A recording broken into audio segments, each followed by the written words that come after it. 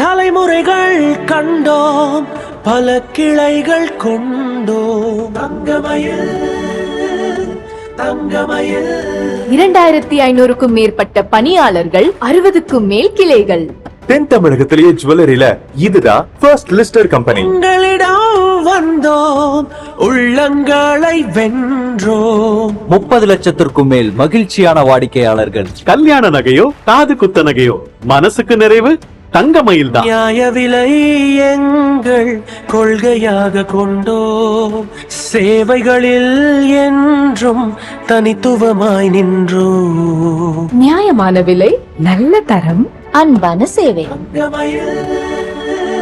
33 ஆண்டுகளுக்கும் மேலாய் மக்கள் மனங்களில் தங்கமயில் jewellery தமிழகமெங்கும்.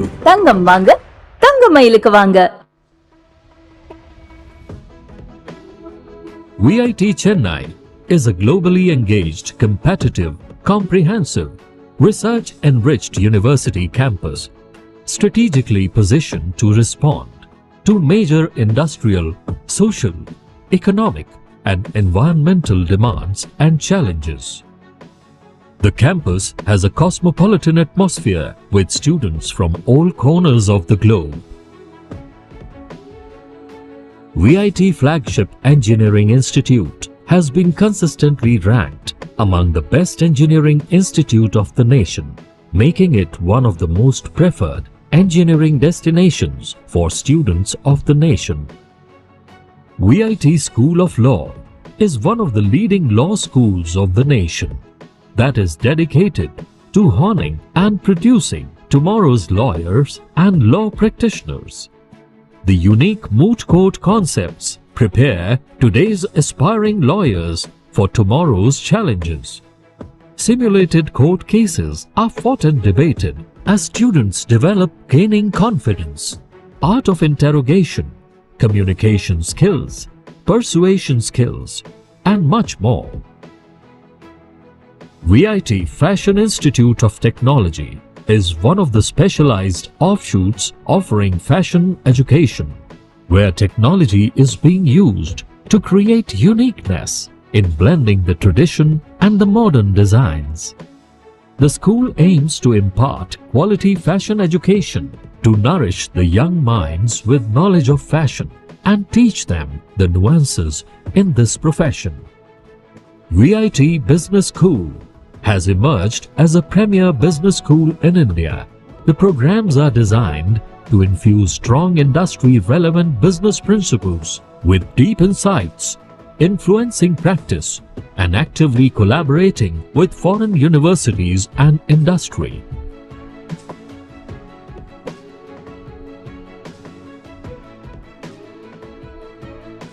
Vellore Institute of Technology, a place to learn, a chance to grow.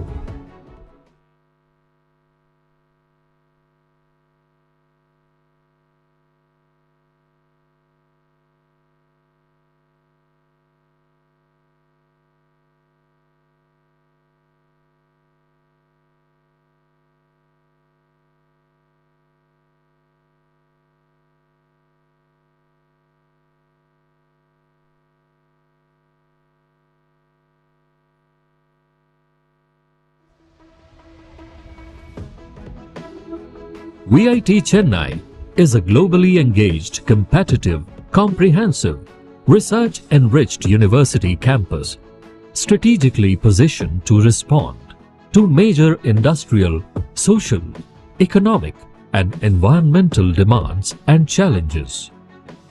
The campus has a cosmopolitan atmosphere with students from all corners of the globe. VIT Flagship Engineering Institute has been consistently ranked among the best engineering institute of the nation, making it one of the most preferred engineering destinations for students of the nation. VIT School of Law is one of the leading law schools of the nation that is dedicated to honing and producing tomorrow's lawyers and law practitioners. The unique moot court concepts prepare today's aspiring lawyers for tomorrow's challenges. Simulated court cases are fought and debated as students develop gaining confidence, art of interrogation, communication skills, persuasion skills, and much more. VIT Fashion Institute of Technology is one of the specialized offshoots offering fashion education, where technology is being used to create uniqueness in blending the tradition and the modern designs. The school aims to impart quality fashion education to nourish the young minds with knowledge of fashion and teach them the nuances in this profession. VIT Business School has emerged as a premier business school in India. The programs are designed to infuse strong industry-relevant business principles with deep insights, influencing practice, and actively collaborating with foreign universities and industry.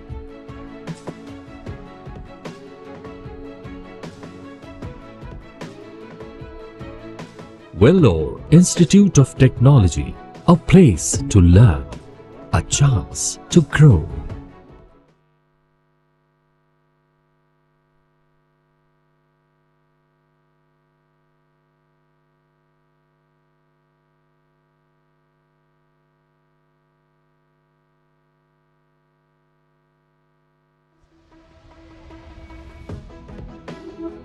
VIT Chennai is a globally engaged, competitive, comprehensive, research-enriched university campus strategically positioned to respond to major industrial, social, economic, and environmental demands and challenges.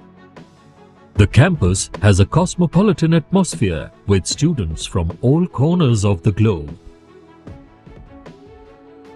VIT Flagship Engineering Institute has been consistently ranked among the best engineering institute of the nation, making it one of the most preferred engineering destinations for students of the nation. VIT School of Law is one of the leading law schools of the nation that is dedicated to honing and producing tomorrow's lawyers and law practitioners. The unique moot court concepts prepare today's aspiring lawyers for tomorrow's challenges. Simulated court cases are fought and debated as students develop gaining confidence, art of interrogation, communication. Every journey. Welcome to Asia's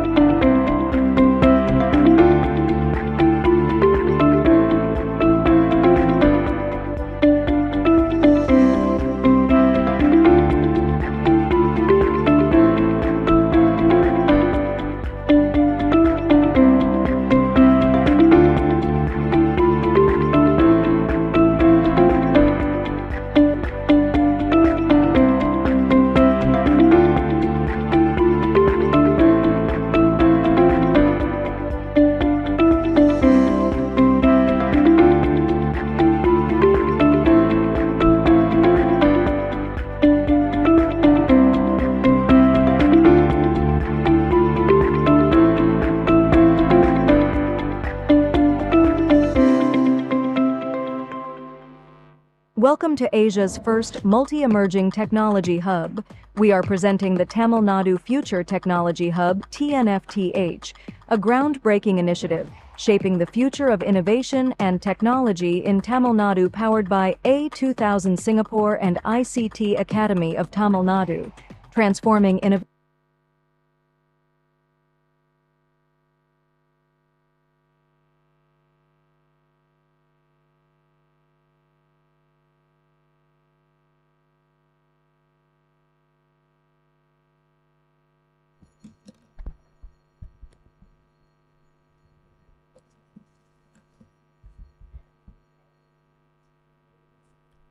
Good morning, ladies and gentlemen. I am Saraswati, Secretary General of the Madras Chamber of Commerce and Industry, and it gives me great pleasure in welcoming you all for this very, very interesting and timely, I would say, conclave on reimagining academic industry business collaborations. People were asking why it is on a Valentine's Day. We said it is because of our love for the academia. Thanks for joining. I would now like to request all our dignitaries to come to the head table, please. Chief guest, Dr. G.V. Selvam, Vice President, Vellore Institute of Technology, VIT, sir. And Mr. Viswanathan, Vice President, Madras Chamber and President, Delphi TVS Technologies Ltd. Please come to the head table and take your chair, sir.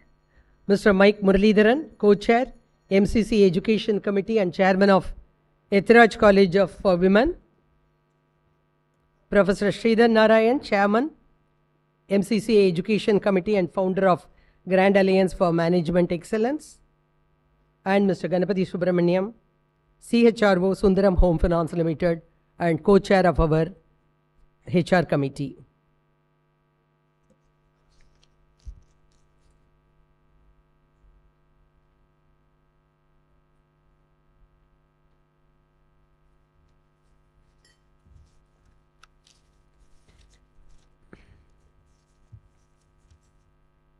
Request all of you who are outside, please come and settle inside, please. Just to give a very, very brief introduction about the Madras Chamber of Commerce and Industry. Probably most of you don't require that. Still, it's my pleasure doing that. This is in its 189 years of service. The Madras Chamber is in 189 years of service to the trade and industry. Another decade from now, we will be hitting our bicentennial year, and as I always used to say, we are one of the good examples for sustainability. We have been sustaining since 1836. That means we have been keeping ourselves abreast of the current developments and keeping us tuned to the latest requirements of our members in all sectors. And the chamber has more than 700 members now, direct members, and quite a number of indirect members and affiliated members. We do have, in the context of today, a lot of education institutions as part of us.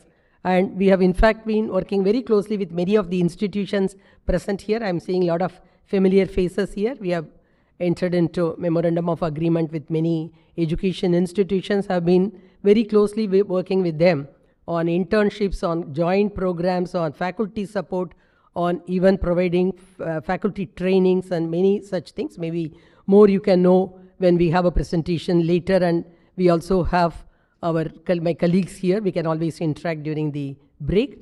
And apart from that, we do have number of expert committees, 13 expert committees to be precise, and around 4 working groups, almost covering all the sectors across the industrial needs. And we do have 2 active committees, which is very relevant for today, HR committee and the education committee. So whenever we talk about the collaboration, we generally find it as a challenge that they are not coming together that closely. That had been the point of concern for many. At least in this program, we thought we should first bring the committees together and have a joint program, and that is why we have both the committee representatives here and who had really worked hard to put this program in place. So I would, for the time being, stop here, and as I said, we can continue to interact during the whole day. Let me now invite Mr. Viswanathan, Vice President, Madras Chamber and President, Delphi TVS Technologies Ltd.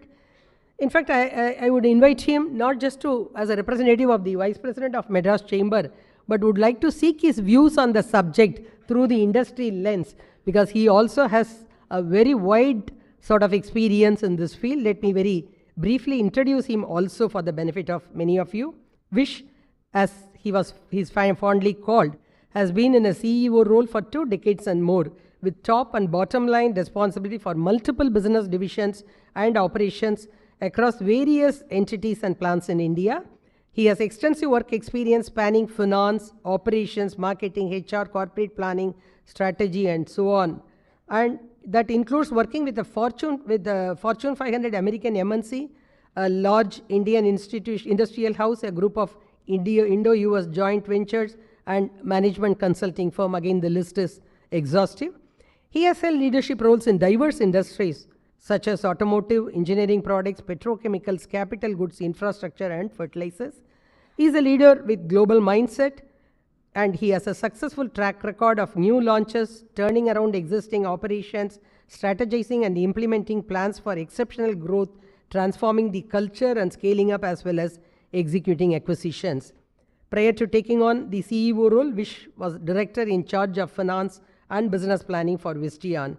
He has a very unique blend of qualification in finance, engineering, marketing, information technology, and law. I don't know what field he has left out.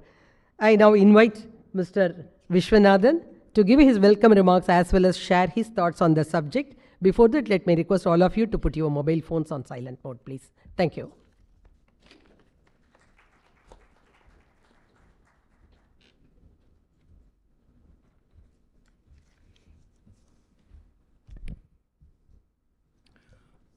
Good morning, everyone. And Saraswati, thank you for that introduction. Of course, I must confess here that she's probably reading from a profile that I put on LinkedIn at a time when I was looking for a job. So you can make out from that. So good morning, everyone, and welcome to this exciting program on Reimagining Industry Academia collaboration, the EDU HR Conclave. So first of all, I would like to welcome our chief guest here, Mr.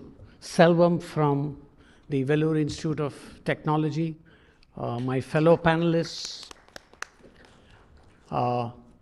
speakers, and delegates from corporates, delegates from the academic world. Thank you for being here today. The Chamber has believed in strong and dynamic partnership being very essential between academy and industry, and it's as part of that ethos that this conference is being convened today. I'd like to dwell a little bit on the theme in terms of 5 broad areas of connect, cooperate, co-create, commercialize, and come back. But before that, I'd like to spend a few minutes on the state of education in Tamil Nadu itself. Tamil Nadu's been known as a leader in the world of education,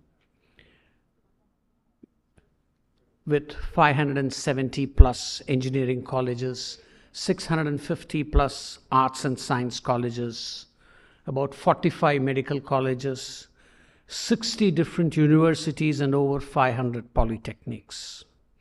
But it's not just a game of quantity, it's one of quality as well. And if you look at the NIRF rankings, in the top 100, Tamil Nadu has the highest number of colleges out of that. I think it's something like 14 or 15. Very commendable. And some of you who are here today are represented, I know, in that NIRF rankings, the top rankings there. Yet, if you actually look at the graduates coming out of colleges today, more than half of them are not readily employable.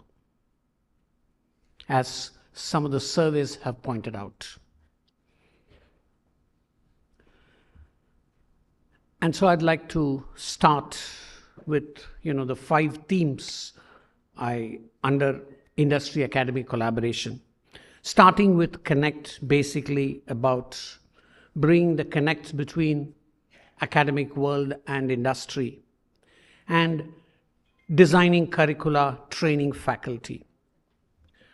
Almost all the colleges today have an industry relations officer, which has really helped bring that connect to a large extent.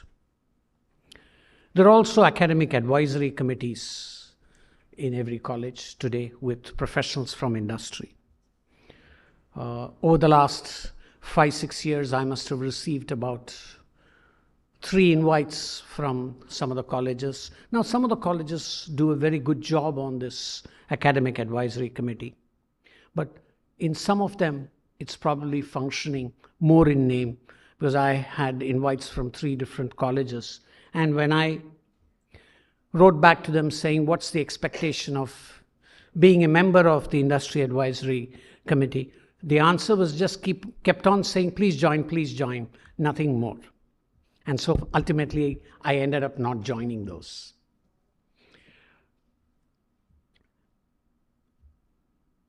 From our company, what we've seen is there's a huge opportunity to connect with faculty in colleges, provide training and development for faculty in some of the areas of technology. And we've set up centers of excellence in a few colleges focused on precision machining. The other part of this whole connect relates to understanding industry needs in terms of some of the emerging technologies like artificial intelligence, cybersecurity, semiconductors, nanotechnology, quantum technology, electric vehicles, big data, wearables, renewable energy, smart materials, personalized medicine, etc., and so on. Now let me move on to the second C, which is about cooperate. And this is about providing work-ready workforce. Typically, the expectation from industry is for T-shaped professionals. But what comes out of colleges is more of I-shaped professionals. The industry expects not just excellence in a particular domain, but also exposure in a lot of soft skills like team collaborative work, planning and coordination, goal orientation, quality mindset, people skills, continuous improvement orientation, work ethics, a creative spirit, agility, adaptability, integrative thinking, critical thinking, and so on. And this is where, when they come into industry, there is a disconnect. Now, sometimes it's the people in industry who get frustrated, and more often it's the students, the freshers who've joined, who get frustrated for no fault of theirs. So this is one area where, if in colleges we can introduce more of these courses and expose students to that, they would be ready to take on work from day one. The system of having internships has certainly helped students get the exposure to real work life. We also have the Tamil Nadu government, through different schemes, also promoting the concept of learn and earn, where there's a mix of work for some time and then study for some time. Something which was originally started many years back in the state of Uttaranchal.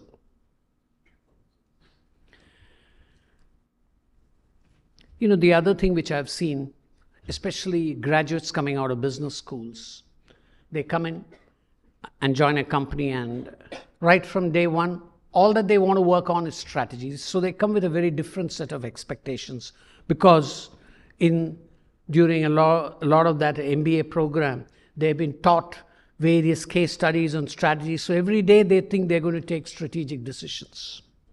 Unfortunately, life in the workplace is not exactly that. It's more of strategy implementation most of the time rather than strategy formulation. And it takes maybe a few years, even in many cases, for the freshers to understand that reality and get adjusted to that. Now I'll move on to the third C, which is about co-creation. And this is about the tremendous opportunity for industry and academia to collaborate and promote and leverage innovation. If you look at the number of engineers who come out of Indian colleges every year, we probably are in the top 3 in the world. But you look at the number of patents that are filed in India, we are way behind many of the smaller countries. And if you look at the R&D spend in India, the statistics say it's like 0.8% of GDP. I believe the latest report even says it's fallen further to 0.65% of GDP, which means R&D spending in India is not keeping pace with the rise in GDP. And if you look at countries like China, South Korea, Taiwan, Israel, it's more like 5+%, and many of the other countries in the Western world are at least 4%. So where does this concept of innovation begin? If you see, the seeds should ideally be sown during the teenage stage, and that's when they are in colleges.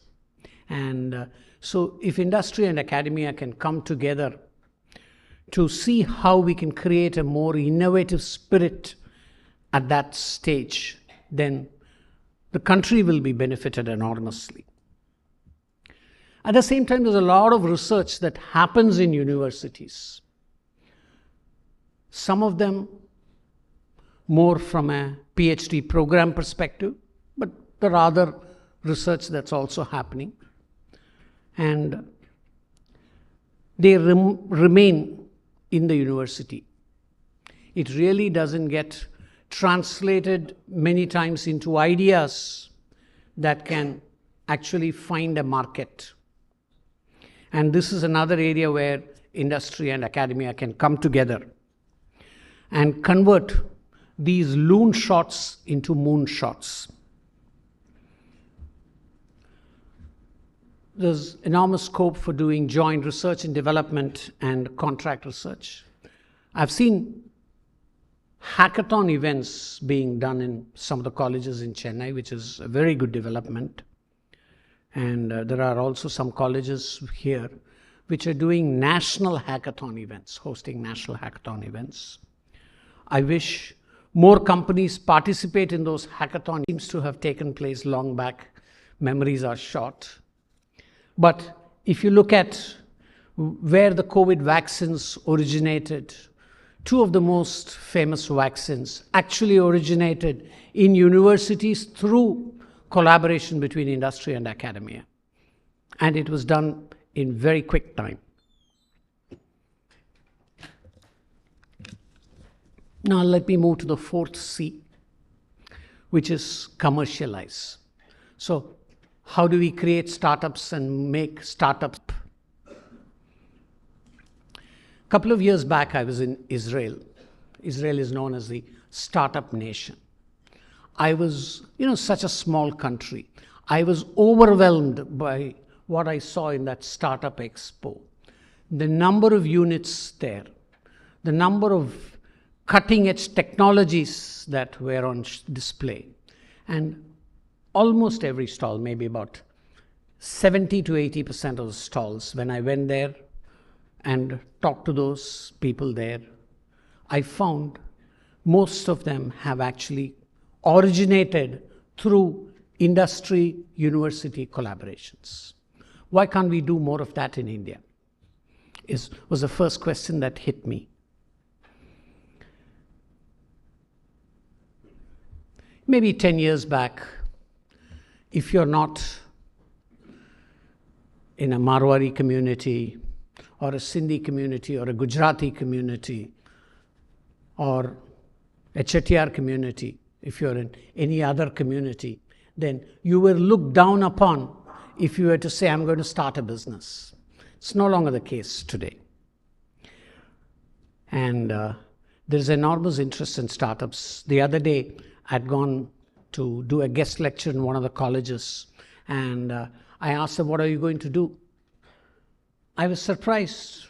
Probably 1 in 4 students put up their hand and said, I want to start my own business. That's very, very encouraging to see so many students wanting to pursue something very independent. We have seen quite a few unicorns being born in universities in the last few years. IIT Madras Research Park has spawned a few of them, very successful ones, and there are many more in the pipeline. I think if I remember right, what I had read sometime last year was that if you look at the valuation of those startups that were spawned by Madras Research Park, it was something like 50 to 60,000 crores. And this whole research park itself came probably less than 10 years ago. That was when it was first started. Well, there's a lot of good stories we can talk about. These are good beginnings, but we still have a long way to go. And finally, now let me come to the last C, which I call as comeback. Many of us, and I shouldn't say many of us, at least I will count me in that category.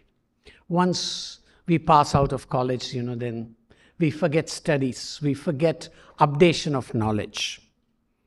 And so there is a great opportunity for colleges to plug that gap by offering topic-specific programs for middle management and even senior management to come back to colleges and pick up on some niche topics. The other day, in the same category of comeback, I also think there is benefit in people from industry, people who have spent 10, 15, 20, 25 years in industry, coming back to academia and joining as full-time professors, or under this new concept of professors of practice. They can play a very important role in bringing industry-relevant knowledge into colleges.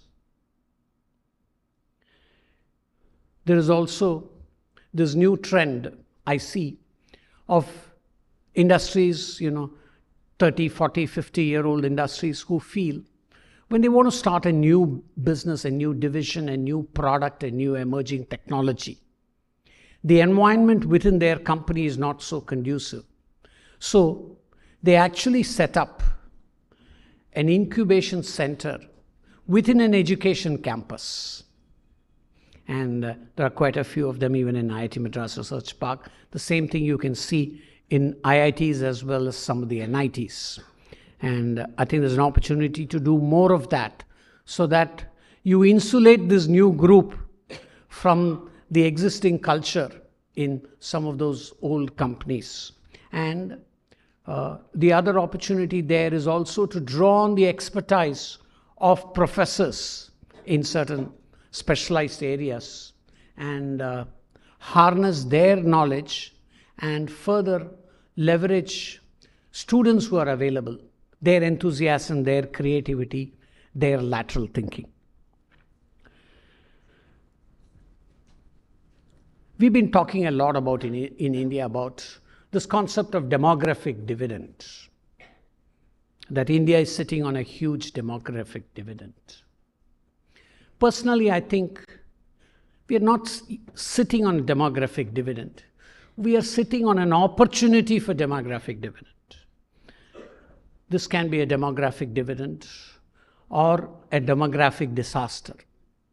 And what is going to make this one way or the other is going to be how industry and academia come together, along with support from policy makers, to really harness the talent that is coming out of colleges, make them readily employable, and then contribute economically.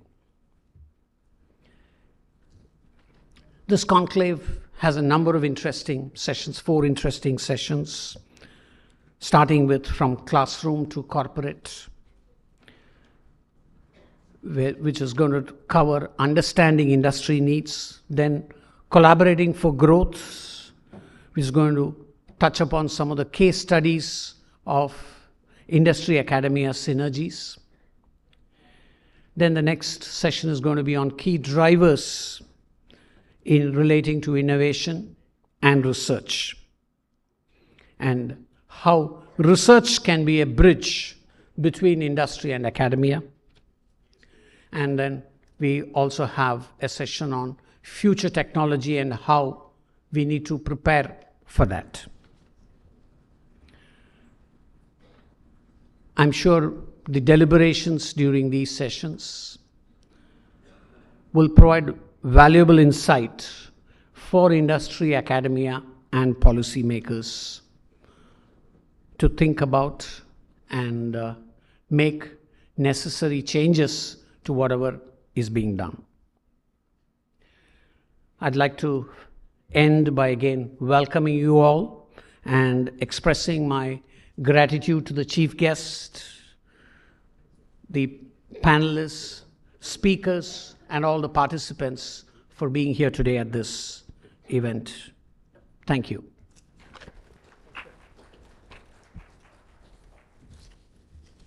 Thanks, Mr. Vish, for reminding us of the 5C when we talk about the collaboration, the connect, cooperation, co-creation, commercialization, and comeback. Thank you so much. And at least 2 or 3 of those C's will be covered by the program today. Maybe the startup and the later on comeback, maybe we'll have to focus a little more later. Thank you so much. I now request Mr. Viswanathan to present a plant to our chief guest, Dr. Selvam, and welcome him for this program. The plant symbolizes growth, prosperity, peace.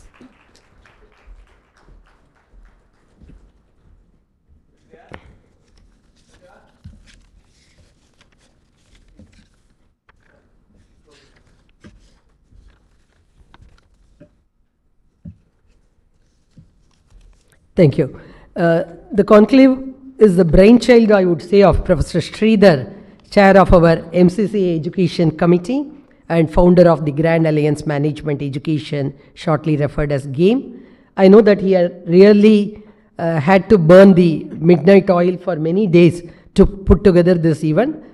Hence, I think we don't need a better person to explain about this program, though Mr. Viswanathan has given an outline. Can I invite Professor Sridhar to just tell us what is ahead of us for this day?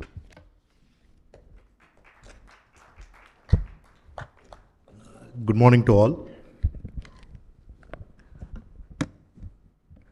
We are speaking for the context of students where a lot of energy is needed. So before I set this system, I would like to say good morning again, and we'd like to have an energetic response. And my favorite context on putting up the energy is, we all know, how many of you know Superstar Rajinikanth? Everyone knows here. and his age is around 72, 75, whatever is it. When you meet him for a few minutes in person or sometime, very sober, very humble, and very ordinary to face. But when he goes in midst of a screen, when he starts acting, he can tire the other two competing heroines more tired than him. That's the energy he brings in. The reason is, when you're speaking of students, we have to speak of energy. I would like to again say a good morning, and I want a very high energetic response. Good morning. Yeah, thanks a lot. Can I have the PPT shown? Yeah. One of the things is, there is a old advertisement of 90s. Onida's neighbors envy and owner's pride. That is the way in which our Vice President has set the context of telling everything and finishing of the context setting of the whole thing, and I have to redo a little bit of it. But in this slide, I would like to give a different tangential note, though I'll be setting the context. Here, if you see both the industry and academia, we have come in the perspective to groom the students who are going to be the fuel for the industry and also for the academia in the future. In this angle, I would like to take a tangential note. What is that in it and how to be looked in grooming the students? For example, we are all stalwarts, and might be some of the institutions will be doing this. But I would like to take the context of what is it connecting the dots. If you ask me, one of the major things is how a student perceives even a budget which has come in, or even an invention, what it happens, and how a policy trend happens in the segment, and also how the industry moves. For example, what is going to happen in DeepSeek, whether we put the policy framework as a brake, but at the end of the day, industry is going to accept and take it forward. But if such a disruption happens, or if such a policy change happens, or even our Vice President was speaking of the COVID times, how does a sudden change happens? Are we preparing the student for that future on that context? That is the way I would like to say for a few minutes before I hand it over to the other speakers. For example, everybody knows this budget overview, but how does this budget drive the students or drive the industry? When policies are driving the industry, are we making the students to be prepared towards that drive of the policy in which the industry goes? For example, I will not take much time because everybody has debate. We have seen much of debate happening across the sectors. And whether if you ask a student, tomorrow if you go and ask your student how much is the allocation in transport or defense or IT and telecom, will he be able to answer? That is what the question I would like to leave it to the academicians who are here to ask them whether the students are aware of it. In the same angle, when in 90s, when we are thinking of golden quadrilateral as one of the key drivers of influencing the economy or bringing the circular economy, what is that we are going to do? This one of the context of giving the tax benefit to a middle class income person will ease out a lot of money for the public, and it's going to fuel the economy in many ways. Is the student thinking on this angle? Are we making them to think? Because when the consumption is going to go, we have panelists from across FMCG to industry and everything. That means more consumption is going to happen. There is more need of teams to work for this organizations, and in that way, are we preparing the students? This is the way I am putting this context. And in the same angle, if you see the amount of tax benefits that MSMEs are going to get, and how that there is a surge in the durables consumption, again, going back to the same point what I said. Are we preparing the students in the angle in connecting the dots or making them to think laterally? We speak of textbooks and everything, and we are speaking of skilling, but if you change the thought of a thinking person, then his actions will be towards driving that. This is the thought which I would like to bring in the context, and we have designed the entire conference in that angle. If you ask a question, what is the market size of consumption in India? Though I had prepared this for my students, but I thought I'll show it to you. Is he aware of what is the consumption size of an automobile or FMCG or electronics goods in the market? If you are making him to think on that angle, his thought process will be, how I can get into the industry, what technology it can happen. It can be even for a technology person or a finance person or a supply chain person or anybody for that matter. Again, I'm reiterating, we have to start making our students to think on this angle. And this middle class action is going to create a boom in the automobile sector, what we spoke earlier. And what will happen? More the consumption, the more the reach in the last mile in the country, and we need people at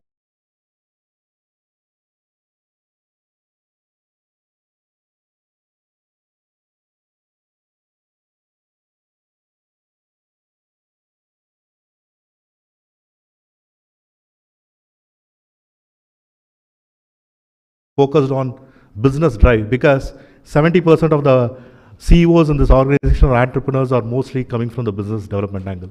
So I would like you to request as a thought to make the students to think on this angle as well. And in the same way, we are going to see a impact on terms of technology coming into picture, like we have been speaking of digital innovations, AI capabilities.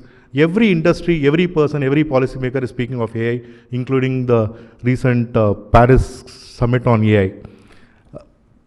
Same way, have we making them to be aware of, for example, allocation of budget on Jal mission in a village, how it is going to impact. A student who is going to be in a rural pocket, if his energy is going to spend to bring in a water, but the Jal mission is going to save time and is going to be ready for the future.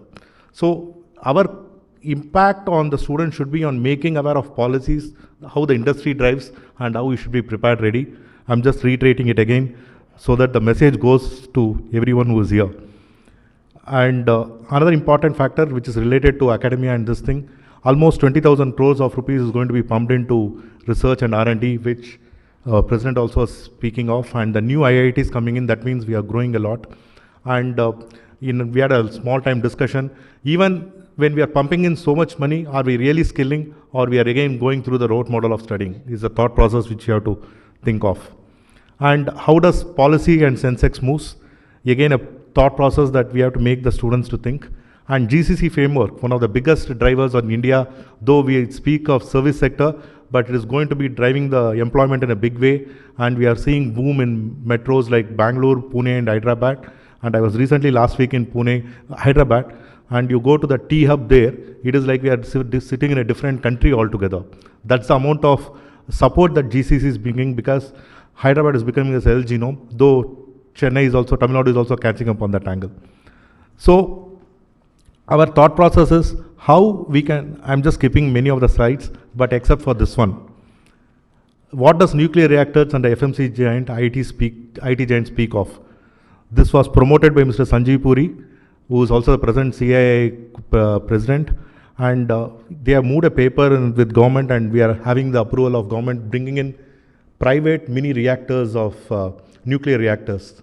That means private teams are coming up, and at this juncture, is academia prepared to give as a feeders to the building of nuclear reactors or the technology related to that? What is that we can do? You know, it will take another 3-4 years for these nuclear reactors to come. I relate to this to a time of how IT services had a boom in 90s. Thanks to the tidal park, initially nobody went, but everybody is there in the OMR slide. So in this context, can we see the policy and the trend, and can we start working on the future in preparing the academia towards the industry needs? And same context, and how a state funding in BR is going to get focus on millets. We have seen last year as focus on central government by the millets. So another thing which is coming in is the shipbuilding. When tax ops are going to be shipbuilding, we need a lot of, again, students or team to be for part of this shipbuilding process. So having said this context, we have created a themes and topics for this conference, like from classrooms to corporates. In the first panel, we have 3 CEOs, 1 chairman of a company and head of manufacturing, head of FMCG, head of science, BFSI sector. We are going to have a panel themed on this, from classroom to corporates. Then future technology and preparedness of academia.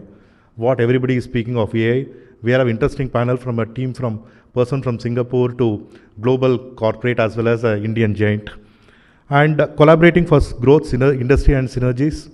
We have, speaking of internships, whatever our Vice President was envisaging, we have covered that in that parallel panel discussions. And finally, key drivers on innovation and research and discussion. So thanks for joining us. Thanks for the sponsors who have supported us, and thanks for the leaders who have taken time, from one person coming from Germany, one from Singapore, and few across India. And all our thought leaders, and I request you to take note of these proceedings, and this effort has been part of last 1 year's effort. When we had a roundtable discussion last year,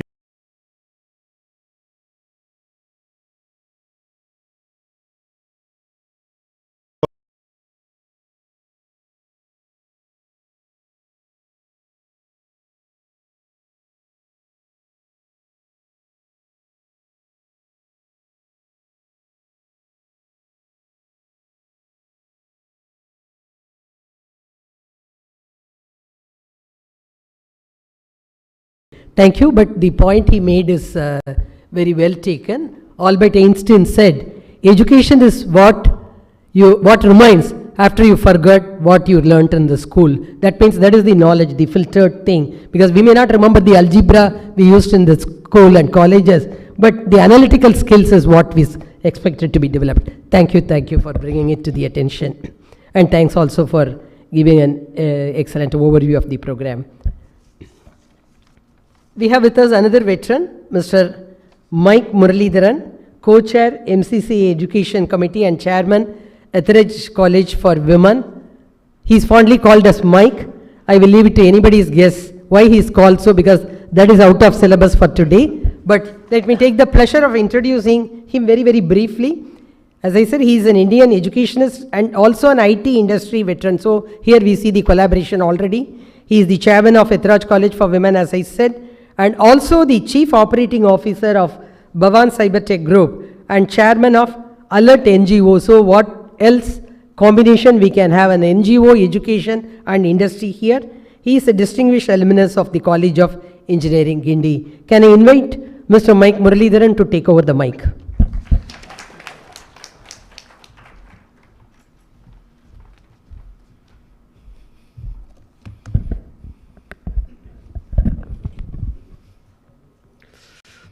So, good morning and thank you very much, Ms. Saraswati. And I'll leave the mic part of it to everybody's guess. And yes, I think when we were discussing, thanks Chairman, Professor Sridhar, you did justice to your professor title. And most important thing I feel is that especially we are in a state where we are looking at a $1 trillion economy by 2030. And I think possibly if we align our thought process to that, that is when the grooming ground, the education system, can actually act in alignment with that. So my personal feeling is that that should be the context, and especially when we look at it right now, where we are, Tamil Nadu has a population strength of about 5.7% of the total nearly 150 crores. But in comparison, we have probably a very high quantum of institutions. I think Mr. Vish was referring to that. 3,500 higher education institutions are located in Tamil Nadu. And while we have 5.7% population, of the total Indian undergraduate graduates who are coming out, 8% comes out of Tamil Nadu, 11% of PGs, and interestingly 15% of PhDs come out of Tamil Nadu. I think this is something which we should understand, that from a core education academic perspective, I think we are definitely ahead of all others. And in that context, if you look at it, while the nation is looking at how to achieve a 50% gross enrollment ratio, essentially meaning that out of the entire quantum of students who come out of 12th, 50% at least should go to higher education. That's the target. But where is Tamil Nadu? We are at 50%. So if the nation has to go to 50%, we have to go to 80%. So there are certain areas where we are doing it right. But most important for the $1 trillion economy that we are all aiming at, it's the human capital. The human capital coming out of the educational institutions, which should meet those expectations or possibly be much better than what we are today. And that means it is not about churning out degrees, but it should be a lot more different. People who are much more I would not call it employable, just employable. They should actually be distinctively, they should be more capable, probably generating much better outputs. Because today what is happening is, domain-wise, a commerce student is very well versed with that space. An engineer in the specific domain, whether it is electronics or mechanical, they have a certain foundation skill. But when it comes to working along with the rest of the team members in a corporate organization, they have a problem. But having said that, I don't want to sound as if we are not there. But what is important is we have to be a lot better, is what I'm trying to say. And in that context, again, it was touched upon earlier, the startup culture, which is globally prevalent, but in India, over the last 4 or 5 years, it's become much more prevalent. And our state has actually, what do you call, has an initiative, the TN Startup Mission. Where does it help?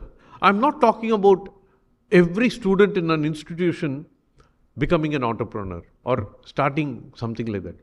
But I'll tell you, participating in that process, few things will happen. There will be, if there are 100 students in an institution, there could be 15 or 20 students who try startups. They may even probably go to the next level, some of them. So many things can happen. But the rest of the 100 should also know what is a startup, how the classmates are doing, and what is the, those experiments will be having a rub-off effect on the rest of the institution. In due course, we'll have people who know what it is to do something, probably not take off, have failures, have a new idea, again startup, whatever it is. But most importantly, we need employees in organizations who are accountable, who take ownership, who don't always look up and say, what do I do next? They should actually be self-motivated. This is a very important factor if we have to move to that $1 trillion economy. So in that context, I feel that while many education institutions, we have Dr. Selvam, who is a classic example for that, there is a lot, the teacher community is well nurtured, they are treated very well.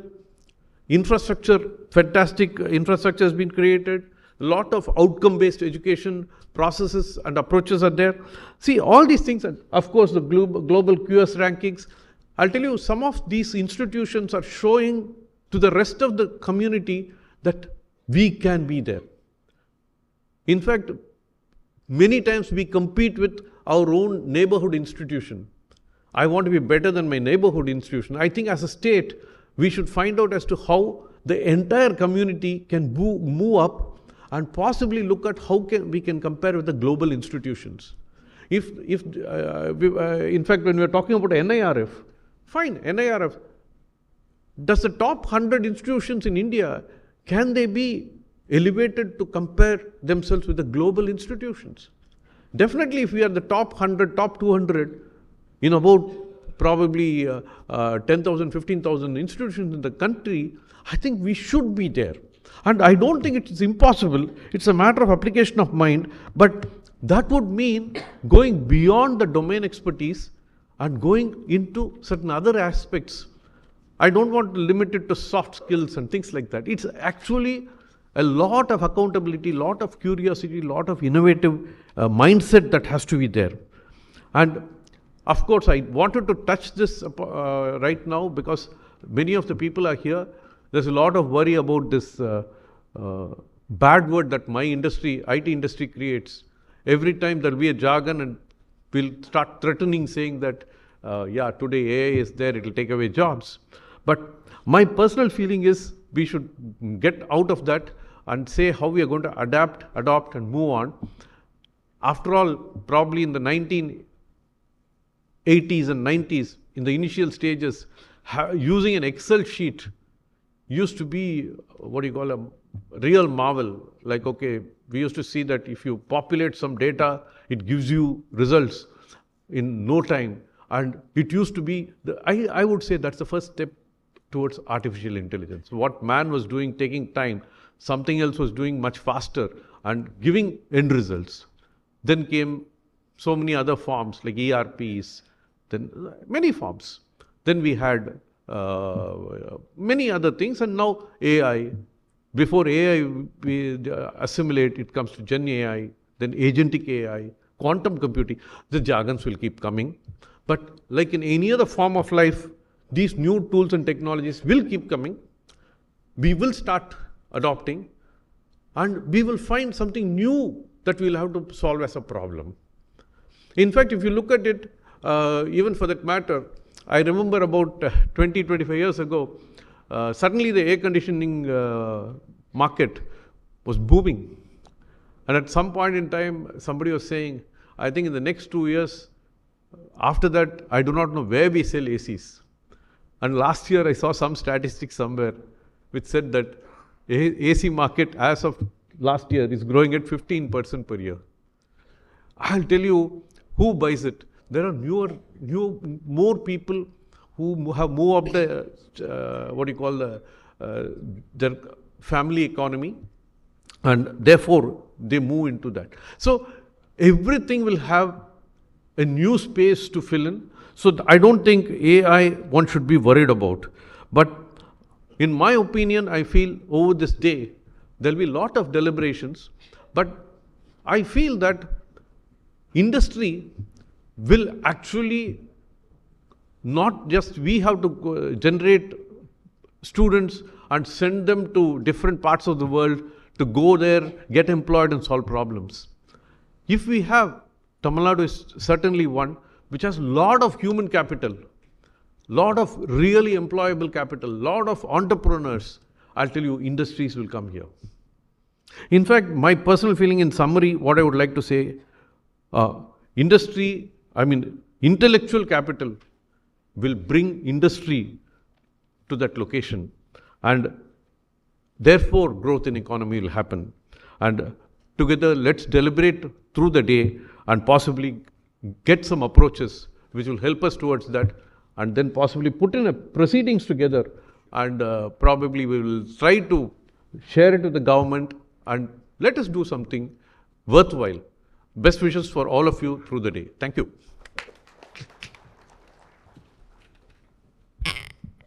Thank you, Mr. Mike.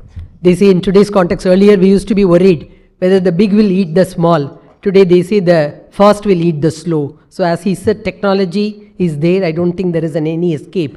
And now the question is whether the change is happening as it happens in an industry side, whether on the academic side also, and how to bridge the gap will follow in the subsequent discussions. So we have come to a very important part.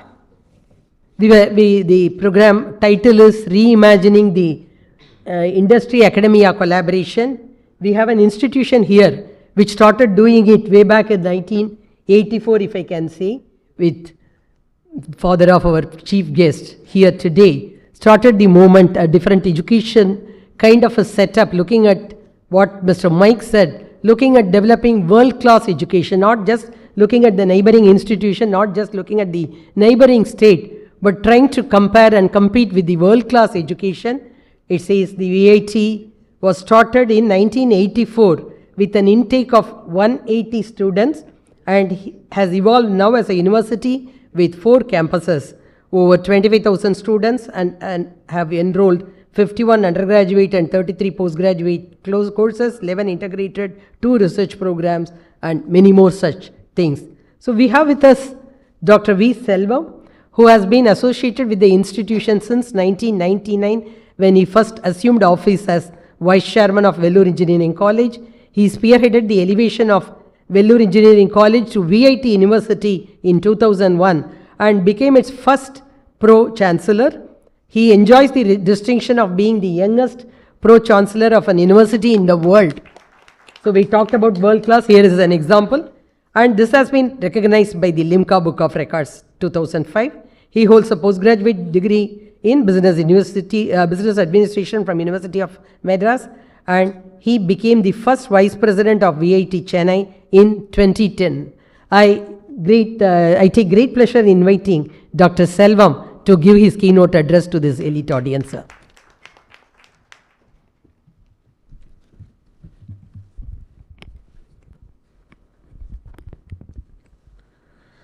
Respected delegates on the dais and off the dais. So today we have leaders from both academia and industry here. It's a rare combination where two forces were aligned and we can shape the future of India. It's a great opportunity to meet you all. For decades, industry and academia have been two separate worlds where they are working independently. But today, we are moving beyond the traditional system and create a new era of co-creation, where universities and industries are not just exchanging knowledge, but actually building the future together. This transformation is not just an opportunity, it's a necessity in the world, and it is rapidly involving in AI, automation, and digital transformation. The traditional model of collaboration, where universities conduct research, industries fund them, and knowledge is transferred to one direction. But here, we want to replace the model for active partnership. This shift means industries are not just users of academic research. They are co-developers of innovation, academia, and just not producing graduates, but also shaping the industries for tomorrow by research-driven entrepreneurship and emerging technology development. One of the most promising trends in transformation in the rise of industry-integrated research hubs is within the industries. Industries are embedding themselves within the universities, working with faculty and students to solve real-world challenges. So nowadays in universities, we have a system called Board of Studies, where we have an expert from the industry in that department. For example, if it's mechanical, means we have a person from industry who will give their inputs to update the curriculum regularly. That's the most thing happening now. And there's a concept called GTech concept in Kerala. What they do is they have an industrial expert who can involve and study and give their input of the students' projects. And one more thing, what we are doing is we can have recorded lectures of experts that can be shown to the students to motivate for entrepreneurship. Updating ourselves is very important. Till our last day, we are learning ourselves. So our teachers are updated by the industry and visiting them. Internship is the most important thing. So most of the institutions send their students for internship, which will turn into employment. At the same time, we are witnessing a remarkable startup revolution within the universities. Across the world, industries are looking for academia, not just for employees, for entrepreneurship also. Students today are not merely learning about technology, they are innovating and launching products. This is because universities are no longer just institution learning, they are becoming the incubation of entrepreneurship. Forward-thinking companies are investing in student startup in the initial stage itself, offering mentorship, funding, and industry networks to accelerate the journey from a concept to commercialization. This brings us critical shift from research papers to real-world impact. The success of an entrepreneur is no longer measured by the number of publications. It's to solve the problems, improve lives, and create market-ready solutions. The most meaningful research today is given by industry-academia partnership, which discovers do not remain with academia journals but are transferred into real-world applications. Whether in renewable energy, AI-driven healthcare, or next-generation materials, the most significant breakthrough happen in intersection of academia and industrial expertise. The striking example of this can be pharmaceutical sector. The speed at which vaccines are developed during the pandemic was just the result of scientific progress, but of an unprecedented level of collaboration between university, research institution, and biotech industry. It was a great example to achieve by academia industry, moved beyond contacts and become the true partners in innovation. Once Elon Musk said, "Some people don't like change, but you need to embrace change if the alternative is disaster." That's very important. We cannot afford to operate in silos where it is artificial intelligence, climate change, or next generation energy solutions. The greatest challenge of our time demand multidisciplinary and cross-sector collaborations. So looking ahead, we need to reimagine collaboration in 3 key words. First, universities and industries must work as equals, co-owning problems, solution rather than operating in silos. That's very important. So both academia and industry to come into one platform on for solution. Second, our collaboration must be able to act quickly in response to technology and economic shifts. People always do, I'm a good researcher. It's not a good researcher means publications or journals. You should work for the society and give a solution for that. The third is we must open innovation, removing barriers to knowledge exchange, and cross-disciplinary and cross-sector partnership. This future is not academia industry working separately. It's co-creating solutions that transforms lives. That's very important. Particularly, we have to break the walls between industry and academia that moves accelerate progress of everyone. The future belongs to those who build together. This is our moment to reimagine industry-academia collaborations not as a transition, not as a bridge, but 2 distant worlds as a dynamic, evolving partnership that shapes the industry, technology, and solutions for tomorrow. Always, we used to have a conference, IMCCI in FICCI, all they conduct a conference about academia industry, but Mr. Sridhar has done really is going to be very useful for this world. Let us not just talk about collaboration, let us create. Let us not just prepare future, let us lead it. Thank you.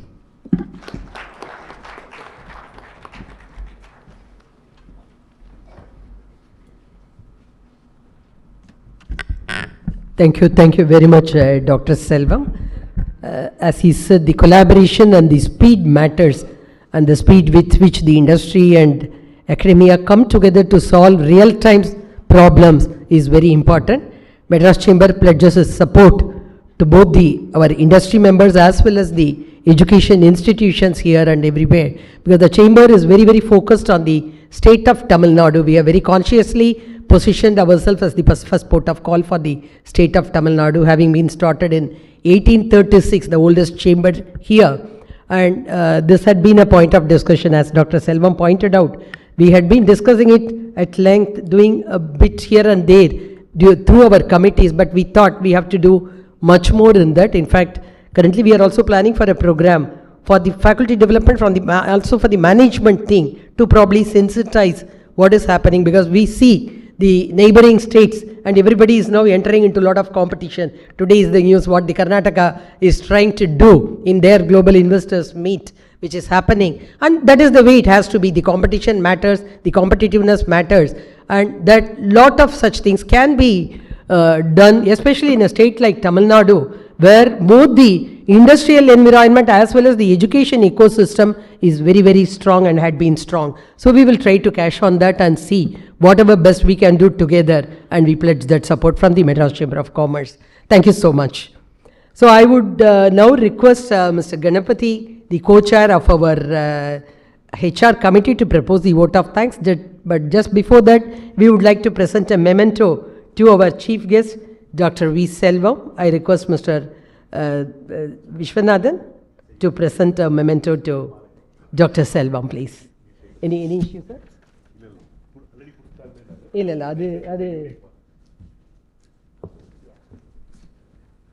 is just a token of our remembrance of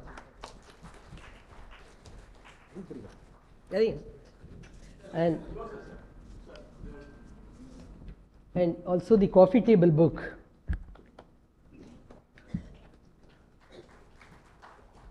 Let us give him a big hand, please. Sir, this is a history book of the Madras Chamber, but in reality this is a history book of the industrial development in the whole of Tamil Nadu and southern India. I am sure you would relish it. It has wonderful earlier photographs, which we had a big collection drive when we published it. This also talks about the industrial origin as well as the education origin in the state. Thank you. Yes, yes. And I also request Mr. Viswanathan to present a small memento to Mr. Mike Muralidharan. Though he is part of us, I would like to take this opportunity to honor him in this conclave.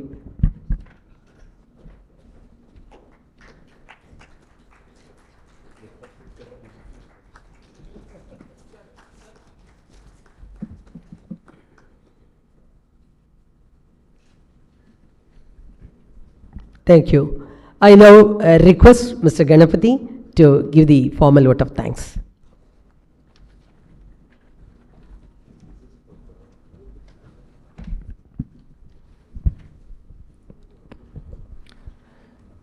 Good morning, everyone. It's my honor to extend heartfelt vote of thanks on behalf of MCCI for this insightful EduHR Conclave 2025, Reimagining Partnership, Industry Academia Collaboration for the Next Generation. Who can talk about next generation other than MCCI, right? Over 175-year-old association. First and foremost, I would like to express my deepest gratitude to Mr. Viswanathan, Vice President MCCI and President Delphi TVS Technologies, for his warmth, welcome and opening remark. His insights on the need of T-shaped learning into the evolving landscape of education industry collaboration have set the perfect tone for today's discussion. Thank you for that, sir. A special thanks to my good friend, Professor Sridhar Narayanan, Chairman of MCCI Education Committee, and founder of GAME. GAME means Grand Alliance of Management Excellence, for his excellent context setting. In fact, I was just going through the budget session again one more time. His expertise in education and vision has moved him as a startup owner, helped us to have a deep thinking on fostering innovation and collaboration, how we can navigate this academia industry collaboration and co-create a lot of stuff. I also extend my sincere appreciation to Mr. Mike Muralidharan, co-chair of MCCI Education Committee, Chairman Ethiraj College of Women, CEO of Bahwan's CyberTek, for his special remarks. No one could think of a more fitting person than Mr. Mike, who seamlessly navigate both academia and the industry, bringing a deep understanding of both the worlds. His emphasis on bringing academia and industry through a structured partnership and a startup innovation initiatives, not just focusing the failure but learn and repeat, for making our economy more stronger, was truly insightful. Thanks, Mr. Mike, for that. The insights of this morning was undoubtedly the key address by Dr. Selvam, Vice President VIT. His thought-provoking perspectives of future of education and HR shaping the workforce were both inspiring and actionable.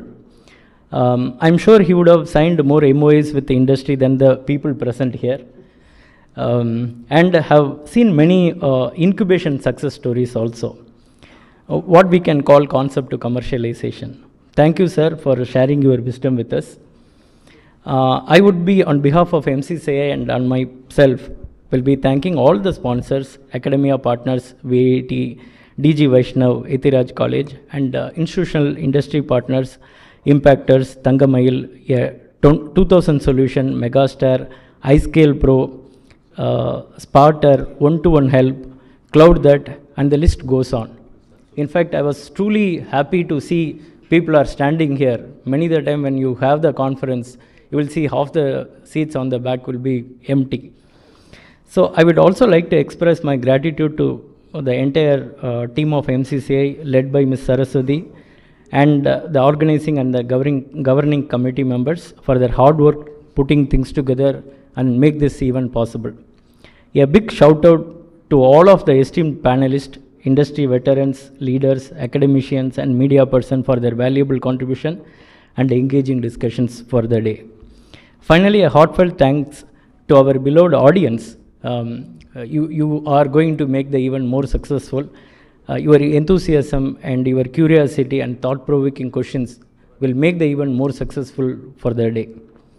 We hope this conference will spark new ideas, foster deeper collaboration, and pave the way for stronger and more innovative partnership between academia and industry. Thank you once again, and along with all of you, I look forward the whole day of enriching conversation, great takeaways, and meaningful engagement. Thank you all.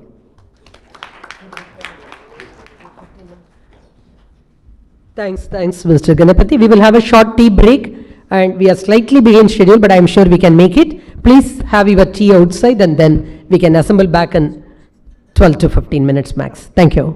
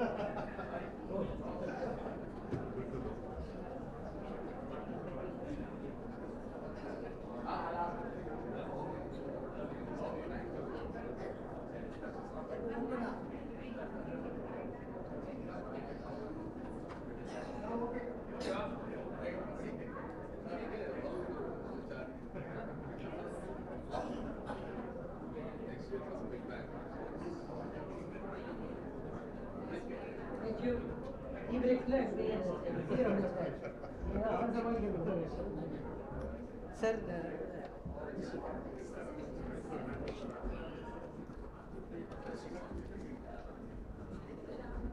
thank you so much, Mike. அப்படியா? Thanks, Ganapathy, finally. பதினோரு மணிக்கு ஒரு message அவர் பார்க்கவே இல்லை. அவர் 9 மணிக்கு தூங்கிடுவார். நான் late தூங்குவேன். 4 மணி 3 மணிக்கு அவர் பதில் சொல்லி நான் பார்க்கிறேன்.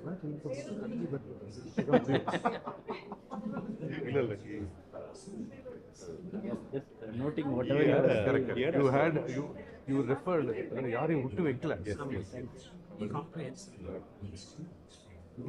நீ காலை வரைக்கும் we had a conference call. ஆமா சார், இதுக்கு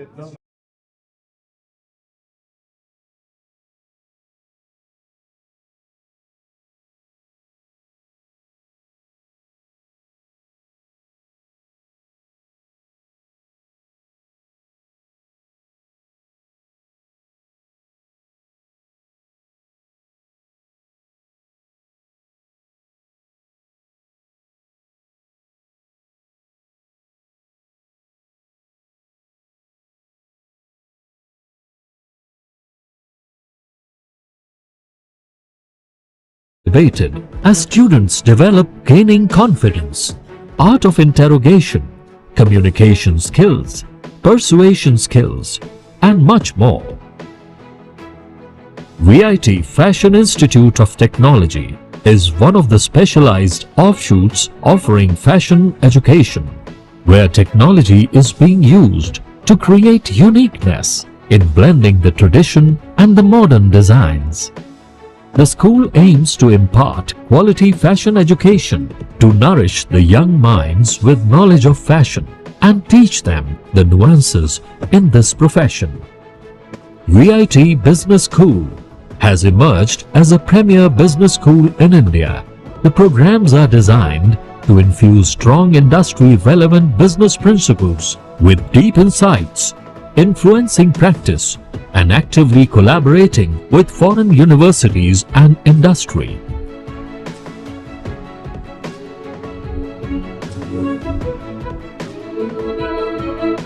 Vellore Institute of Technology, a place to learn, a chance to grow.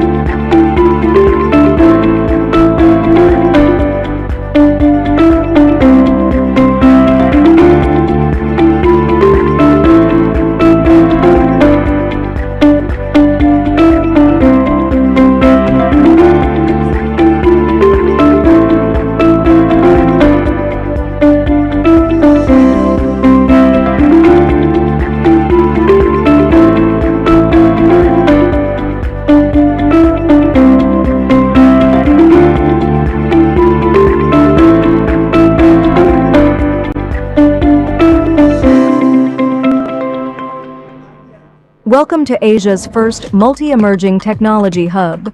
We are presenting the Tamil Nadu Future Technology Hub (TNFTH), a groundbreaking initiative shaping the future of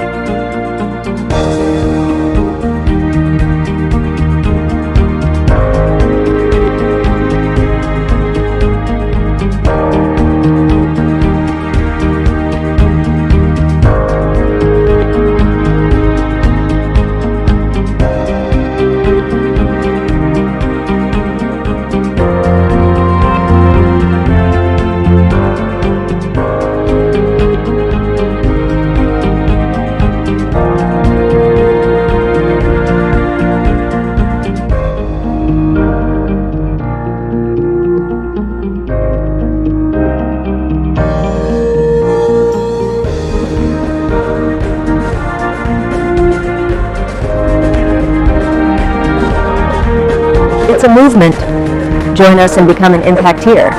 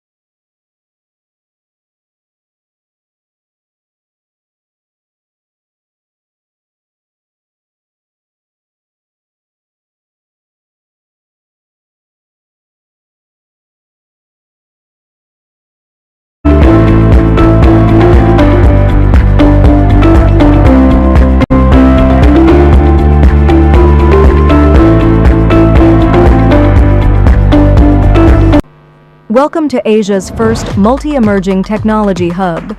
We are presenting the Tamil Nadu Future Technology Hub, TNFTH, a groundbreaking initiative shaping the future of innovation and technology in Tamil Nadu, powered by A2000 Singapore and ICT Academy of Tamil Nadu. Transforming innovation, education, and entrepreneurship under one roof, TNFTH is designed to empower students, individuals, startups, MSME of the state itself with cutting-edge emerging technologies labs and innovation and learning opportunities, aligned with Tamil Nadu's vision of becoming a $1 trillion economy by 2030, creating 25 lakh high-income jobs across the state, especially in Tier 2 and Tier 3 cities. The initiative aims to foster experience-based learning, research, innovation, and entrepreneurship through world-class facilities and global collaborations. The hub offers experience-based learning with specialized the emerging technology labs, Artificial Intelligence Lab,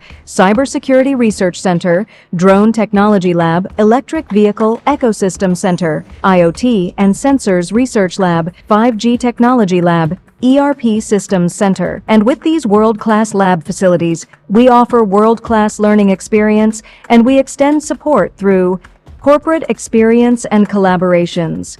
Unlock opportunities through global partnerships, fostering advanced research and education, innovation and incubation centers, empowering startups with collaborative environments to fuel innovation and growth. Career development support, access placement drives, global internships, and comprehensive placement assistance for a thriving career. Overseas University Connecting Center. Explore advanced research and global opportunities through international academic collaborations, internships, and career guidance center. Prepare for the future with dedicated technology drives, internships, and personalized career guidance. These support enable students, SMEs, startups, and professionals to immerse themselves in emerging technologies critical to future growth with core key benefits. Explore emerging technologies for future-focused careers.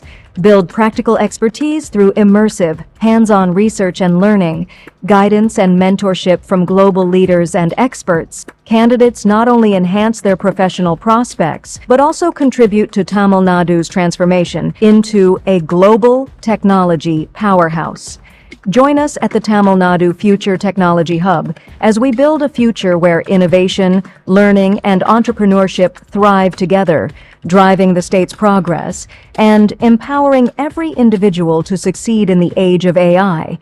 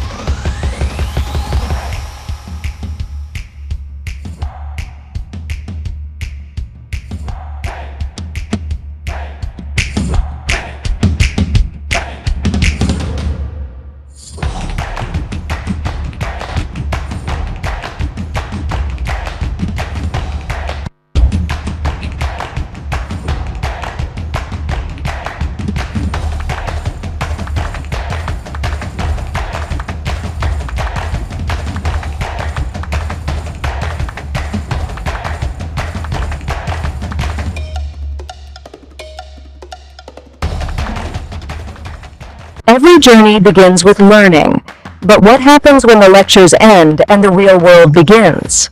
For students, the next step isn't always clear. For companies, finding the right talent is a challenge.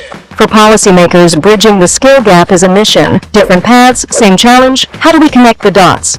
Meet Impacteers, the platform that bridges education, employment, and empowerment, designed for students, recruiters, institutions, and policymakers, because careers are built together.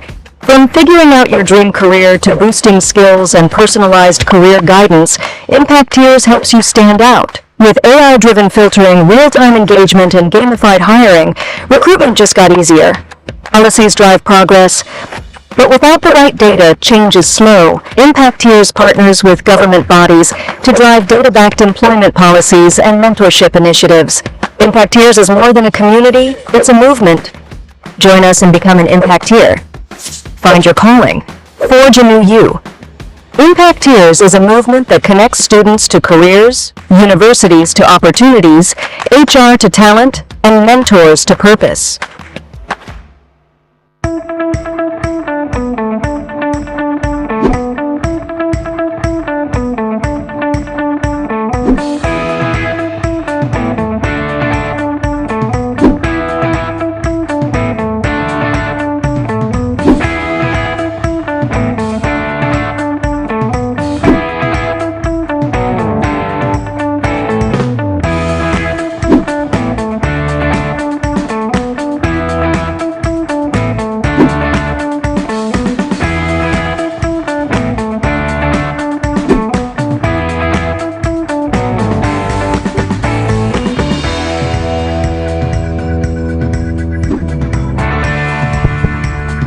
We have a full day with us. I request audience to settle down so that we don't miss out on the knowledge sharing sessions.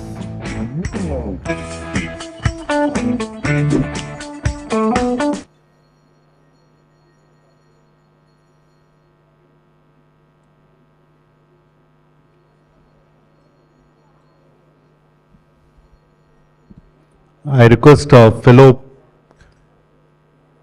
team members to call your table members so that we can start and we don't miss out on the knowledge sharing experience of the distinguished speakers here.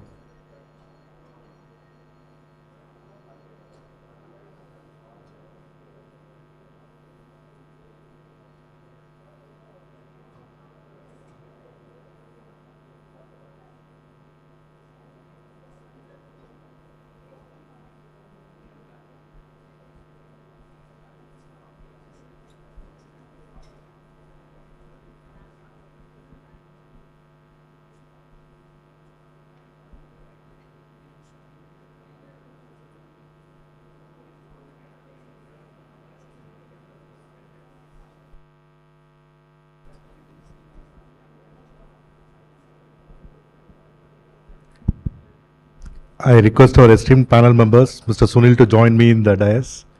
Mr. Ketan. Let us give a big round of applause for our panelists. Mr. Krishna. Yes, sir.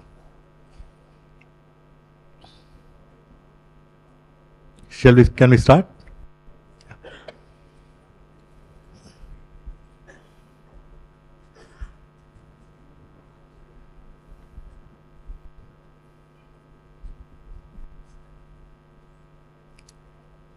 Good forenoon to all. This is the first panel we are going to start, and the cumulative experience that is being shared in this panel at the leadership level of running. I request the audience to settle down so that we don't miss out on the experiential learning opportunity.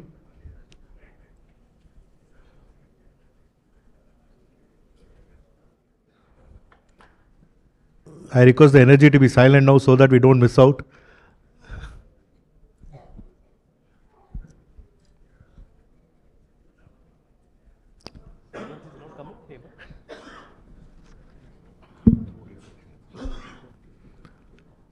I request the audience at the back to settle down, please. Thanks a lot. It's a privilege to have senior leaders in this panel, and thanks a lot for you, though vote of thanks will be there, but thank each one of you for joining, and I'm sure you have come in midst of your busy schedules and many responsibilities. And it's a privilege to introduce Mr. Ketan Mody, who is a Chief Operating Officer, but according to me he is the CEO de facto there, of the FMCG division at Reliance Retail Limited. Mr. Mody oversees operations, driving growth and efficiency. He is a graduate from the Narayanan College of Commerce and Economics and also a chartered accountant. Let's give a round of applause. He has traveled exclusively for this initiative since he is passionate about sharing his thoughts. Next, I would like to introduce Mr. Sunil Kumar, who is native of Chennai, but who, though he is from North India, but he prides saying that he is happy in Chennai. He is the center head of the Global Center of the World Bank of Chennai, and I'm not sure how many of you know this is the largest office out of Washington DC, handling the toughest backwork for many deals which are happening across the globe. Mr. Sunil is a chartered accountant. Yeah, he deserves a clap because he started it from scratch. Again, we have another chartered accountant with over 30 years of experience in financial and shared services domain. Sunil is a recipient of several awards for his leadership in the Chennai Center and spearheading initiatives on continuous improvement. And to the panel of leaders who are handling corporates, we have an interesting senior veteran who has come all the way from Germany and setting up, though he is native of India, but he has seen across the globe, and we'll hear out from his thoughts in this panel.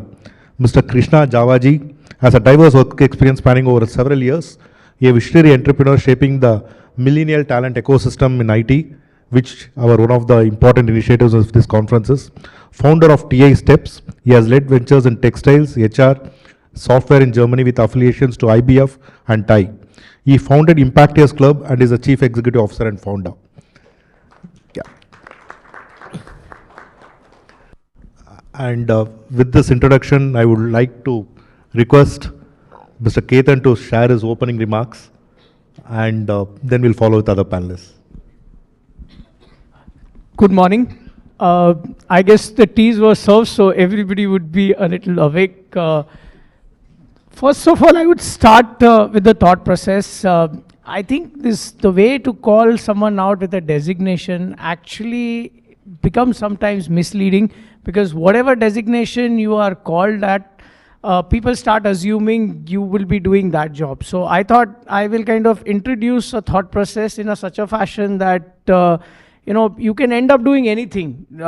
So let me start with, and this is something where academia actually teaches you how to be kind of use your understanding what you have learned over a period of time. So let me put across a thought process like, can we define a job in such a fashion that it can encompass any kind of job profiles, whatever it would be, whether it is a supporting function, anything. Can you define a job role which kind of, a job which can takes care of all job roles?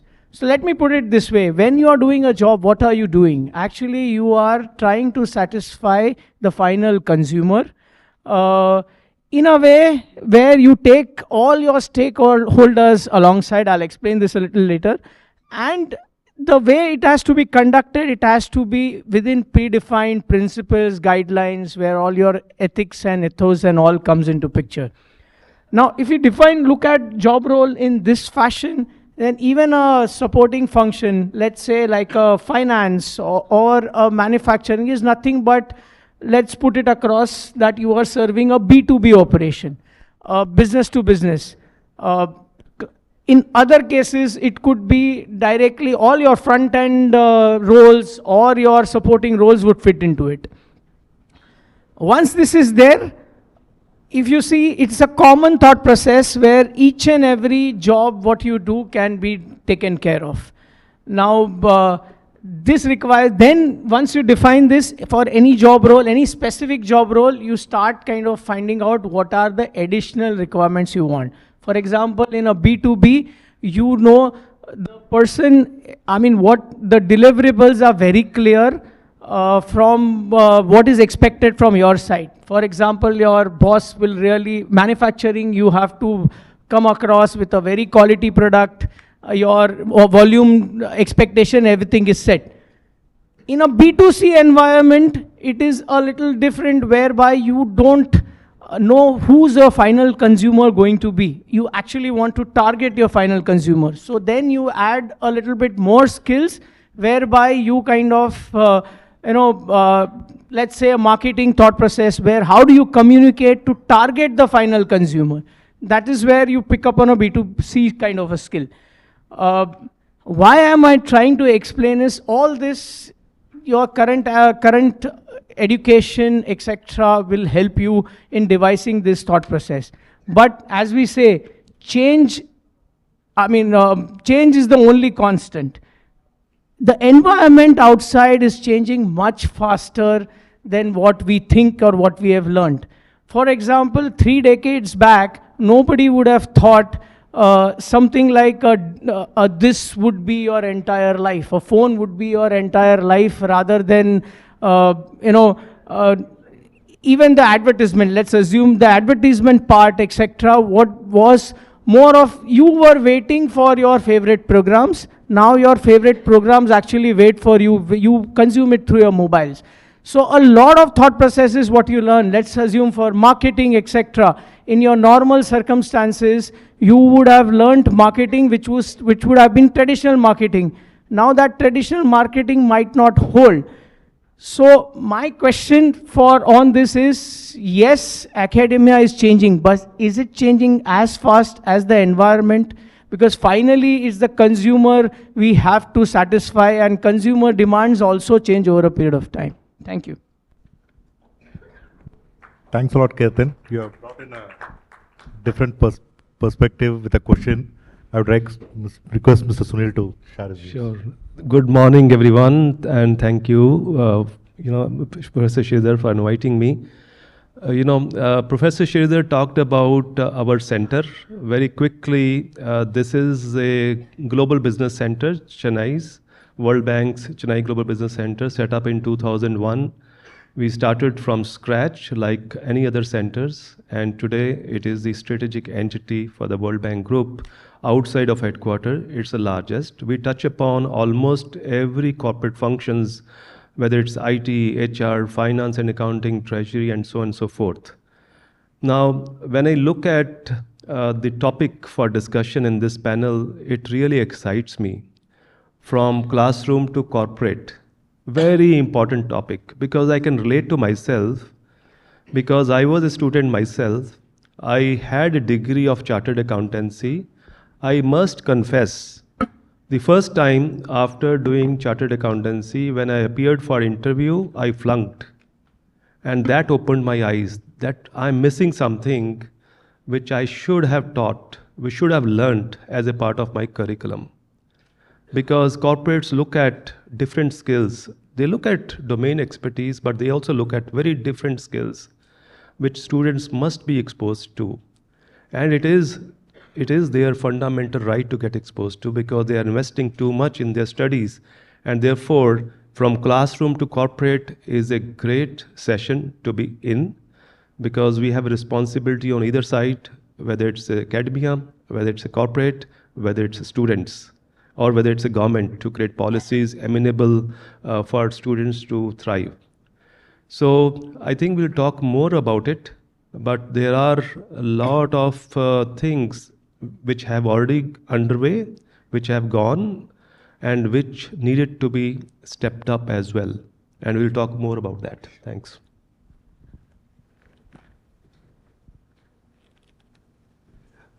Good morning. Happy being here, and thank you, Professor Sridhar, to give this opportunity. It's really a pleasure to be here. I was attending 2 days back MMA event. It was also very interesting. I'm last 30 years, I'm in Germany. Of course, very well connected to India all the time. I've been every time, almost every year. And last 3 years, almost every month I'm here. So I know what's India happening, what is being done here. I see that part. So very, very interesting to see the developments. Even today morning also what they spoke, like how we connect whatsoever, very good. Of course, a lot of sessions, a lot of things are happening, connecting to the media, it's academia, colleges, and industry that's happening. But I think what is needed is also, to understand the dynamics of the students today, It's like today's students need more engagement. While you bring all these, corporates, academia together, you need to see how do you engage your students, because that's a major challenge today, right? Nobody today wants to learn 2 hours at one stage. We all did that. I'm sure today nobody's doing that. So that's where I think we need to look at also, we also look at how we can change that. And there we have a very good example in Germany. I went to Germany as a student 30 years back. One is the technology, maybe that time we didn't have, but the opportunity is also very less. We didn't have great opportunities 3 decades back. So I have chosen to go to Germany as a student, went there as a student, studied, started working for a big company 4 years, and started my business for the last 30 years. And I'm a successful business entrepreneur there in 3 different businesses. So while looking at all those things, I was seeing what I can do, what value can I create? And especially how can I help my motherland, what I can do, giving back, what the people say, giving back, what can I do? So I see in the education system here, education system there. And so I thought there is something we could do. We need to, use some of the techniques which are in Germany, especially I would say this appendix system, which learn and yearn, or yearn while learning, doing work and then learning. These are very good systems which they have built. And as you know, Germany is 70% it is Mittelstand and small and SMEs, right? Small and medium companies. And there may be, some specialists, they are world champions.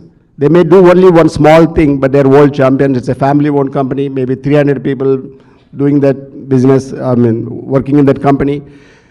How they do is actually, they have a very good system, which is like, appendix is called 3 years. You go 2 days or 1 day to school, and the rest of the time you work. And this helps the person to understand also the academia things, how, whatsoever. One example to say, maybe even if I take 2 minutes, I'll just take that and tell you. When I went there, I said there is appendix for hairdresser. I said, hairdresser, appendix 3 years, what he will do? Haircutting, 3 years, what he will learn, right? 3 years, what will learn? Haircutting. Then I came to know it's not just about haircutting and hairstyle. They teach about, the hair, the skin, about the body, physics, and also they teach that person about accounts, how to market. Practically after 3 years, you can come out and you can start your own hair salon. That's how it is. And these people work like that. And that's really great. I'm sure, Germany was bombed in Second World War, really, crashed, everything was out. And they became world champions. And for last decades, they've been export masters, world champions, export masters. They're really doing great. So, of course, right now it's down, but it has technology, I'm sure many companies, many exports happen. So it's a time maybe, for us also to see how we can work in that direction as well. I'm sure we'll talk more on that coming. Thanks a lot, sir, for the opening remarks. Ketan, you touched out on a very thought-provoking initiative when we are speaking of classroom to corporate. But you said that there is no designation or something, but it's the work that matters irrespective of function. But if you see as a prof, if I take that role, every student, even our vice president, MCCI was speaking in that morning that what is the quality of work that the student gets into employment, or is it a 5-day work, or a comfort, or everybody wants to be a strategist, not looking at this thing. But according to you, you have spanned your roles across Reliance Group, from mergers, acquisitions, you have seen it across all. And you are now taking care of a brand, FMCG brand. In that angle, what is the thought that really you want to convey to our academicians here? What is the thought? If it changes, then the actions follow the suit in the designation, or how a person should be perceived, or how he should look in their career at this changing times. So as I said, see, basically learning has to be a continuous process. You do start and you do gather the courses or whatever electives which you have at various point of time when you are doing your courses at the universities. But when you go forward, a lot of new things would come. For example, how many of us would have heard about AI, let's say a decade back? It could be the way you simplify it, like I think one of our panelists in the previous interview, previous speeches mentioned that Excel could be a form of AI. If we think in a little simpler manner, it is all about deciphering the right thought process and kind of giving solutions towards it. So my thought process is the learning has to be a continuous process. Like in Reliance also, when we have people who have joined us, there are varied courses which are offered to everyone, which could be from all facets of thing. It could be directly connected to their own areas. Let's say a finance person can do more understanding on finance, tax laws and all. He can start understanding a little bit about manufacturing. Also quantitative analysis or digitization or digital thought process which is not there. So it is more about you studying for yourself and making yourself relevant to the current world, rather than just kind of learning what and employing it, deploying it.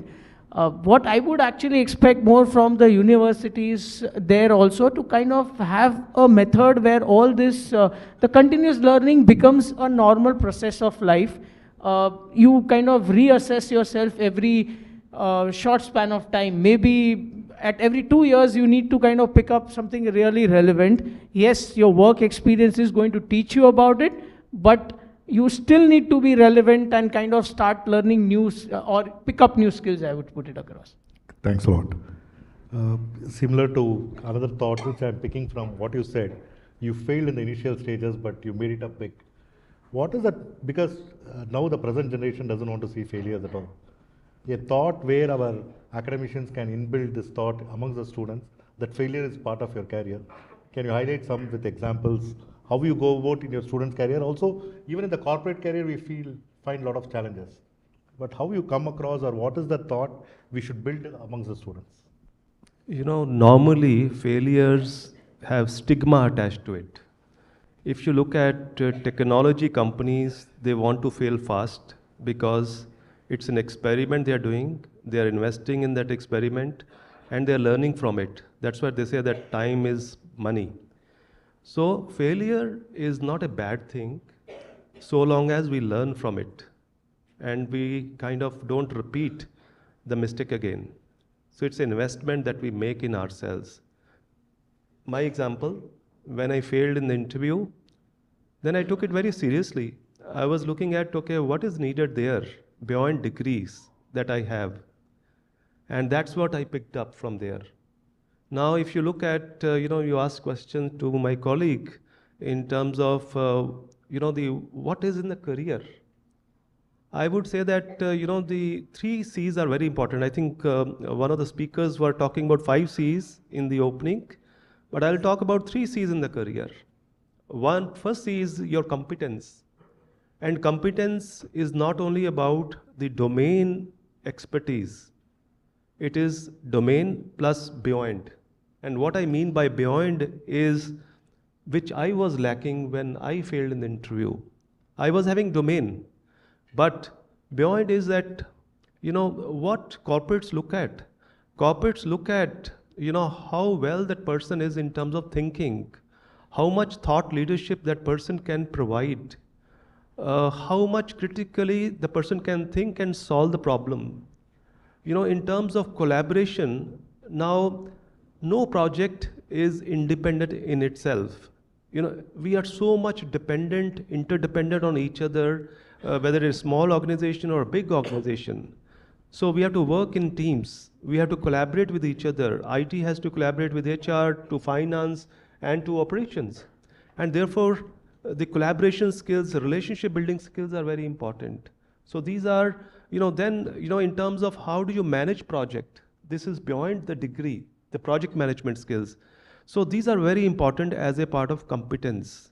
The second C is that once you have those competence skills, which is domain plus beyond, then you should also demonstrate delivery. Corporates looking at delivery, that you are able to put those skills into practice. So basically it's a capacity to deliver. The third C is very important in terms of connections, which is, not artificial networking.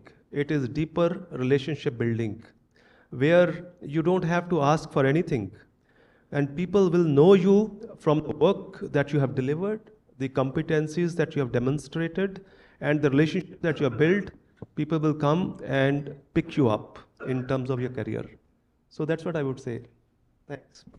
Very interesting 3 C's, which I will dwell later when I come back, because one of the best things is artificial networking in terms of artificial intelligence, or is it natural networking and natural intelligence? We have to think on that angle. And having heard about this on the thought process, but you spoke something of a hairstylist and how much passionate they are. But in our India, we should be into only, that too in management students where I deal, they want only mergers and acquisitions department or strategy or consulting. Nobody wants to be into sales domain or any other functional domain. But what do you think, is India lacking on that angle of, even Mr. Ketan was saying, designations don't matter, that the work matters a lot. What is your perspective, or what should India do, or what should we inculcate with academics in terms of, is job role important, or the work you do and learn and grow is important? I think it comes from the culture, earlier if all these type of jobs were low paid and, low level jobs, and they were not really treated well. So I think that's the people built, I have to be somebody, MBA or something, engineers. But if you see now, you have engineers driving Ola, engineers serving coffee in, Starbucks, whatsoever. So I don't think you need engineering degree to do that, right? So you already spent so much time, money, and then at the end you're doing the job. What I tell my people, Zomato, Tomato, like you do the job with the engineering certificate, which is really pity, right? It's very pity.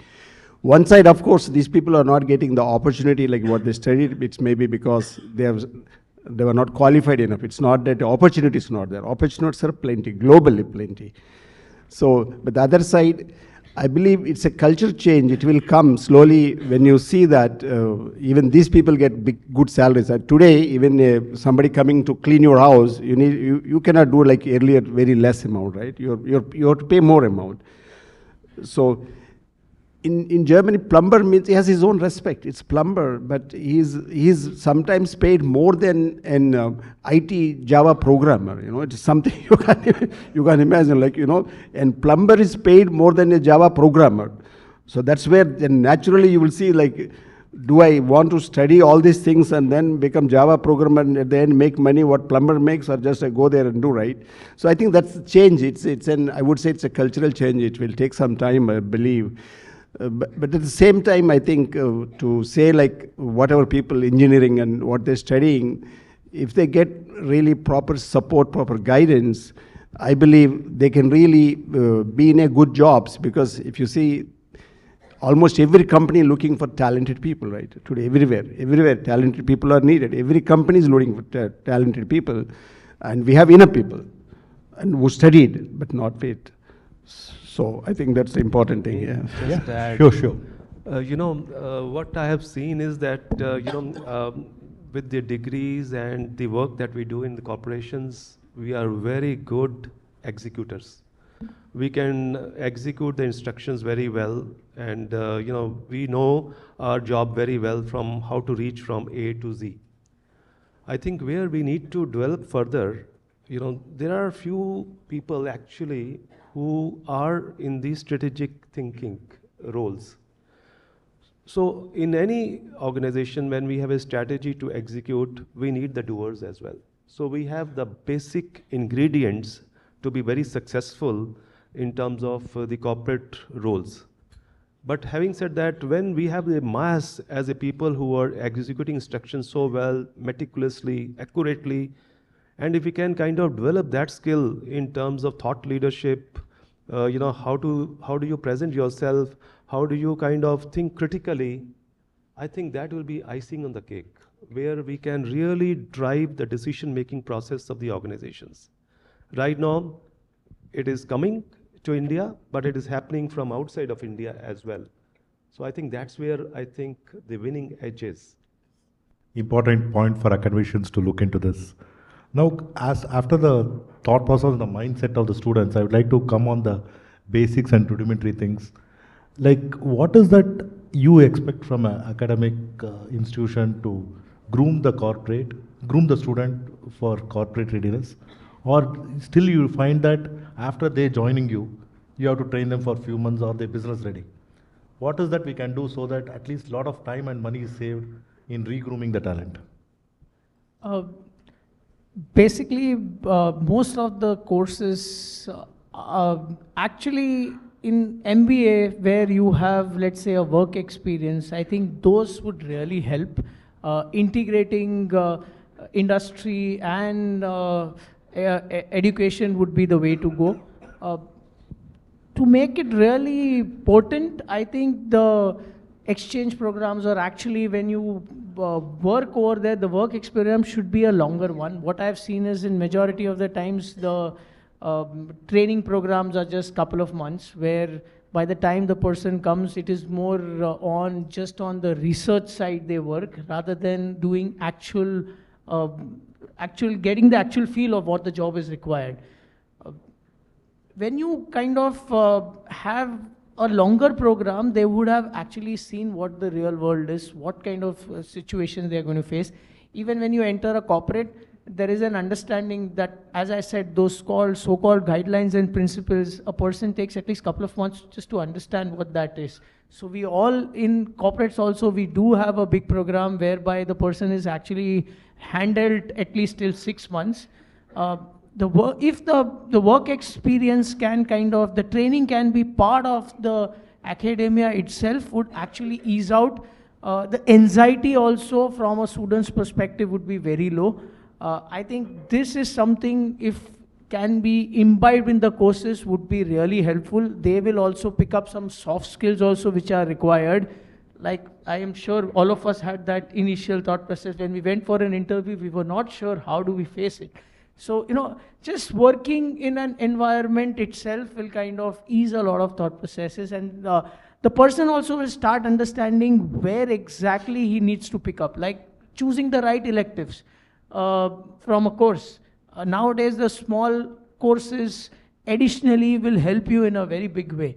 So I would suggest, if we can imbibe a little bit of work during the study itself, would be a very big difference. Something like internships and faculty Something like internship, but a little extended one, not that typical 1 month or 2 months, which actually, it does help, but before even you get used to it, it's over. Sure. We have a panel to ponder on this for sure today. He's coming out the experience of manufacturing industry and this thing. You in the services side, and that too, you work with high-end students from across the sectors in finance, analytics, and services. How do you find what should academia should do to make the student to be business ready from the day one he joins your organization? So it is the co-creation, actually. We have to pay attention to. It is the responsibility of academia. It is the responsibility of industry as well, to come and partner with academia to kind of create future-ready workforce. Now, I really like, somebody said in the opening remarks, professors of practice. That is really excellent idea. Industry leaders, whenever they want to take a break from industry, they can join academia to share their inputs, expertise in terms of curriculum, which is required for students to succeed in the corporate world. There are various things both academia and the industry can do. We talk about internship programs. Somebody talked about incubation centers within the campuses, where you can simulate the kind of environment that industry wants. You can put students, the critical problems, and they can brainstorm, they can think through logically, and they can find solutions. They are, the training programs that we can have in the campuses, the guest lecture sessions. I know many institutes do that, but we have to be kind of doing it. We can also bring students for awareness for a week or so in the corporate, so that they can kind of understand how we kind of work. There are many things that we can co-create and innovate and help students. In terms of, what we look at in terms of soft skills, how to present for interviews, how to collect your thoughts, how do you kind of disseminate what you want to communicate. Like, our students are really good. And if you can really shape them up in terms of presenting it, half of the battle is won already. Got it. Yeah. Thanks a lot for the insight. I'm sure many of you will throng after this panel to come and visit World Bank Center. I'm just giving a cue to the audience, though he may not like it. But having heard both the leaders of the industry, you are trying to, when we spoke in the morning, you are trying to disrupt something or bridge the gap in what we are speaking for, what I pose the questions to both of them. What is that disruption? It's a big word, and what is that you're trying to do when you're speaking of lot of platforms, lot of industry academia collaborations happen? Yes. So this is where I say, maybe I'll just take 2 minutes longer. So the world has 8 billion or 8 billion population, really maximum population. Jeff Bezos and or Elon Musk trying to look at other planets or other places to put people around because the place is not enough. And the other side, technology very advanced, lot of automation, and several platforms, tools to learn and so on. Despite of all of these things, shortage of professionals in every profession. Unfortunately, the fact is, shortage of professionals in every profession. That's really, there is big gap. So we did a lot of study on that. We see how we work on this, how to solve it. So then we did a lot of work on that and came up with an idea. We have a lot of things ready, which need to be implemented step by step. So we came up with a community platform. What we understood is this problem cannot be solved by one person, one company. It has to be a community. It's a collaborating with each other. We need academia, we need industry, we need educators, we need a lot of people, government bodies to support all these things. So, and we want to start this job from the college itself. So we have Impactious clubs in colleges. We started now, where we connect the students with their alumni. See, alumni is actually gold mine for colleges. Unfortunately, as far as I know, most of the colleges today, they invite all the alumni once a year, put a shawl and want them to write a check. And most of the alumni is not interested in that job. I'm sorry if I say something wrong, but that's a fact actually. That's when we spoke to alumni, that's what they said, We spoke to them, would you like to get connected to your college, would like to help and guide?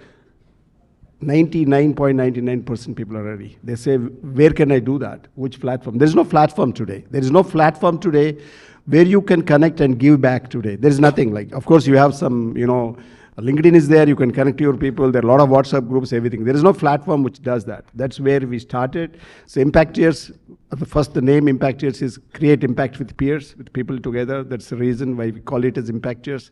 And we're starting with the college clubs, connecting college students with their alumni there itself, then the industry comes, and more, which I said, like the engagement aspect. So we have a lot of engagement things which students get, connected to the industry, like you're saying, internships or apprentices. Or even another thing which is also very interesting for many people, if you want an opportunities in abroad, you can do through a platform, you can go. That's always very interesting to see because India has a very good demographic situation and the whole world needs us, so it's a great opportunity for us also to use that part. We started with that, yeah. Thanks a lot. Now, I've been asking questions, but if any questions are there from audience, you can introduce yourself and direct it to any of the panelists, not me. Mani, yes. Good morning. My name is Rajagopalan. I work for an organization called Nalanda Way Foundation. My question is for Ketan.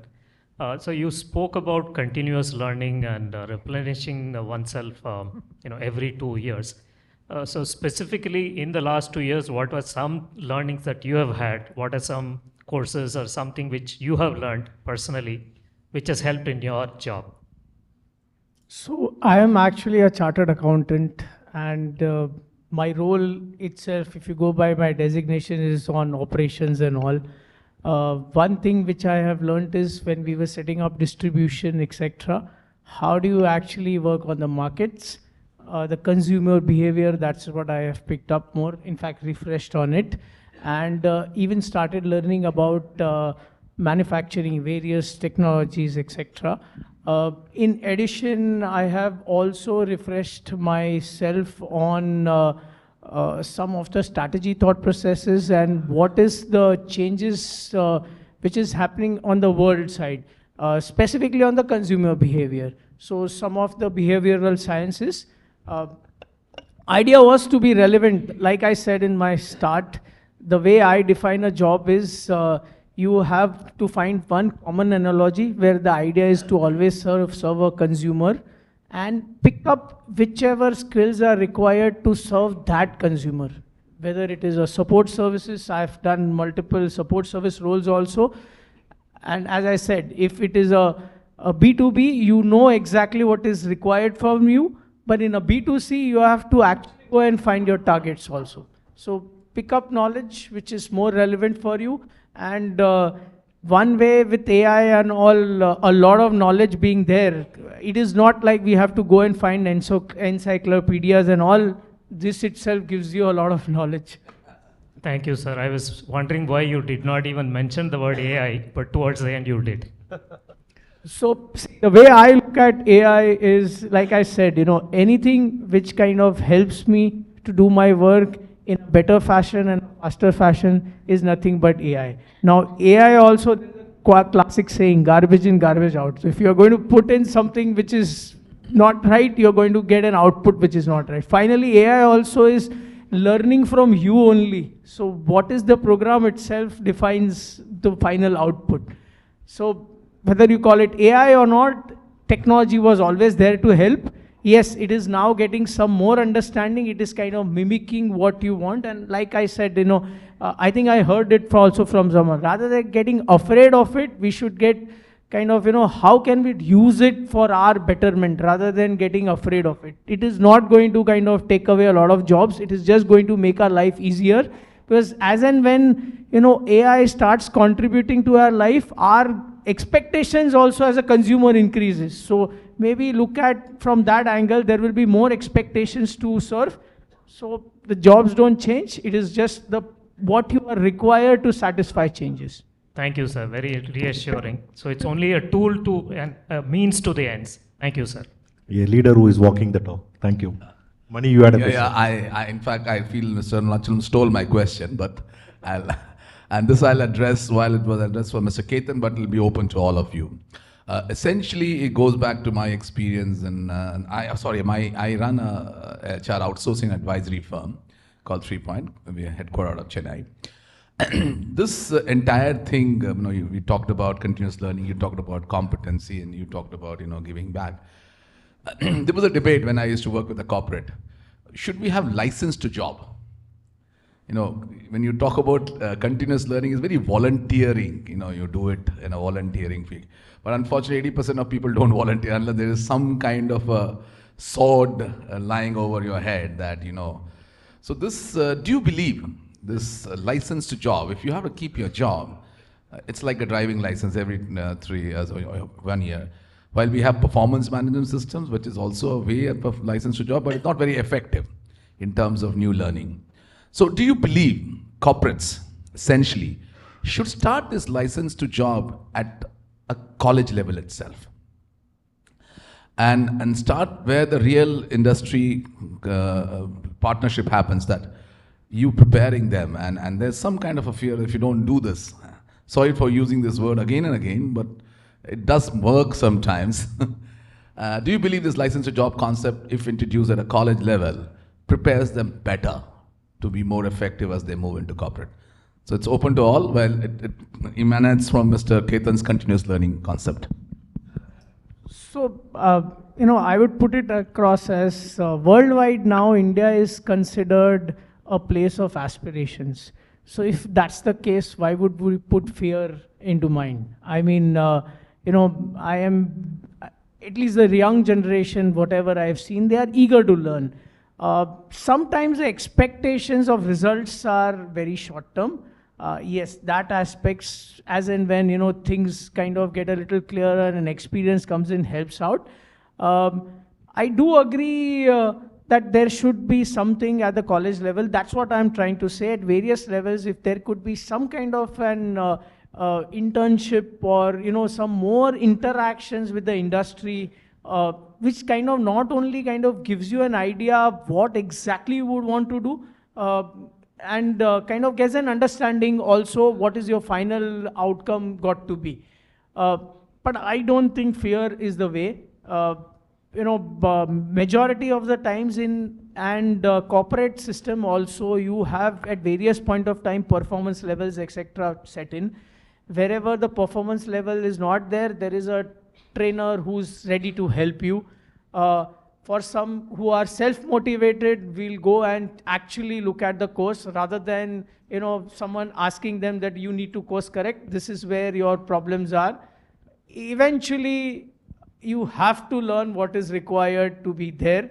And specifically, since within a world like AI and all, where everything is developing towards, you know, expectations increasing, everything is kind of continuously changing, you yourself have to keep yourself relevant, whether it is forced or whether it is by choice. It's something which we have to personally think. I have a question. If I may just add to this, you know, yes, there cannot be fear in the minds of students, but there could be encouragement, there could be inspiration. Students can inspire to kind of take on more certifications. I put it this way, there could be soft certifications, soft licenses, could be hard licenses, and both are equally important. Hard licenses, like to do a job in a corporate at a certain level, you need that basic academic certification, you know, whether it is CPA, Chartered Accountant, CFA, you know, MBA Finance, etc. Then soft certification is basically your behavior skills, the human-centric skills, you know, the other technological adoption avenues that person is exposed to. So both are equally important in terms of moving to the corporate life as well as growing career. What I can say is actually, you know, the world is changing very fast, especially with the AI. Even if you do with the college, whatsoever, you know, in 3 years, 2 years, it may be outdated, right? So you don't know where you're going. So today, technology is very well advanced. You can use technology today and different methods to, you know, keep you updated and see that part. Of course, AI, just to say, you know, will jobs go away or this and that? Somewhere long time back, I seen one small YouTube video which says like when the electricity was found, people said, oh, all jobs will go away. I think more jobs are created after electricity came into power, right? After it is found. So similarly, I think AI, I don't think it's going to, of course, there will be a lot of automation, but going away jobs, it won't happen. There will be different jobs which we have to adopt, we have to learn, and that can be done again using AI, again technology, that can be done. That's what also we do in our platform. So I think we need to really update, and it can be easily updated today. You know, like he's saying, the phone, you can sit in your cellar in your village and do a course in Stanford, which is wonderful, right? Never happened before. I have one question in mind which we have discussed, and it's very important in terms of the opportunities that are there, the growth that India is going to see. And in this angle, a young graduate, when he comes in, he is going to have wield a lot of power as a management trainee or as a branch manager or as an entrepreneur or something. But in this context, what is the importance of ethics, integrity, that should be imbibed in the academic or in the corporate for that matter? But what is the thought process in that the culture of India or the thought process of ethics, integrity, the discipline and all that coming in? It can be even in terms of physical development, being healthy and all that stuff. So what do you think on that role? Because you are at the leadership level, and if the team member is healthy and if he's good, you can do wonders. So rather than thinking of it as importance, I would say this is the bare necessity. Ethics and integrity is the first, in fact, it is something when we employ someone that is a given. I mean, I would not even kind of think on that lines, and that's a red flag. I mean, you know, that has to be always given. We can't have shortcuts in life. Ethics, integrity always plays. And you would have seen short results is not what you aim for, it's the final results. So I would not say there is any, it is not important, it is the bare necessity. Thank you. So to me, ethics, values and health are fundamental to everything that we do. They are central part of your personal and corporate life. When I say ethics, the values, you know, in our organization, we have 5 such values, which is respect, integrity, impact, innovation, teamwork. Now, we just don't say verbose, like these are the 5 values. We explain what these values mean to each one of us and how we are expected to demonstrate those values day in, day out. So the ethics and values cannot be taught in classrooms.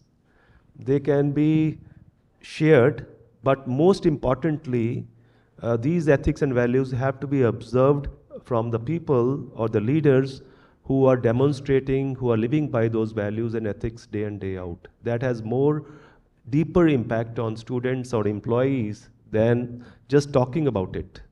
So we call it values in action. Health. I think, you know, the health, we only sometimes restrict ourselves to physical health.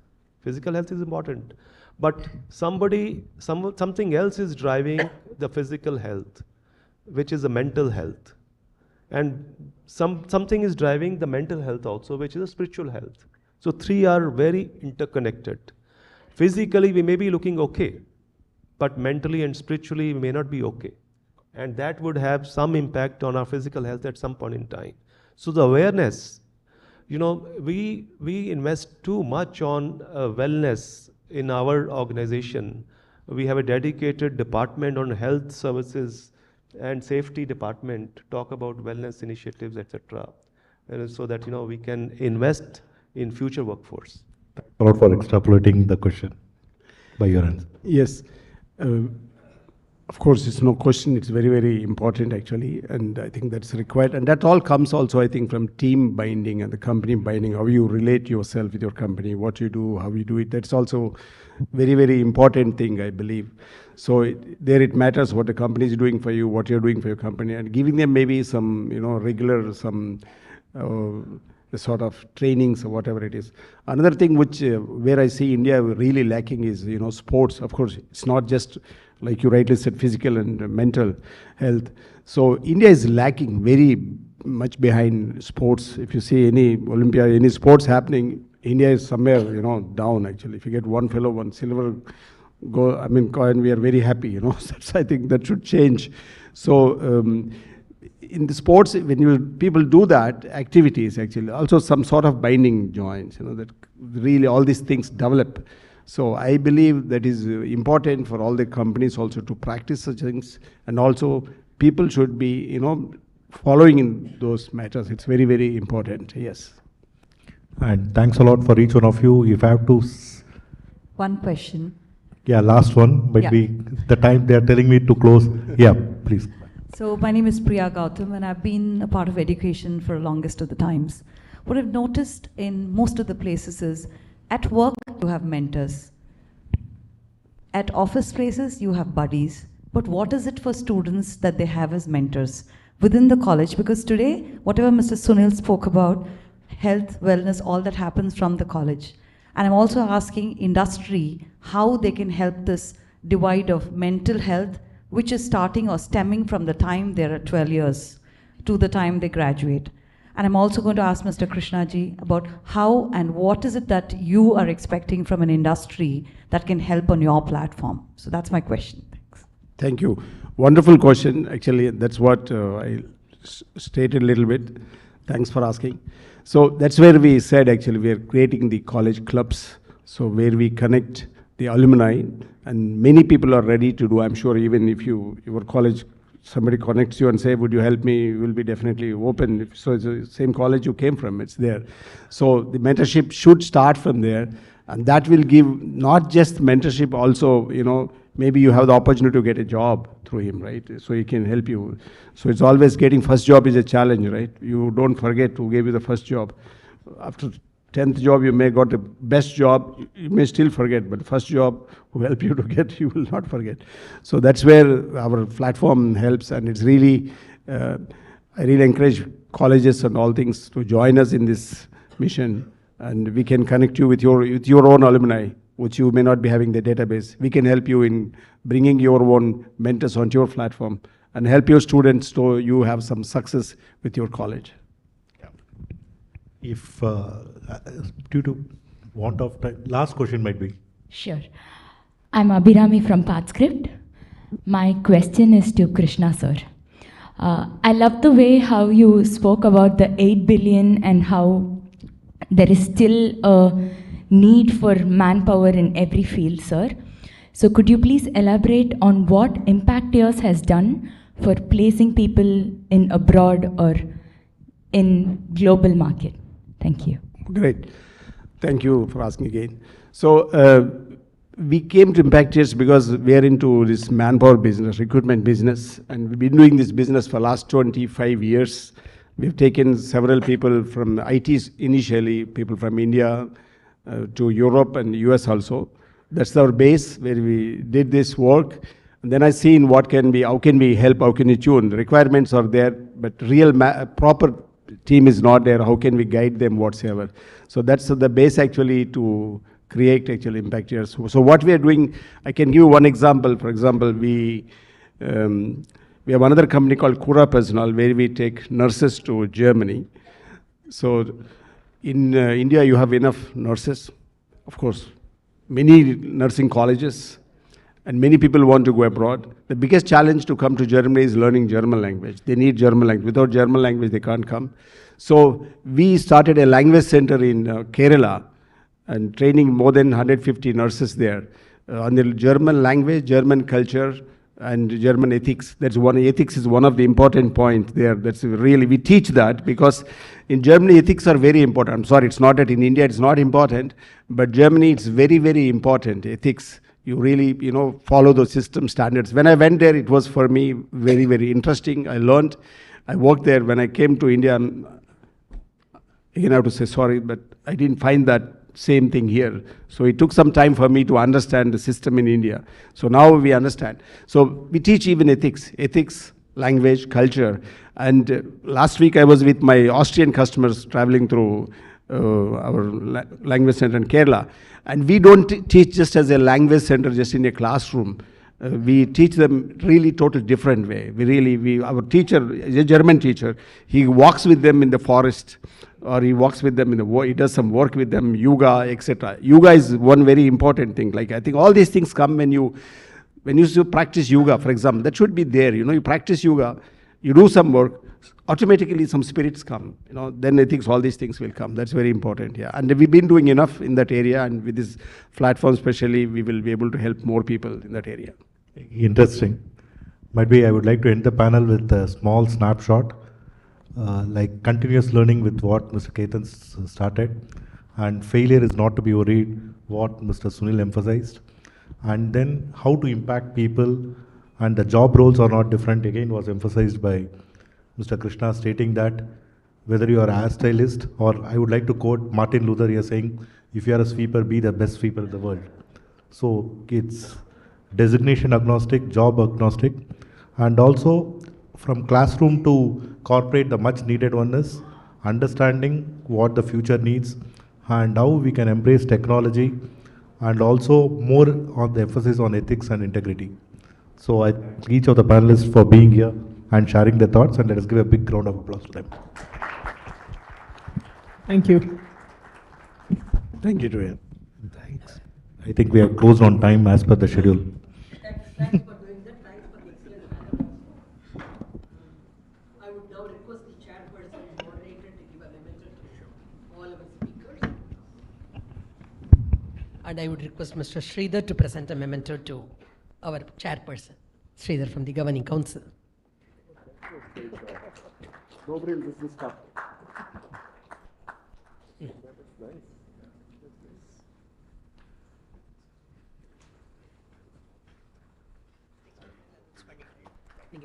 Next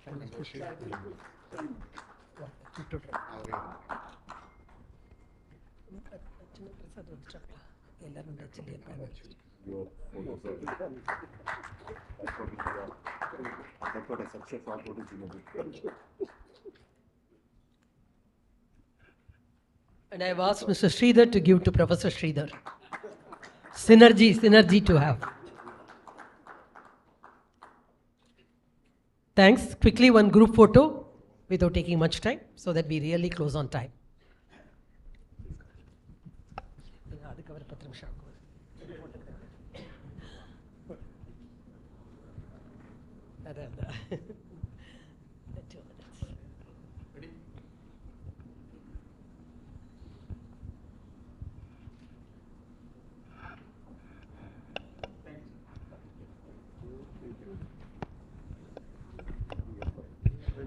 We will now move on to the second panel. Professor Sridhar,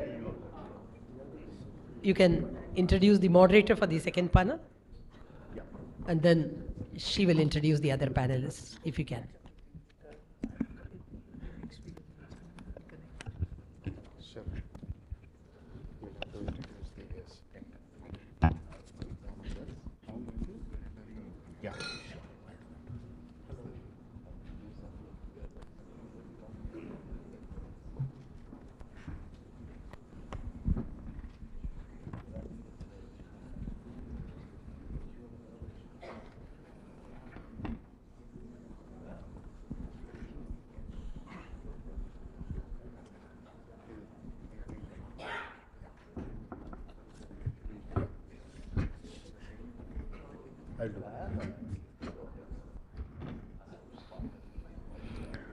Sure. Yeah. In continuing with our second panel, which is linked to collaborating for growth, industry, academia synergies. We started from the leadership team what they should have, what should we listen, and I have a distinguished person to moderate the second panel on this topic, Dr. Archana Prasad, who is principal of MOP Vaishnav College for Women. Yes. I request you to come on stage, ma'am. Yes, brief introduction about her. I'm sure many of you know about her, but still, as the courtesy demands. Dr. Archana Prasad has 24 years of experience in teaching, accounting, finance, and human resource management. A great combination to have. And she is a university rank holder and recipient of the Sundaram Medal from Ethiraj College. And we had Mr. Mike here in the morning, the chairman of Ethiraj College here. Her doctoral research at the University of Madras, very much important topic focused on employability skills. So we have an author, a researcher who is appropriate for this panel to be moderated. She has been a resource person at international conferences and served on board of studies in several institutions. She has also received multiple awards. Over to you, madam.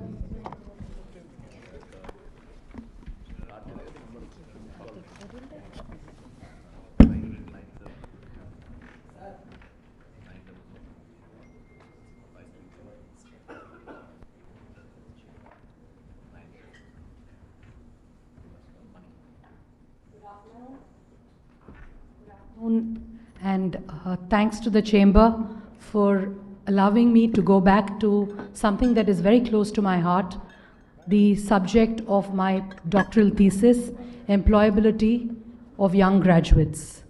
I am equally honored to be moderating a panel of such luminaries this morning, and please allow me to introduce the panelists as I invite them on stage this morning.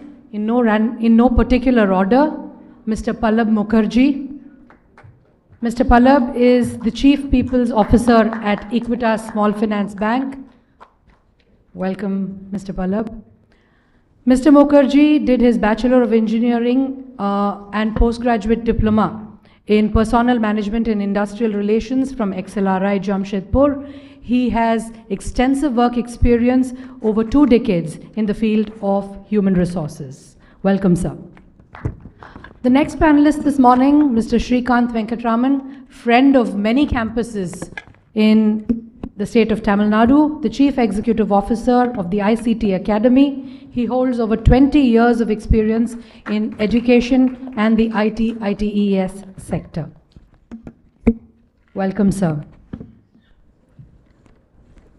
The third panelist, Ms. Ambika Natarajan, Senior Vice President at HCL Technologies. Having a master's degree in science, she currently serves as the Global Head of Product Innovation, Solutions and Customer Success for the EdTech business at HCL. Warm welcome to you, ma'am. Fourth panelist this morning, Ms. Shobhana Ravi,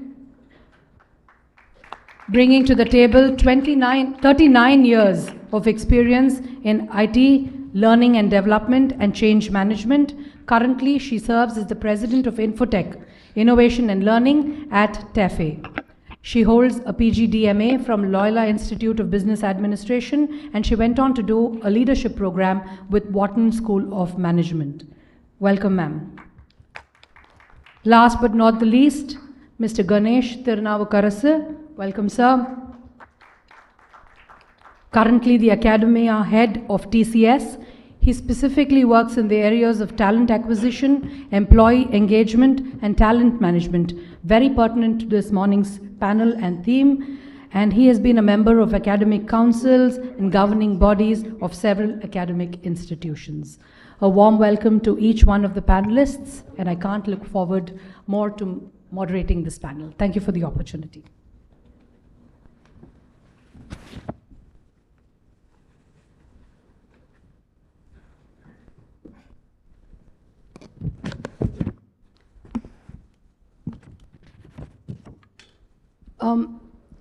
I'm going to start this morning's panel with stating the obvious. I think there is a common understanding between industry and academia about two important goals. Industry wants industry fit, employable, ready graduates. Academia wants good support for progression for their young graduates. This is a given, and industry and academia have agreed on this from time immemorial. Yet, the statistics are not very encouraging. A recent skills report said that only 50% of our graduates are employable. Maybe we've gone up from an abysmal 17% there, but 50% is still only, half the distance done. Campuses, another recent report, and a very reliable one at that, says that only 7% of campuses in the country are able to achieve 100% placement. And when we say 100% placement, I think we're talking about the denominator is only those interested in getting placed, which itself is a smaller number than the numbers graduating in a campus. And out of that, only 7% of institutions are able to achieve 100% placement. So where is that synergy not happening? And I think that is the crux of this morning's panel and the theme of today's discussion. The format of the panel discussion will be this. We thought that we would have opening remarks where each of the panelists would share their perception on the theme of the panel itself, and then we'll have specific questions that I would like to direct to each of the panelists. And these questions will come from an academic perspective because I'm the only academician on this panel. So indulge me to represent a larger community over there. And I will be asking these questions from an academic perspective. Then we'll throw the house open for your valuable questions.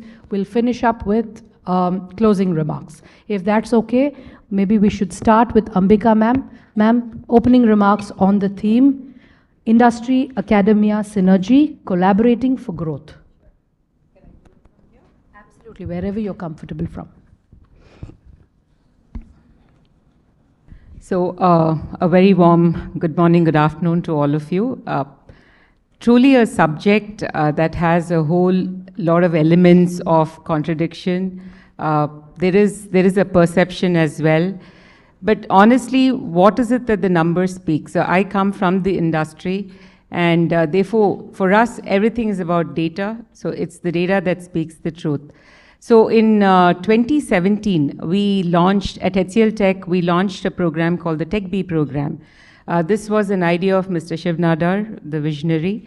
And this program was all about taking high school grads, so students who passed their +2, training them very, very intensively on the entry-level job roles. So it's about like 1 year of very intense training, and post-training, deploying them into different projects, right? So this, why did we do this? We did this because there was a history to this. We are known for taking fresh graduates, right, from colleges, right out of colleges, and we did find certain challenges in that talent pool. One was, of course, the availability of the right talent pool.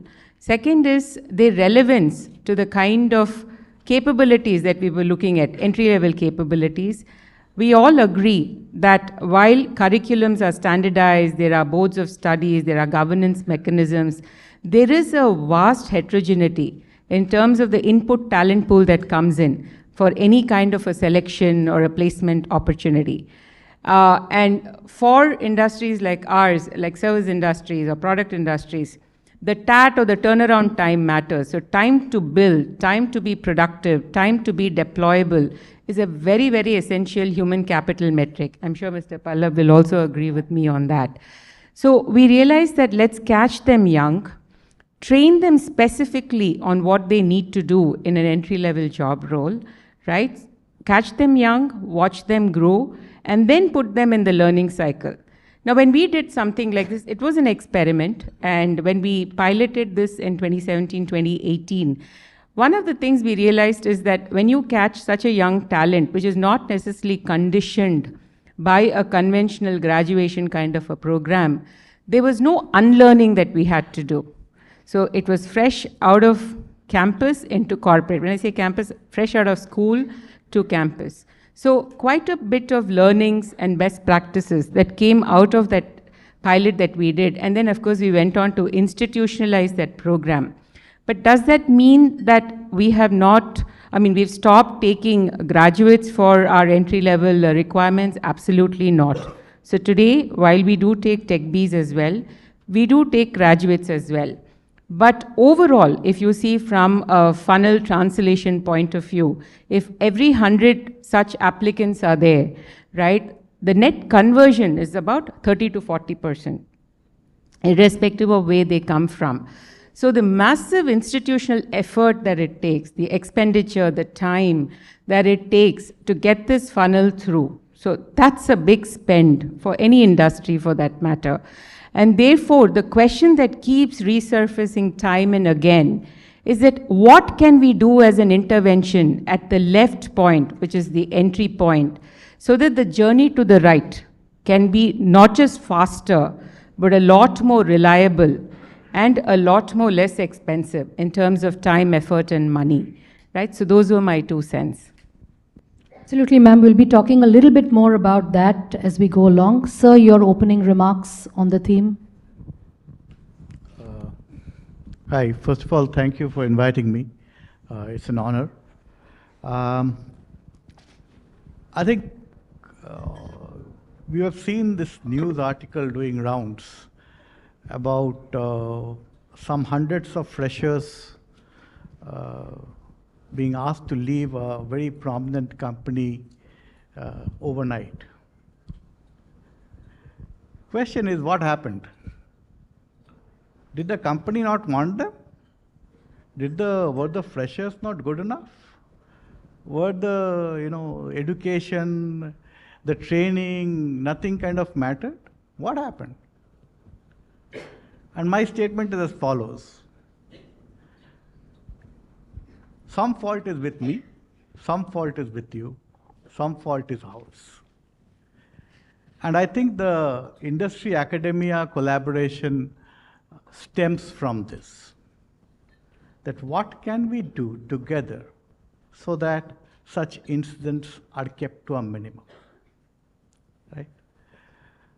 I'll take you through another, WhatsApp forward that many of you would have seen. It's called this, journey of maths in your life. Any of you seen that? Journey of maths in your life? It starts with, basic operations, arithmetic, then algebra, then it comes geometry, then algebra, then trigo, moves on to calculus, then some engineers have to do vector calculus, and what you do at job is Microsoft Excel. So, you know, everything is important. Like, you know, if I was to go back and ask somebody, like, you know, what's the relevance of your 10th and 12th marks 5 years into your role? If you ask me, I've forgotten mine. But each particular step that you take makes you ready for the next step. The better you are at your ACADS, at your junior level, you will open up more doors. Because the funnel becomes, you know, there's a pyramid. Bad news, there is a pyramid, right? So to get to that pyramid, that funnel opens up just the next chapter, right? That's how it is.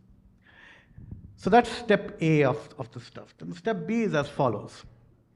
If you look at Provident Fund data, you know, they say that, you know, this year approximately 1.5 crore, you know, new jobs, that is new jobs in the formal sector, right? PF is a formal sector, is going to come up, correct? Out of which my understanding is that there are some 15 lakh engineers, 5.5 lakhs of management graduates. And if some of you would have seen the recent you know, study from NASSCOM, it says that only 10% of these engineers would land up with a job which is relevant to their degree. Remember, not jobs, but jobs relevant to their degree. Correct? So that's another piece that, okay, and the same study says that, boss, you know what? India actually needs 1 million people trained in AI and cybersecurity in the next 3 years. And the gap is today at 25, moving on to 30 by 2028. That's what the statistics say. So what we probably need to do is prepare ourselves for whatever jobs come to our mind, right? If I can identify this is what I want to do as a student and how I can help train our people, both through the curriculum as well as through industry exposure, then it would probably help. So that's where I would kind of. Absolutely, sir. I think the point that you're trying to make is the responsibility is collective, and I think the room being full of academic experts and industry is testament to the fact that we recognize that it is a collective responsibility. Mr. Srikanth, I think you represent a bit both industry and academia. So your the synergy. Yeah, good afternoon, everyone. Thanks for the invite. In fact, whatever the Madam Ambika and Sir spoke, we are actually acting as an enabler between industry and the academia. That's been our job for 17 years. 2008, we formed this company, and I'm the CEO of this organization. So we have been patronizing some 5,880 colleges pan-India. Okay, we have been harping on one particular subject called industry-relevant skills. That's what we have been doing.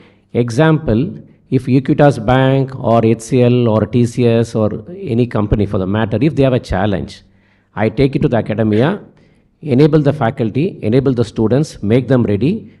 More than that, more than employable, I make them deployable. So that there is a consistency. This is what we are doing. Second part is that the product companies like Salesforce, VMware or Oracle, name all these companies, they also work with us. The entire pedagogy, content has been given free to us. We train the students on Salesforce Cloud Architect or Microsoft Azure BI, which are not there in the curriculum. We make something called the beyond the curriculum, make the students ready. The users, the group users of Oracle or the Salesforce community, these community hire the students. So we are acting exactly as a bridge between industry and academia. We have been seeing this motion for so many years. Unless we enable industry into the academic community at large, the solutions will be there at large to both the student and both the faculty. This is my first take. Thank you. Yes, sir. I think ICT Academy has kind of given us a lot of hope in the synergy between industry and academia. Shobna ma'am, your opening remarks on the theme. Good afternoon, everybody, and it's a pleasure to be here with all of you. I come from Tractors and Farm Equipment Company, which is we make tractors. We are in the agriculture business. And in the context of what we were talking today, it was a very interesting session in the morning too, because I thought practically everything that needs to be spoken about was touched upon. But to bring the context again to this audience, the ambition of the country itself, the vision of the country itself is to get to a 5 trillion dollar economy. It's a huge task. And in that context, with the changes that is happening, the innovation at the fastest ever possible rate, we see everything around us changing. All manufacturing companies are in a big time transformation journeys. And in this context of a transformation journey, which is happening not just with the industry, it is happening with the government, it is happening with social sector. Every sector is transforming itself. To be able to just survive, and we know what happened with the Chinese getting into the AI, our Sensex fell. That is the impact that the economies around the world are having on each other. And in order to be able to be on the stronger footing as an economy and as companies, what we look for is the ability to innovate, the ability to transform. And that's the skill set that is most required now. It is something which is talked always. I think even if 30 years back we spoke, we would have said innovation. But the scale at which we need to accelerate and the kind of fundamentals that we need to have as basic competency and capability is absolutely different. And in this context, what is expected by the industry out of academia is really different. Though the words would sound same, but what it means and what we look for is very different. And this calls for an entirely different framework in today's context in how this works, so that as a country, we are actually growing in the right way with using our biggest asset, the youth. So hopefully during the course of the discussion, some parameters of this framework will emerge, ma'am. Yes. Mr. Ganesh T M, sir, your opening remarks. Yes.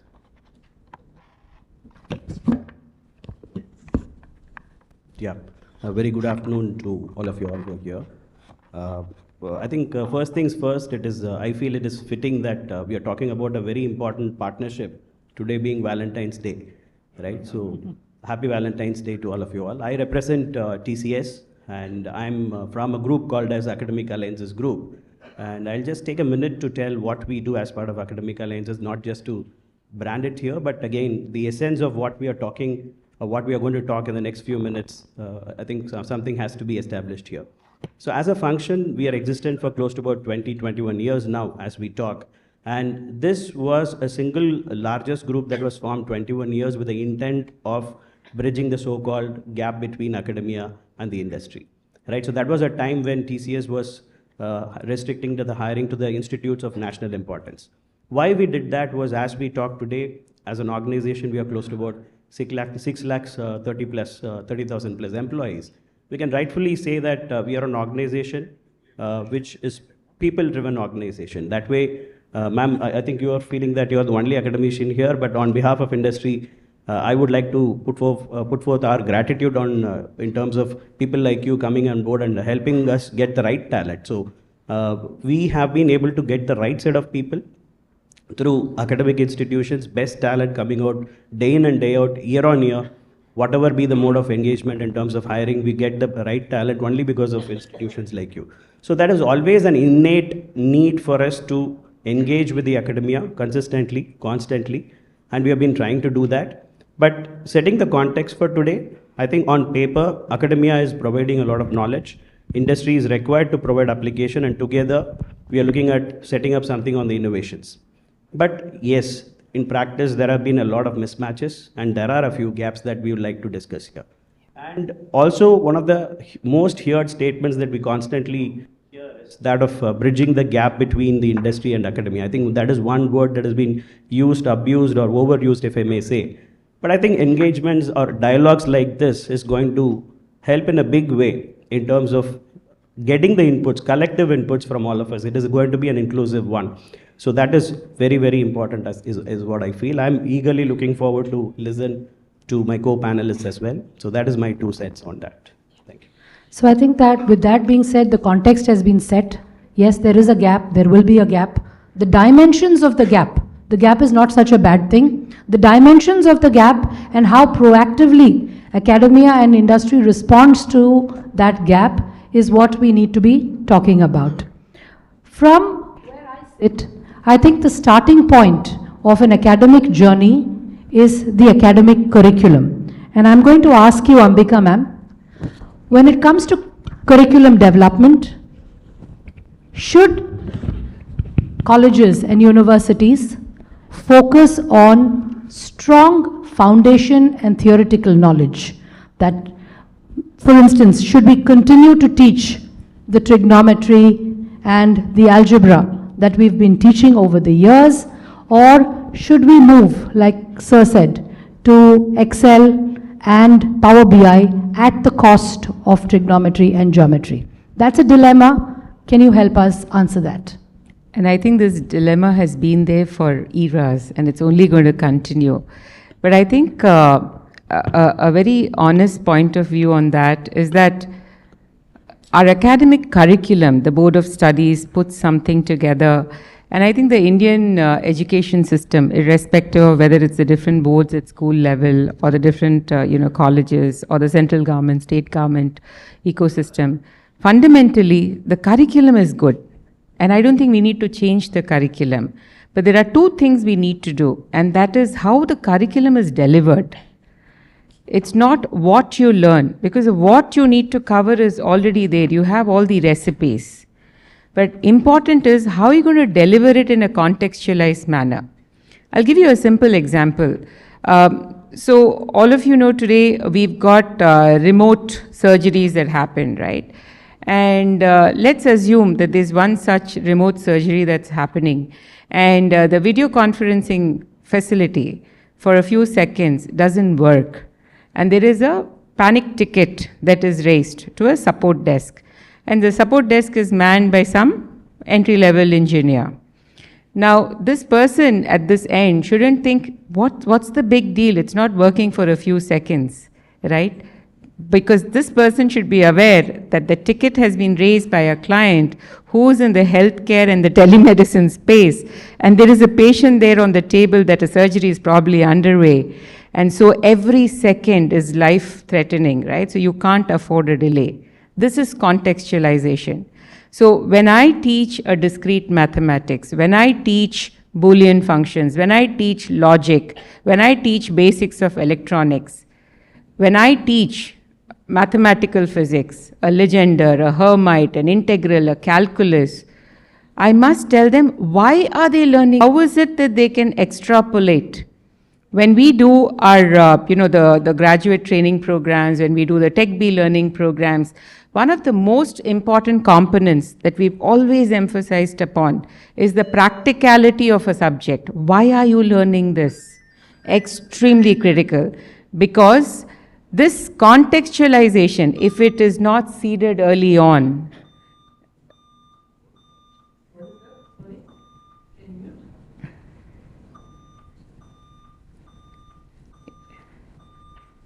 everyone's worried. Yeah. I'm glad we are such a contextually aware audience. Well done. Our foundation is pretty strong.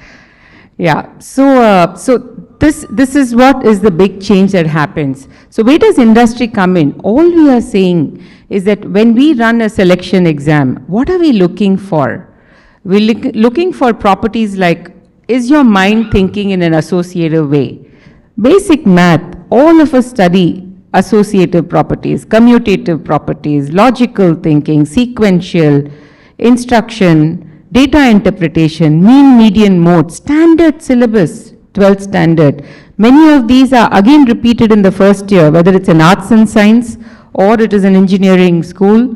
right? This is repeated. Then why is it that in an entrance exam, that people are not able to apply these tenets when a simple scenario is given to them? And therefore, I'm going back to the traceability where I started. It's not about changing the curriculum, it's changing the way it is delivered. It is evoking a sense of interest in the learners, saying, hey, you're learning this because this is how you're going to apply it in the future. And more importantly, yes, you may not get a job that's directly connected to the degree that you graduated out of, but you have the core skills to map yourself to adjacency jobs, because it's a job-centric market. Where there is demand, that's where you got to go and apply, right? So you've got those relevant adjacencies. So the curriculum doesn't need an overhaul. So that's the first point. And the second point is our education systems does give flexibility for electives and core. The way you introduce electives, bring in dynamism so that it's closest to the last mile. Always say the journey is from the left to the right. So closest to that right point, so that you not only bring it in, but you enable your faculty to deliver it. Because your faculty are your critical moments of truth, because that's where rubber hits the road, right? Yes, ma'am. Sounds fair enough listening to it. But the practical reality sometimes is that it's difficult to teach these application-oriented skills unless, like you rightly pointed out, the faculty are equipped. So I'm going to go to my next question, and I'm going to give this question to Mr. Pallab. Sir, do you think academics are ready and qualified to deliver this kind of a skill-based or an application-oriented knowledge in the classroom?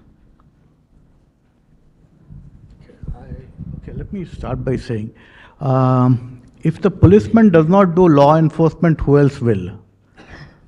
You know? No, okay. Maybe I should rephrase my question. Is industry willing and able to facilitate that kind of capacity building? I'll kind of go a little deeper. I think I'll take off from where ma'am's Ambika ma'am said. Okay. Yes, of course. You know, when I gave that example of you know how a vector calculus suddenly degenerates into Microsoft Excel, it's meant to be only at a surface level, right? So there is obviously an application when you use those calculations if you're preparing something or you're manufacturing something which is going into space, right? So there's a reason you're taught that in your engineering, right? I'm a civil engineer. Why did I learn vector calculus? Because I needed to know how do I create a structure which is earthquake resistant. Right, so I need to know that for that purpose. Right? So everything has a purpose of why you learn that, right? So definitely, you know, you need to know that.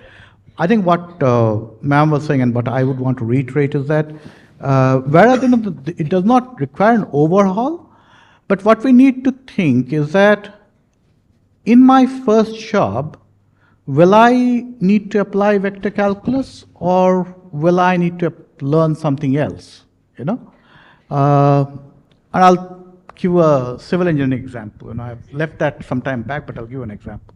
So my first job as a civil engineer was to prepare we were constructing a dairy firm. It was a World Bank aided project way back in 1992. It was a 30 crore project somewhere in the hinterlands of West Bengal.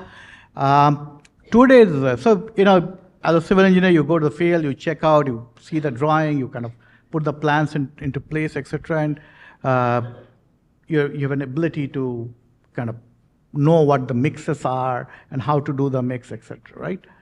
The question that my supervisor came and asked me, hey, how do you know that this column is vertical? How do you know that this column is vertical? Protractor, compass, nothing works out there, right? I'll use this example.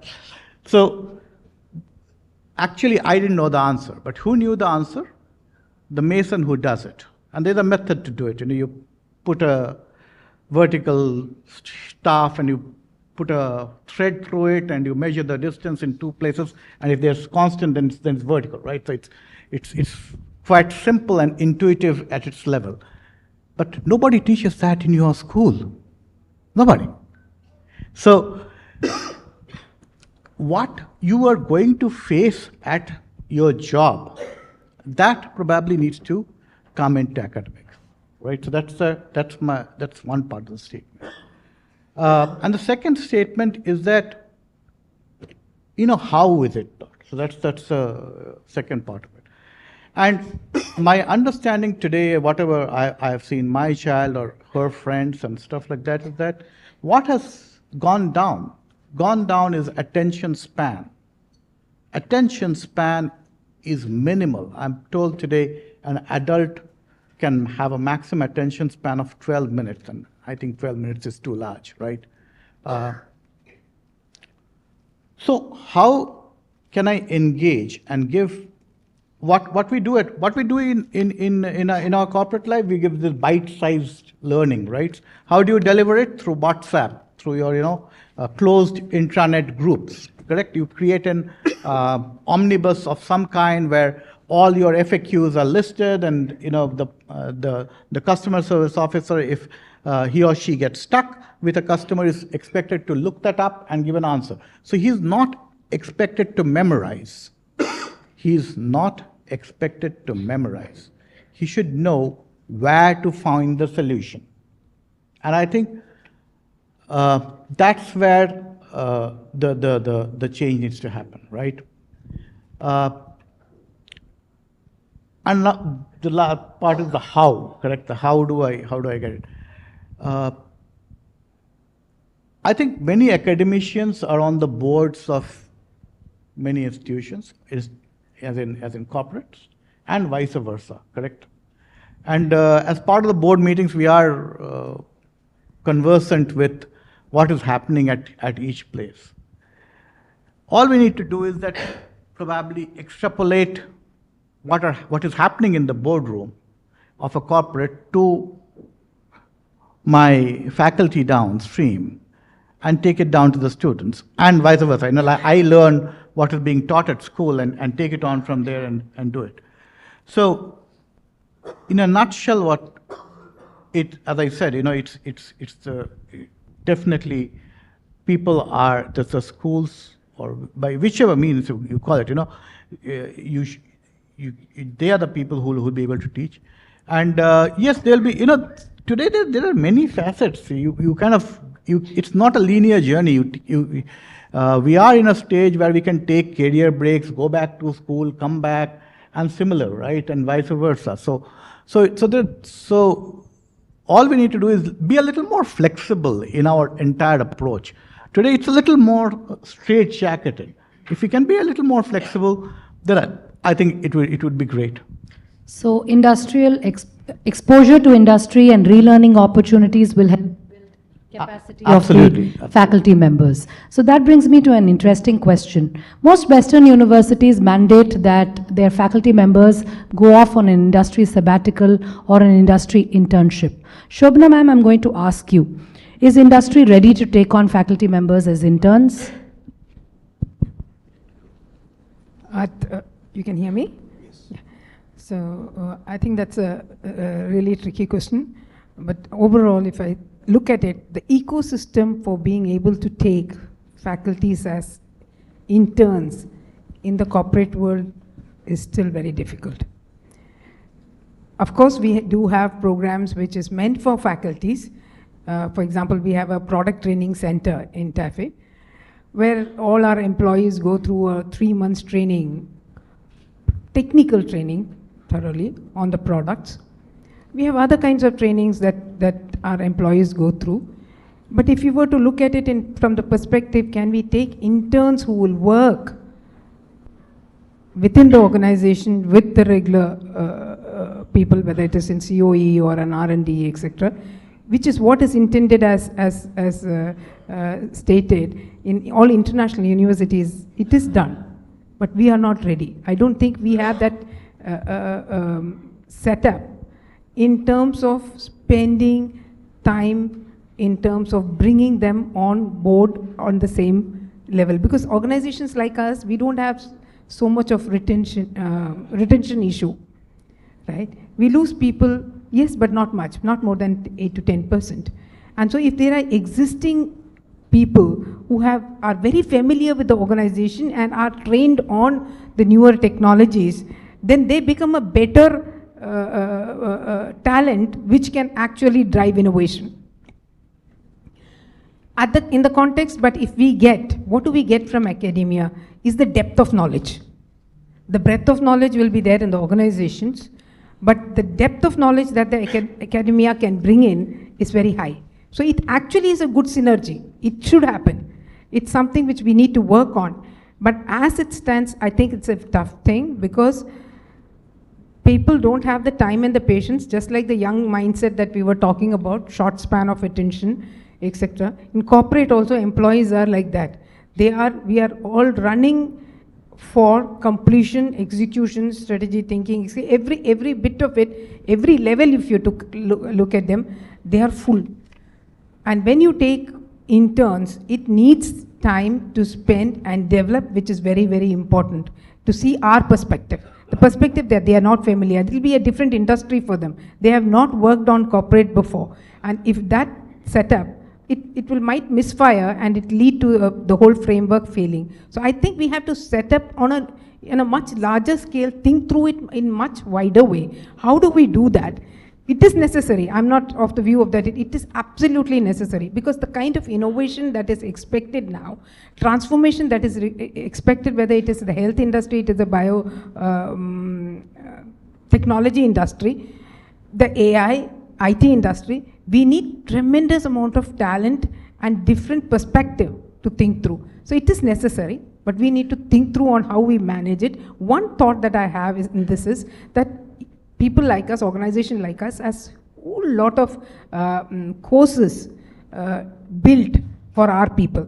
Take it whether it is on process, whether it is on product, it is whether on deeper technologies. We have universities, most organizations have their own universities, which are called the e-universities, digital learning centers, and we have a number of courses which can be made open. I'm just giving a thought process on that, which can be made open to the academia, that the faculties can join into those programs and do those programs at shorter times, like just mentioned, those courses should be short and crisp and can be taken at their own paces. So these kinds of things can be opened up, which will give a very different perspective from doing it from an academic institution, because this will have basically practical approach on how organizations like us or how product development happens, what happens, in not the how and the why part of it. All that will be available, and that is one way that one can start off. Thank you. Lovely, ma'am. I loved your candid honesty that the Western model cannot be just replicated, but that does not say that industry cannot help us train and bring our faculty to speed. We cannot use the sabbatical or the internship model as is, but we'll have to work out something that works in the Indian context and at the stage that we are in. Mr. Tirunavukkaras, I'm going to ask you, sir. Hard skills or soft skills, or hard skills and soft skills? What should we be focusing on inside the classroom? Okay. To start with, I feel there is no demarcation as far as the soft skill or hard skill being shown up at the industry. So I don't think academia should look at any differentiation here. It is equally important. Also, in reality, we have also been facing issues which we'll have to acknowledge, because we are all members from the academia and the industry, where we have seen freshers who are acing codes, but at the same time, what is their level of articulation? Are they in a position to convey what they feel the right way? That's questionable. I mean, I'm not putting this as a stereotype or a caveat, but again, we have seen many instances where we have super coders, but their ability to communicate is something which is much desired or wanted. At the same time, we have seen people who are brilliant in marketing, but at the same time, they are not able to take the feedback from the clients. they're not able to constructively take that. So there is definitely a need for both hard skill and soft skill to be focused. I can also probably to put or give a slightly tangential context here. I'm going to name a few companies, someone like an Airbnb or an Uber. Airbnb is the world's largest accommodation service provider, despite not owning a single real estate. Same is the case with Uber. Uber being the world's #1 taxi company, not even owning a single taxi. I can give you other names, Facebook or Meta, Alibaba. So what is happening here is, the game here is all about, we might look at it as the softer aspects here in the form of innovation. I think innovation is going to be inherent of all these examples that we spoke about, or collaboration. Let's say even we take the case of Uber, what they would have done is they would have reached out to the taxi service providers, taxi owners, right, the drivers, and then finally they would have come up with the platform. But the most important part, that was the key differentiator there, was they were able to disrupt. What I mean to say by disruption is they were able to take hold of the technology. So it has to be a judicious mix of this and that. And I think one slightly different thought that I have, I wanted to also put this across to the eminent panel here is, while we've always been pretty conversant in terms of talking about the hot skills which are contemporary in nature or trending in nature, we can easily call out technologies or skills. But that is not the case with the soft skills. The new age soft skills, like something like the art of storytelling, or let's say the growth mindset, right? So these are the ones which I think institutions should also consider embedding in their curriculum, as against only the focus on OpenAI or whatever we are talking about. So we'll have to also give the students an understanding of, today my expectation, my client's expectation is that we are looking at students who can come and talk to them, narrate a problem or a solution in the form of a story, right? So we are looking at people who can be good at branding, personal branding. So these are all new age, I would say new age soft skills, and there has to be some focus on this, because the hard skills, which is contemporary in nature, we get to hear quite often from the news or from among our peers. So it has to be an equal mix, and industry and academia should join hands in terms of getting this facilitated. So the consensus from industry seems to be, Mr. Srikanth, seems to be that strong theoretical foundation, good application-oriented knowledge, hard skills, soft skills as well. Don't you think the mandate before academia is very tall, and is industry passing the buck onto us? Can you try and take a fair perspective on this, because you belong to both sides? So there is no question of industry passing the buck. It's only enabling, industry is trying to enable the academic community at large. So there is no question of passing the buck, because the challenge from industry is very clearly mentioned. This is how I require the candidate, whether it's because I work on the industry side. Example, what TCS wants, or what Equitas Bank wants, or what HCL wants, what TAFE group wants. I work with the academic community. As they were telling that if this is the challenge, I go back to the industry, make the faculty empowered first. See, likely that we do around 25,000 faculties are getting trained by us, pan-India, every year on various domains. Technical, non-technical, various domains. These faculties train 50 students at large, around 1:50 ratio. So the faculties are getting certified by the industry. Students are also getting certified by the industry. I tell the industry, you have told me this challenge, I have made a solution, when you will come and hire. That's a basic principle required for an academic community, that's all. How I make my student enable, get a right package, right fitment, go to the right company. I think that's the need of the hour. What is required, what is the curriculum available in the university system, continues to churn out. The institutions have got its own board of studies, academic council, they continue to enable it going on. But the critical part is that bringing the industry focused training, either inside the campus or outside the campus. We have taken a list of faculties to Cognizant, to various other companies, be there, get them trained. In fact, we are working out with Mando Electronics, send some of our faculties there, got trained, understanding that we send some of the faculties to the Foxconn or Z-Work in Bangalore to get into the understanding on the electronics market. So the critical part is that industry-based curriculum is been our DNA for more than 16 years. we have touched the lives of around close to 17.5 million people in India. See, one major thing I will tell the academic community here, whatever the challenge, I have the solution with me. My solutions are all focused as per the NAC, UGC, NBA and NIRF accreditation process. If you just follow the services what ICT Academy gives you, whatever they are telling, I am enabling you. Close to 5,000 institutions. I have people in Rajouri, in POK. I have person in Meghalaya. I have people everywhere. It's a Tamil Nadu-based organization formed in Tamil Nadu government, but it's a pan-India organization, self-driven, self-autonomous and running on its own. So whatever they are telling challenges, I have the solution with me. Other point is that we are also sensitized on one particular point is called, we are also launched a called project-based learning, the hackathon-based learning, where we get the challenges from the industry, tell the students apply it, form a team, a 5-member team, students apply the technology, apply, then we tell the industry, look, they have done it, then the hiring happens. So this is what the final point is that we have technically, we are part of IIT Madras Research Park. We have been there in Elcott Complex and we have moved into IIT Madras Research Park. We enable on a daily basis, we work with IIT Madras, whether it's a content management or CEO internships, everything we work there at large. So my only information to the academic community here is that I have a solution, free solution, no charge. I don't charge anything from the student, no charge with the faculty also. I work straightly with the B2B, only the institution I tie up. The madam knows what we do with them. You just come to us. What certification you want? Technical, non-technical, industry certified, non-industry certified, I will make a solution for you. So that is a platter, that's a message I want to give you at large. Thank you. So I think in essence what you're trying to say, sir, is that the mandate from industry should not be viewed as a burden by academia, but as an exercise in capacity building of its students and its teachers, and industry is willing to go the mile with us, with and without the help of partners like the ICT Academy to create a solution, a viable solution for this common problem.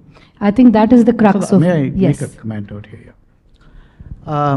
The question was that, whether industry is passing the buck, right? Yeah. Ma'am here runs a training program for class 12 pass.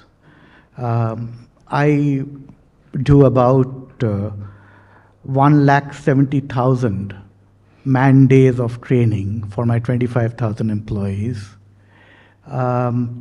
So obviously there's something that we do, and you mentioned that you do your own part. So there is no way we are passing the buck to anyone. Okay, so that's statement A. Yeah, and it possibly can't be also. Let me be as candid, because there's, say, in banking, which I represent, there are mandatory trainings related to KYC, AML, account opening, and there are regulatory norms which keep changing. That's the truth. There is no way I can pass it on to a third party, because the responsibility or the cost of that non-compliance is extremely high for me. Extremely high for me. I could potentially lose my license, right? So there's no way I can pass on certain stuff to this. Yeah. Yes, sir, I do understand. But as a panelist, I also have to play devil's advocate. So you have to indulge me there, right? Absolutely. Yes, sir. So I also want to know from all the panelists very quickly before we throw the floor open for questions. Can you share one instance of an industry academia partnership that has worked beautifully for you or has not worked? What is, one example, an anecdote or an instance? I'm saying this with humility. When we partner, when industry partners, we make it work. So I don't have examples of where it hasn't worked, but we have many examples of where it works. We have a partnership with ICT, with Mr. Srikanth's organization. So one of the courses that we have launched very recently is around entrepreneurial skills for business. Why ESB? And I just want to quickly probably make you look at it from a very different lens. So what happens when someone comes to college? What are the possible pathways? Either they go on to do a master's, eventually a PhD, or they get into employment, or they create something as a startup, or they join an NGO, or they become a part of a government, right? So these are possible pathways that a student who's graduating out of college can possibly go to. When they join corporates also, in HCL, our employees, we call them ideapreneurs, right? Because we value ideation, we value innovation. It's a company that started with an engineering mindset. So obviously, ideation and innovation is at the core of our DNA of what we do.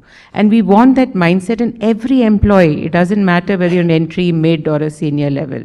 Right, so that's one. Second, most of the states today and the countries today do have startup ecosystems.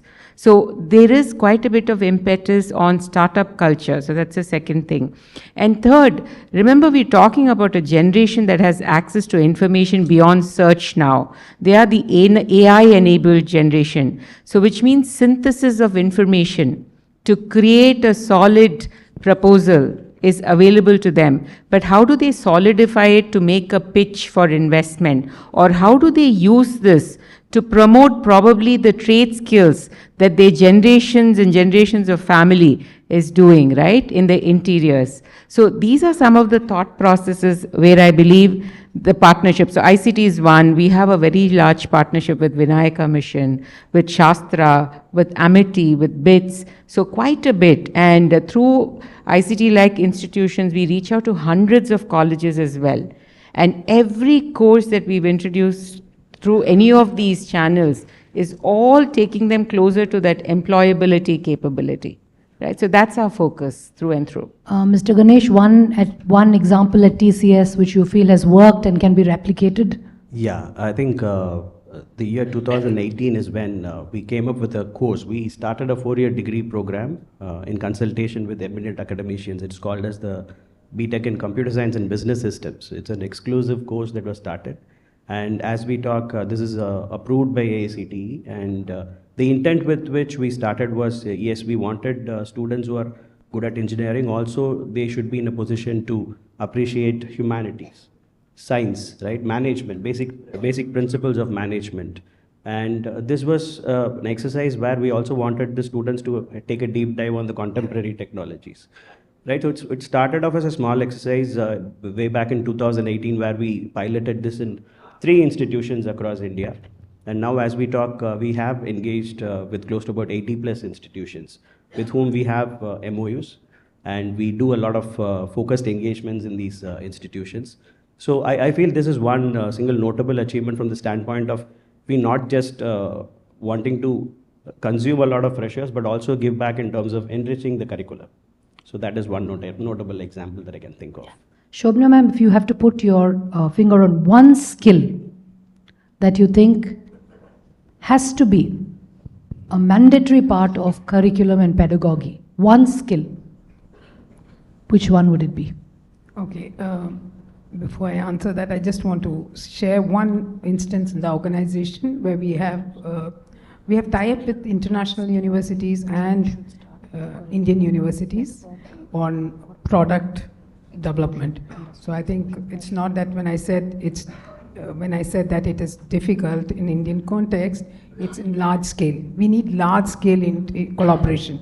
So here we have tie-ups with Warwick, we have with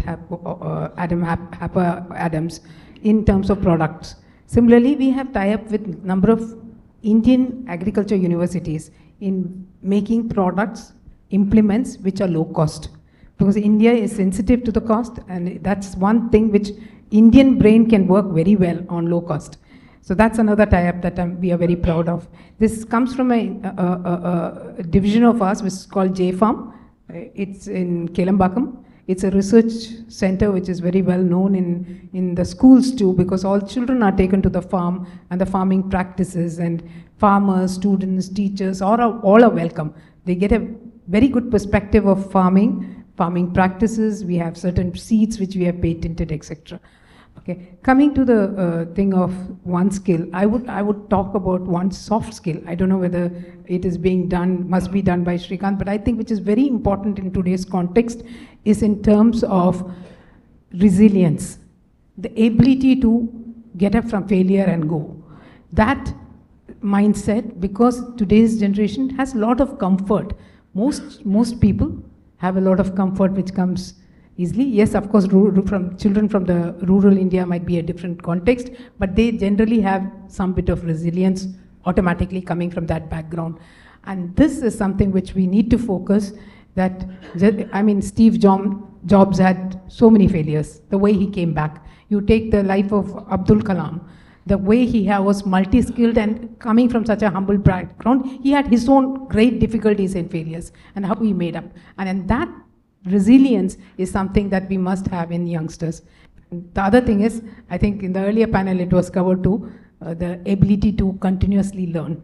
I think that is coming with the current generation, I suppose, but it's same with the faculty also. We need to learn different things, entirely different from what the area we are focusing, to be multidisciplinary, to be able to innovate. You would see that with Abdul Kalam, the two examples that I given, even Steve Jobs. He combined technology, he combined in terms of art, and that is how he came with the Mac machines. So the ability to learn different things is something we should encourage among both faculties and student. It's beautiful you said these two things, ma'am. Just to complement, just one thing to add here is, if I were to choose between a skill or a will, I will always go with a will. A person who's in a position to put in that extra effort to make will work is someone we look at. It's lovely that you're saying this because it corroborates with the World Economic Forum report of 2025, which says that the top 3 skills that is going to hold young learners in good stead in the decade to come will be creativity, critical thinking, and active learning. And I think that is pretty much, that sums up all of that has been said so far. Mr. Srikanth, if you were to, and after this we will take questions from the audience, maybe 1 or 2 questions. If you were to advise academic institutions on one point, starting point, where this synergy can be made more meaningful, would it be the curriculum revamp? Would it be delivery mechanisms, pedagogical initiatives, or will it be activities around and outside of the classroom, co-curricular initiatives? Which would you think would be most impactful and the starting point? The first impact is industry relevant skill. I think that's a thing. Example, I will just give you a small example. We have been doing with ITITS, we have been doing .NET, now we are coming to AI now. We are also tying up with Snowflake's recent tie-up.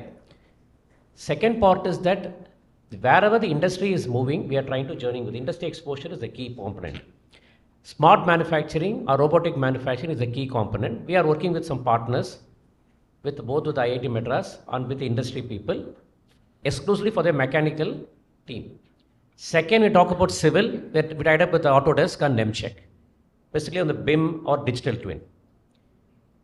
Third, we are also working with BFSI sector on the fintech, as well as on the every course, industry relevance course, whatever exposure we do is that in conjunction with the skill sector council.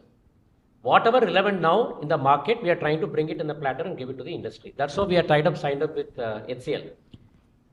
Organization, when we were formed in 2008, TCS was one of the first people who came forward, formed this organization. They found such organization required in India to address this gap as an industry exposure. That's what we have found. That the major critical point, more than the curriculum, the industry-based curriculum, which I have been vocally telling, I think that's the major point. Colleges are able to adopt the industry-based curriculum. All the challenges will be taken care. The final 2 point is that over and above this, we also sensitize on the new industry called AVGC. I don't know how many of you have understood. There is a new market called AVGC. Just go to a site called Waves. One of the biggest event which is happening, the global event is happening in India in the month of March or May. It's going to happen in Geo Center in Mumbai. The country is focusing on animation, visual, gaming and comics. This industry is going to really transform the student community at large.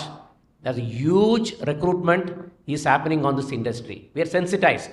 We are trying to bring those industry here. We have spoken to a company called Phantom FX, one of the leading company on the virtual. We are also talking to a lot of gaming companies. We are bringing to the colleges on the FTP, then the student certification. My only final point is that as an organization, we have seen 4th generation of a owner of a college since 2008. We know how it has been transformed, how the market is transforming, what is really happening. We are able to judge and we are able to adopt. That's why we are with HCL. We signed up a big MOU with them during our Imagine event for a career shaper platform, which we are already launching it. We are sensitized, we have understood. My only final point is that you should have an industry exposure. You should have an industry-based curriculum into your methodology. If that happens, all these challenges will be addressed at one go. Thank you. Okay, I think we're running out of time. Maybe a couple of questions from the audience. Would that be okay, ma'am? Yes. Saraswati ma'am? Yeah. Yes. So first of all, good afternoon to the respected gathering here. So I'm Kamini Devi from faculty from Stella Maris College. So mine is a very general question. So it is about what will be the role of Industry 4.0 in shaping the young talents, and do you think that it will bear fruitful results? 4.0. Would like. I think ma'am will be in a better position because I think they breathe the industry 4.0 there. But my only thing is, see, we'll also have to find out there is something called as industry 5.0 as we talk, right? So we are talking about cobots, right? Exoskeleton. So these are the areas that are going to play a pivotal role. My only 2 cents on this is that we'll have to look at how human centricity is going to be taken with utmost care and how we are going to marry human centricity with all the automation. So that's my 2 cents about it, ma'am. Can you repeat, what are you looking at? You're looking at. I'm just finding a way that it is possible to inculcate the Industry 4.0 training in students that could bear some fruitful results in the future. Can we expect?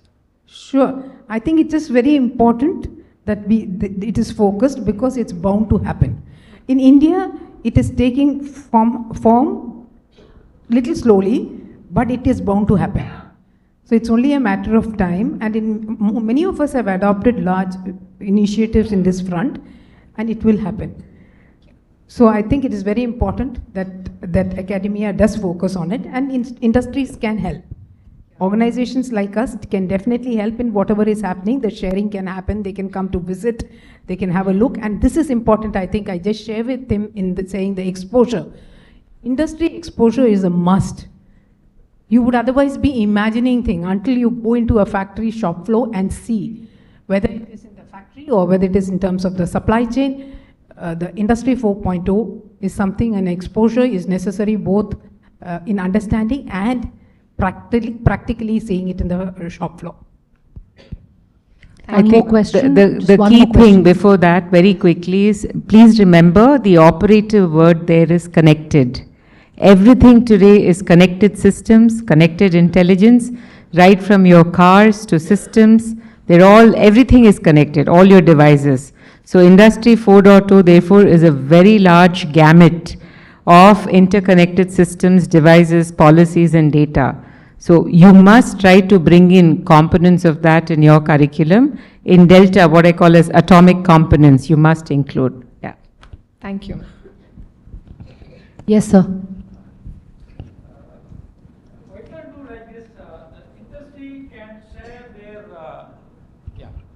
So we have identified the gap, saying that most of the industries is not possible to give internship to the students community.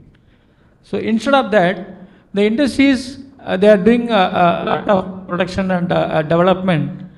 They will have their own experience that will be converted to their case studies, and that will be make it as a newsletter and circulate it to the institutions. So we can't do like this to reduce the gap between the academy and industry. You want to take that, Srikanth? Okay. As far as the internships, you are representing an institution, sir, academic? Yes. I am Dr. N. Prakash from the Crescent Institute of Science and Technology. Okay. In fact, Crescent is our member. In fact, it's a valid question. In fact, we are having our virtual internship program with Salesforce. Most of the students who are actually can apply. I think there is a coordinator in your college who is actually acting as a spoke between industry and for us. Probably I can reach out to your team. In fact, we also have an internships. In fact, we are talking to a big PSU where we are going to launch some 1 lakh internships shortly. Internships are key. Already we are having internship by part of our offering to an institution. You can take it. As the ma'am was telling, Shobna ma'am was telling, the entire solution is lying with us. We have. If you are able to connect with HCL or Equitas or with ICT Academy or with the TCS or with the TAFE, the solution for the challenge what you are trying to face, we have a solution. Whatever you are asking, solution is available. Internships are available. Students can apply, take it. I can tell you one site if you want. There's a site called Unstop. You can take your time. We have an MOU with them. Just take your time and see. They're the largest provider. So there are a lot of avenues available. Students themselves are aware of it. So you can see that, and whatever you have intervention you want on that, we can be of help to you. Thank you. The other point is HCL Tech is also now a dual awarding body in NCVT. So as part of that, we have also launched what we call as project-based internship. So we do run this to large scale. So if you're interested, you can always reach out. Yeah. I think we're running out of time and we're going to close that. 2 minutes. I'm sorry, sir. I'm sorry. Please go ahead, Mr. Mukherjee. Yeah. So I hear this crave for internships and stuff like that. I'll throw the ball the other way around, right? I have 25,000 employees, okay? And guess where the largest role remains, largest number of roles? Where the largest number of roles? Sales. Which means every day go on the street, meet 10 customers and bring them home. Now I want to know how many of you are willing to do this internship? So please understand something, okay? The point is this. You got to do your internships where there has to be a synergy, right? I desperately need people to come into our fold. I need talented people to join our organization, to grow our organization.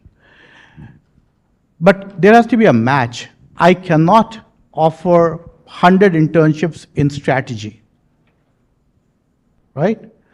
And unfortunately, of the, some hundreds of people who applied to us last year, not a single one of them wanted sales. And sales for us is actually rural sales, so it's a little more tricky. Incidentally, any large MNC you join, which is say FMCG or whatever, the first posting is a rural posting. Any PSU you join, first posting is the rural posting. Welcome to reality. I would like to add one line to this, what he said. Please encourage yourself to do a sales job for at least 6 months. It is a very important thing where you will understand customer perspective. You learn skills which you can never learn in a classroom or in any other job. And I'm saying it from experience, I did 1 year of selling, and I'm so proud of that career because it taught me so many things which I wouldn't have learnt otherwise. You really get seasoned in terms of taking failure. You learn how to do storytelling. You learn how to influence others. You learn how to go on execution well. There's so much you will learn. So if you get an opportunity, say that is to just get what we talk about. If you want innovation, understanding customer is very important. Innovation doesn't happen without understanding customer. And to understand customer, you have to go there. We have a program where we take all our GETs to go and live with the farmer for 1 week. They live with the farmer in the village and live their life. And that's when they get the perspective of it. So just to add to you so that you get it, it's a fantastic thought. We've absolutely run out of time, but quickly, industry, academia, synergy. One word that comes to each of your minds. Ambika ma'am? Just one word. Immense potential. Mr. Mukherjee? An absolute necessity. Mr. Srikanth? Tie up with us, we will give you a solution. That's not one word, sir. But still, yes. Tie up, I'm going to take that. Must framework to be built. Right. In a sense. Continuous engagement and work in progress. I think there is plenty of collaborative possibilities for growth. Thank you very much, MCCI, for this wonderful opportunity. Please give a big hand to the panelists. In fact, the first panel I was a little worried, no women. So I'm happy to see 50% women here. So hats off to that first.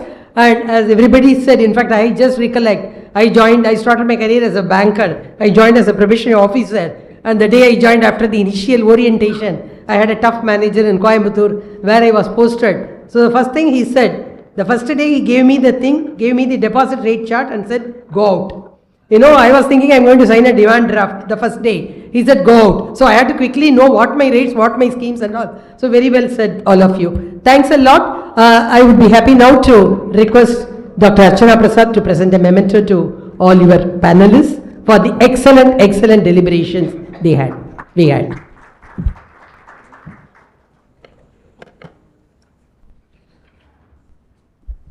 It may be a little heavy takeaway as the panel discussion.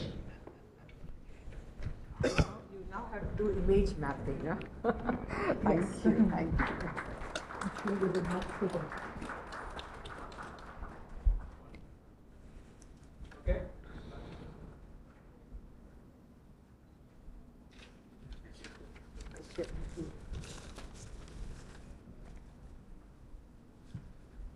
To Mr. Pallab Mukherjee.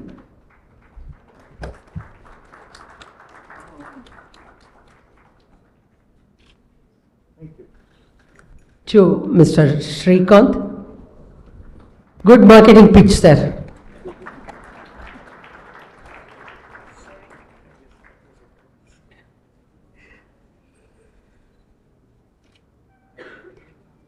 To Ms. Shobana Ravi.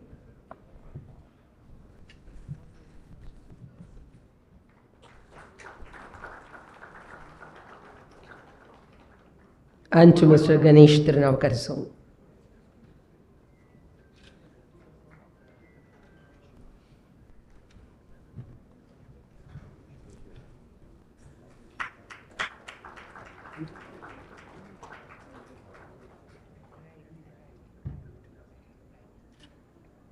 I would be happy to invite Mr. Shyam Sundar, the former chairman of our HR committee, to present a memento to Dr. Archana Prasad. Excellent moderation. Thank you so much.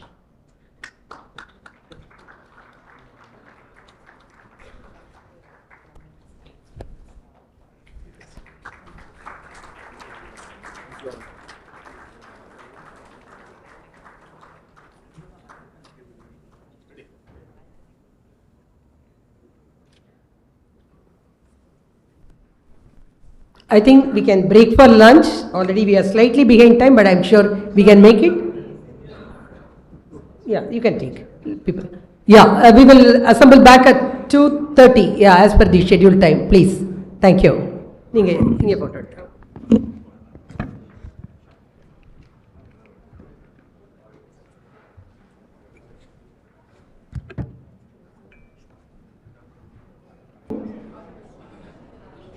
And I assure the sessions would be sweeter than the desserts there.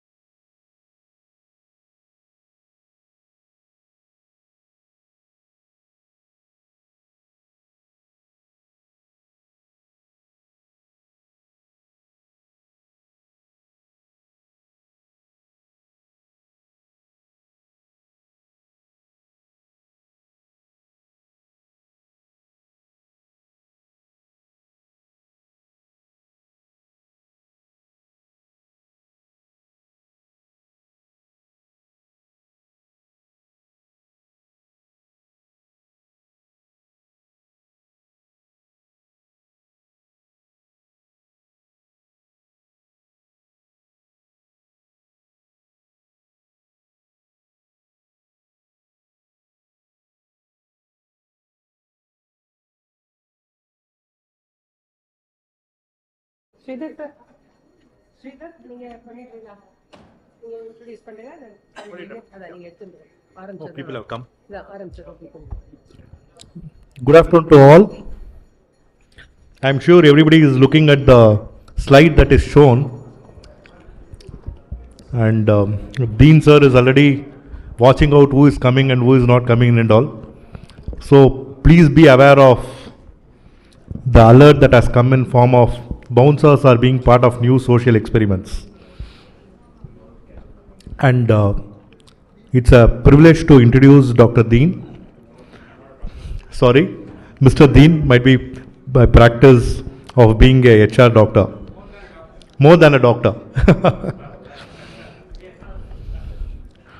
Dean works with Society 5.0 and AI, which integrates academia, industry, society, and 30,000 government school students have been benefited by the above collaboration. 5,000 or who started in the very front line have grown up to become general managers and vice presidents. Some are entrepreneurs, others are on that path. He is a disruptor and disruption and social experiments is his mantra. I invite Mr. Dean, a senior veteran and who is looked upon by many, to moderate the session. Over to you, sir.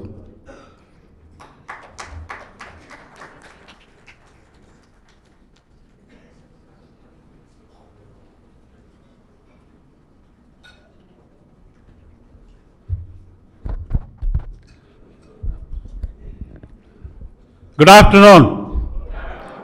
I am deaf. Good afternoon.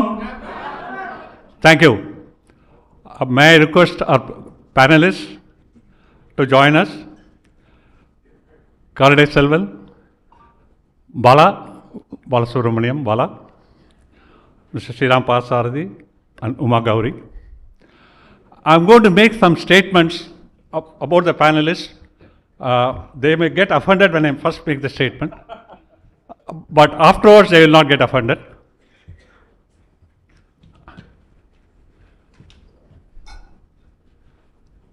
Am I permitted to make the statement? Yes.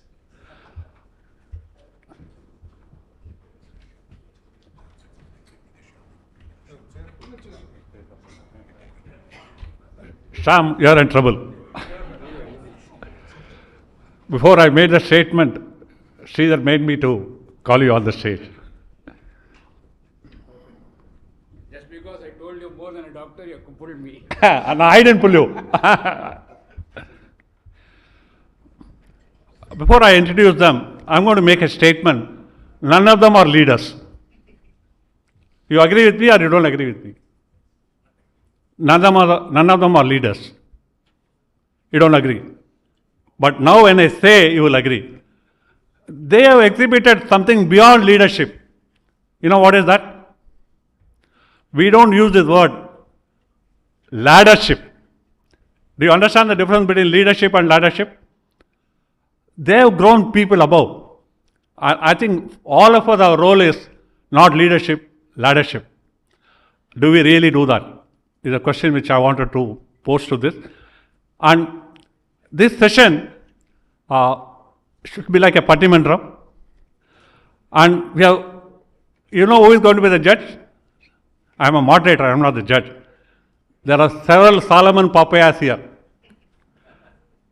Or Leonis, or whomsoever is the Sukhi Shivam, or whomsoever you call are the best debaters. Okay. And the challenges I empathize with, especially those from the academia. I was speaking to the principal of Ethiraj College. Very interesting, no? Pachapas College is known for what? Rowdyism. And so is also Ethiraj College, but all the students of Ethiraj College are leaders today. I don't know how many of you know. All the ex-students of Ethiraj College, some of them are IAS officers, some of them are CEOs. And I'm going to connect this rowdyism to leadership. See, when morning we were talking about, especially when the Japanese gentleman was talking about community, that's where I brought in this concept of Industry 5.0, what we are all talking about. Are we really talking about Society 5.0? Are we involving the community? And when you're looking at community, again, my appeal to industry is also the talent is not only in the academic institutions, but academic institutions can convert these talents. And I'll give two examples. In Coimbatore, a state-of-art company has made 35 plus women, 8 failed to operate state-of-art CNC machines. An academic institution has made this happen. And most industries today, I'm sure our education panel chief, you will agree, getting talent is becoming a challenge. And there is an excellent Swami Vivekananda Rural Kendra in Pondicherry, which is training juveniles into entrepreneurs, people from the juvenile homes. In both the cases, if you look at, Michael Porter spoke about core competency, and yes, stealing is a core competency which can be converted into entrepreneurship. So, my appeal when we are looking at Pattimandram style, I think from an industry representation, please fire the academicians and say what all you are expecting. And academicians don't leave this industry people, what they are not cooperating. Then let us collaborate. Then let us see what we can do differently. Otherwise, we'll be yet another seminar, yet another workshop. And I know when morning we had this session, one of the important things which I think MCC should focus on, we should go a little below the college. We should go to the schools. The actual seeding should happen in 8th, 9th and 10th standard. If we don't do that, and personally I take pride when all of you talk about AI, we use AI better than AI. Anybody can say what is AI? If you have an excellent AI is your slave. If you don't have an AI, you are slave of AI. Any guess what is AI? No. Intuitive intelligence. I don't believe in IQ. I don't believe in EQ. It is a gut quotient. It is intuitive intelligence. And look at most of the successful entrepreneurs, it is a gut quotient. It is the intuitive intelligence. Academics are important. And when Mr. Abdul Kalam spoke about Mannarivu, Pattarivu, Padiparivu. But somewhere we miss the Mannarivu. When we are talking about academic qualifications, we say we need 100% marks, 80% in mathematics. And we go to that state, the average percentage of that state is 35%, and mathematics is a disaster. So in the school, what mathematics is taught, while Madam was speaking about mean, median, mode and all, but I don't think even an engineering student can talk about what is mean, what is mode. And if you ask a question on what is the least count, which is where 80% of the engineering students fail, because the fundamentals are not there. That is one side of the academics. And look at the industry. They want from day one to people to operate. So industry is also not really looking, can we invest in them, build in them. But if you talk, industry leaders will come and speak. We want to coach people, we want to build people, but they really poach people, they buy people. Coaching to poaching, building to buying. So in this context, I think industry has a tremendous role to play, and Shyam Sundar will bail me out. First let me start the most critic, Bala. How do you like to set your expectations from the academia? And be as critical as possible. After all, we are all friends.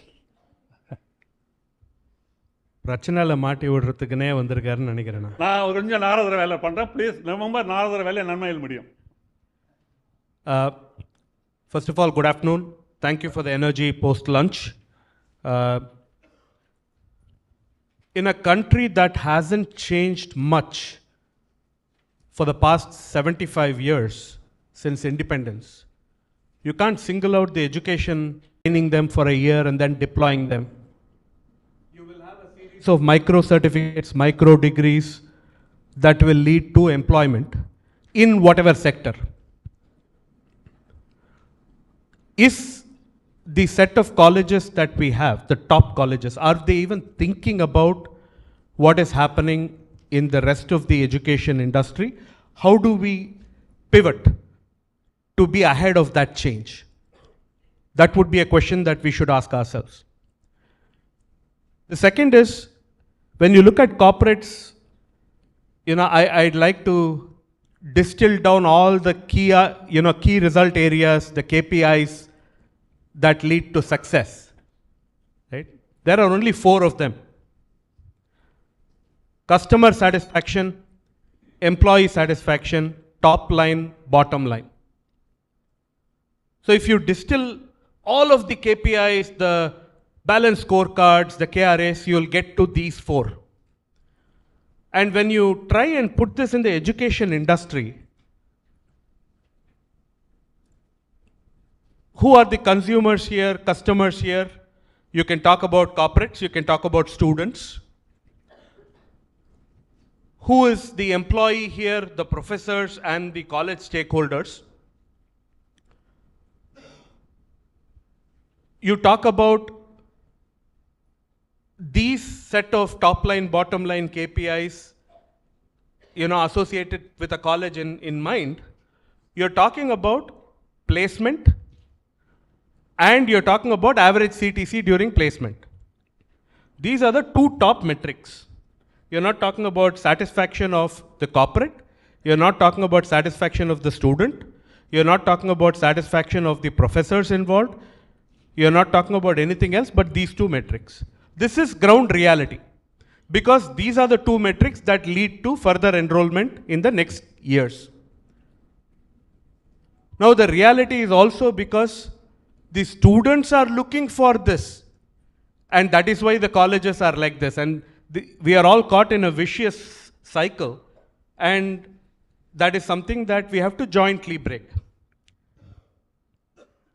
The third is, when you look at corporates, somebody said in the previous panel again, 90% of graduates or graduating students do not join a job that is related to their educational stream.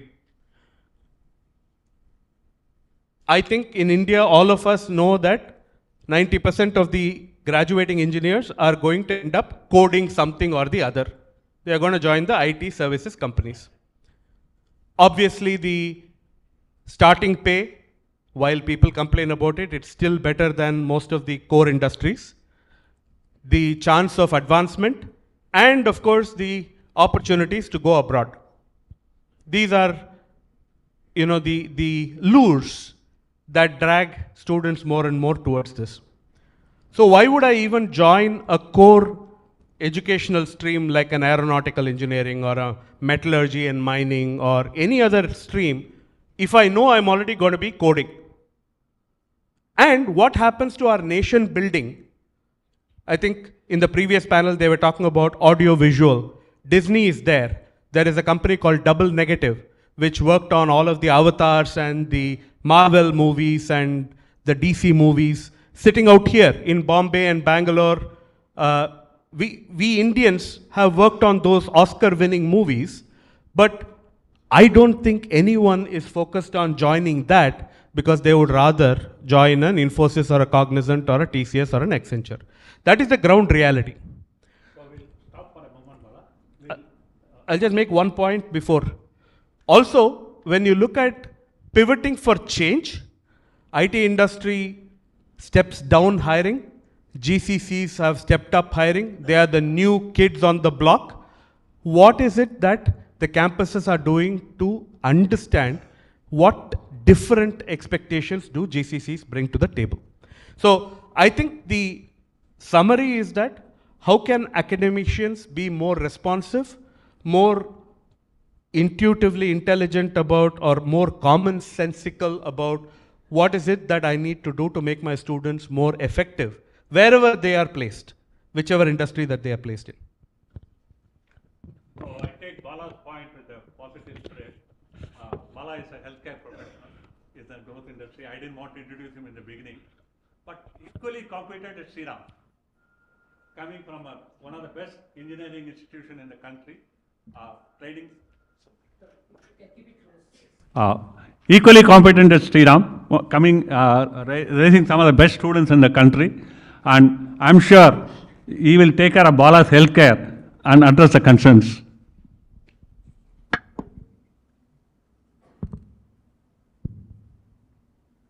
Good afternoon. Yeah. Actually, I never thought that this session going to be a debate. Yeah, I want to say actually, now changes are happening. When you and me were learning inside any engineering colleges or any other colleges, whatever we learned, the process and systems completely changing. Even before, few years before, it was not like that. Circumstances, the necessity is forcing us to change. Academic institutions are changing. And another thing is, academic institutions, you should not look at it producing resources for the industry alone. We are, even though it's a professional courses, they need to learn fundamentals, basics, that's most important. What we do for the last couple of years, we focus first 2 years, engineering programs are 4 years. First 2 years we focus on basics, building fundamentals. Third year completely dedicated for job role based training or learning. That will become their learning. Entire third year, 5th and 6th semester dedicated for that. And the final year, 4th year, either attending the interview or post interview after getting placements offers, they need to undergo pertaining to that particular job, they need to learn something, and projects, internships, something they have to do. Like that, the changes happened. 5 years, 3 years before, it was not like that. This is one. And another thing is, industry expectations also keep on changing, and diversified expectations. One industry, for example, one large organization, they want trained resources for their organizations in different skill sets for different job roles. But another industry is telling that we don't want trained resources. We want job role based. We will, after inducting them into our workforce, regular workforce, then we will assign them some jobs they can learn, and we will reassign them after 6 months or 1 year to another project with the different skill set of is required. Then whatever, if that is the case being, then during their 4 years of learning, if you are preparing for one particular job role, then it becomes material, and it's a big challenge for that particular students to build his career. So it's a challenge is available. And another thing is, developed countries, skilling is one thing everybody is talking about. 8th failed student is working in this particular organization, 10th student, diploma, ITI, like we are talking. But formal education is very, very important. Even developed countries like well-known countries for skilling, especially Germany, if you take up, they have different level kind of learning. That's what the new education policy is trying to address. They're leaving, you can leave first year, you can leave second year, you can join third year, like that. To attain that kind of maturity level in India, it may take many, many years. You cannot implement everything is all of a sudden 1 year, if you are one regulation, you cannot change that. It's not at all possible. It may take many, many years to come. But given these challenges, we are changing, and industry is also changing. That is my view. Another important thing is, in educational institutions, we have two type of customers. One is students. They are also customers. After schooling, hard work, he wanted to enjoy his college life. So whereas industry wanted to have experienced professionals, they don't want to have a hire without inexperience. They want engineering graduates with some experience in that particular domain. Whatever domain, whatever skill set they expect that they has to possess, that kind of expectations also there. So but it is the things are changing, and as expected, it's growing. And India is a large country; it's not a small country. We need to understand that geographical limitations also. Diversity is very huge. So, and still we are struggling to have a gross enrollment ratio in higher education also very, very low. We wanted to achieve 50% by 2030. There like that challenges also there. So within circumstances, I think I'm very confident if industry and academia work together, definitely we can bring wonderful changes that will help this industry to grow, as a country to grow. Thank you. Thank you, Sriram. I think you hit the nail. If industry and we work together, it's not GER, it is employable GER. We need to look at not GER, we need to look at employable GER. That will work. So, I'm going to come to Karaiadiselvan and Professor a little later. We have this challenge of a middleman in this whole group. HR is the middleman. Okay. And I would like Shyam Sundar, the challenge, what the industry expects and what the struggle you're having in getting these people customized talent. When Sriram was speaking about industry expects customized talent, how do we marry this? And as HR, what are your struggle? Then let us go back to Karaiadiselvan as well as Professor. Thanks, Dean, and thanks for the panel, and thank you all for the last minute inclusion. Right inclusion. As Dean said, we face that mirdangam, no? Rendu pakkam adi vaangarom illaya. So we face it. The HR guys face it. We want institutions. In fact, we work very closely with Sriram's Institute. We want good material to our organization. I come from an auto component industry where the intake is not very high, but then we want quality resources.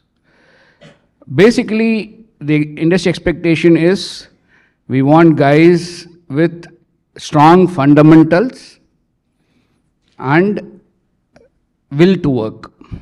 These are the basic things that we expect from a fresh engineering graduate. This aspect, for the last 10 years or so, and more so after the COVID, we are finding it very, very difficult. They are more bookish. When we ask them to do a drawing, when we are doing an interview, they are not able to do it. Or a bolt or a drawing podu appadina, they are not able to do it. Basically, fundamentals, they are very, very weak. They pass, and our criteria is 80% in 10th standard, 80% in 12th standard, and 8 CGP in engineering graduation. With that, we have an interview process, written technical test, aptitude test, and then we have interview. So we do the filtration. For getting 25 people, I get people to write entrance tests for about 1,000 and odd people. And those 1,000 and odd people, I shortlist around 80 to 90, and from that, we get 25 people or 30 people. And even those guys whom we offer, they ditch us in the last minute. And institution doesn't take any responsibility for it. Another important aspect is, somebody was asking for internship. I think I can proudly say, Breaks India as a company, we keep giving internship for as many people as possible. There, the students comes there only for certificate. And the institution also is not worried because they want that certification to show to for getting their renewal of their college or university.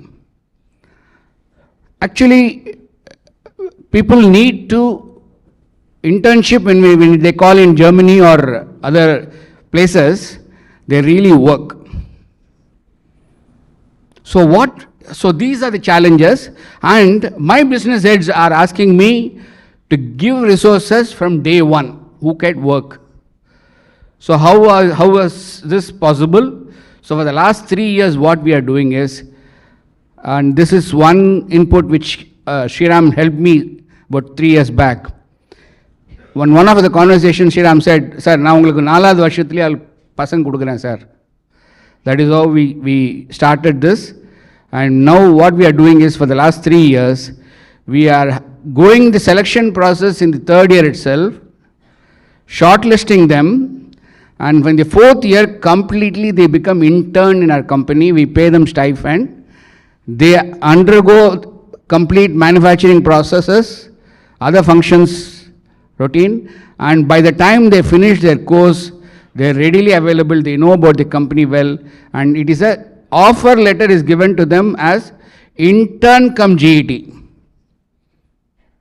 So that system is reasonably working very well for us now, but then it is again, this is one aspect that industry academic collaboration has to happen. Other aspect is definitely faculty development programs.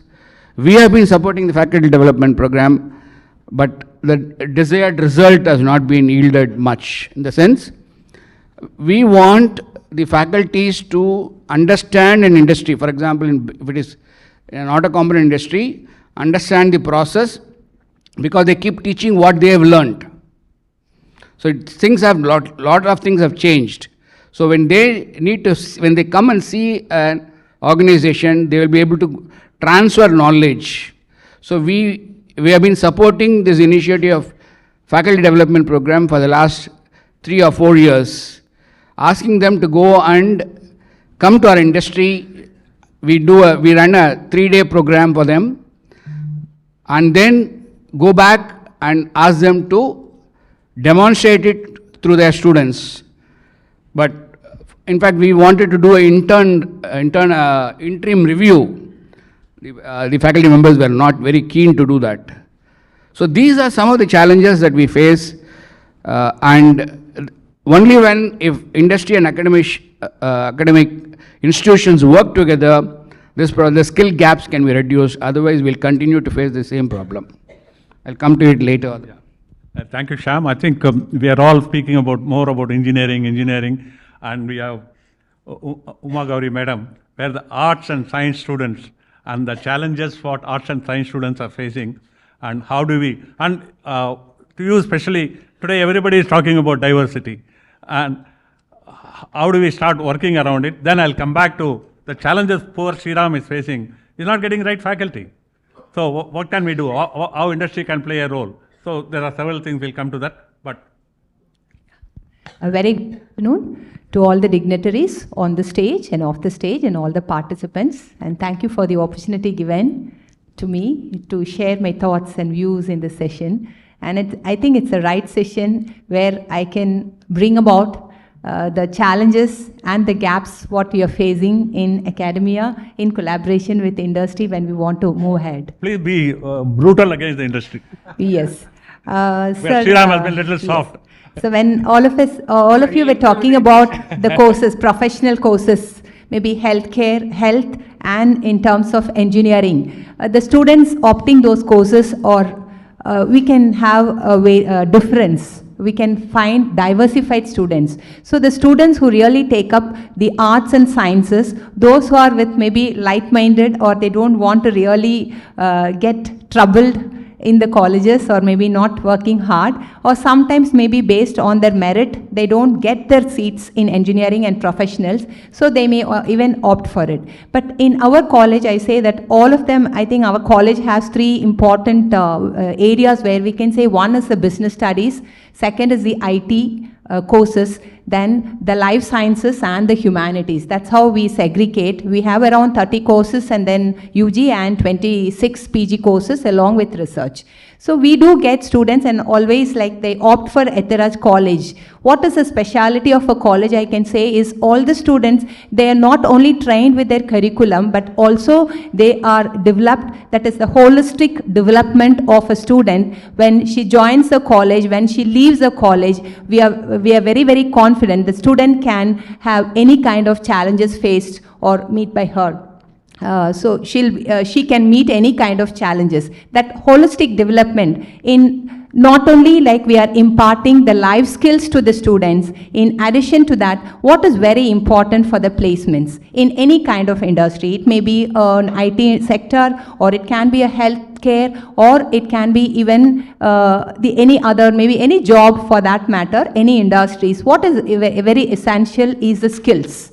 Apart from the life skills, the skills what they have to learn as experiential learning. That's very, very important. Those are the days when we studied, it was only the concepts on which basis the examinations were there and we were getting the merits, and based on that the higher education, then we think what next, and finally last is the once we complete our education, we think about the job placements. We don't have such kind of opportunities like what we have now, the kind of technologies what has been developed recently. So, but for the present scenario, when I can see, because my education way back in 90s, maybe I completed my degrees in 96, and now nearly 27 years, I'm in the same field of academics, but I can say that I can see lot of changes which has come in terms of technology, in terms of perceptions by the students and by the faculties. So when you take all that, what is needed is whether the students opt for any course, what exactly we have to mold them is not only in the concepts. Let them take whatever subjects they are, and now as such we have the core courses, the allied courses, we call them as elective courses, and we also call as value-based or value-based courses which can help them to get the jobs.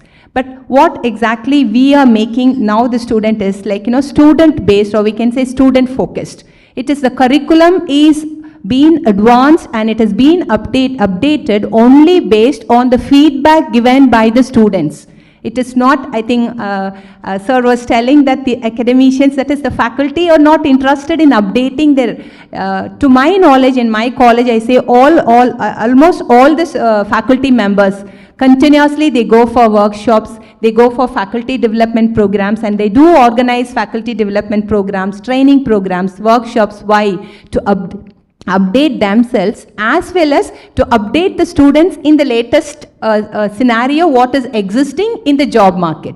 That is what we are doing, for which what my expectation is at the maximum, I know as per the UGC regulations and then the latest UGC guidelines, what it says is not in the same line of education you can take. It can be an interdisciplinary or it can be a multidisciplinary. So a student who performs something in economics need not be always in economics. She can also switch over to sciences by taking some of the elective courses or some of the optional courses. Similarly, the student who is in a business study can also opt for sciences. A science student can opt for commerce. Because now nobody can, for example, I can take myself as an example. I am actually basically a plant biologist, and recently the technology has developed with the biological sources. So now that has become the biotechnology. So the course has become plant biology and biotechnology. So we were in conceptual level and now in a technology. That is, techniques are taught in colleges and commercially it has become technologies. So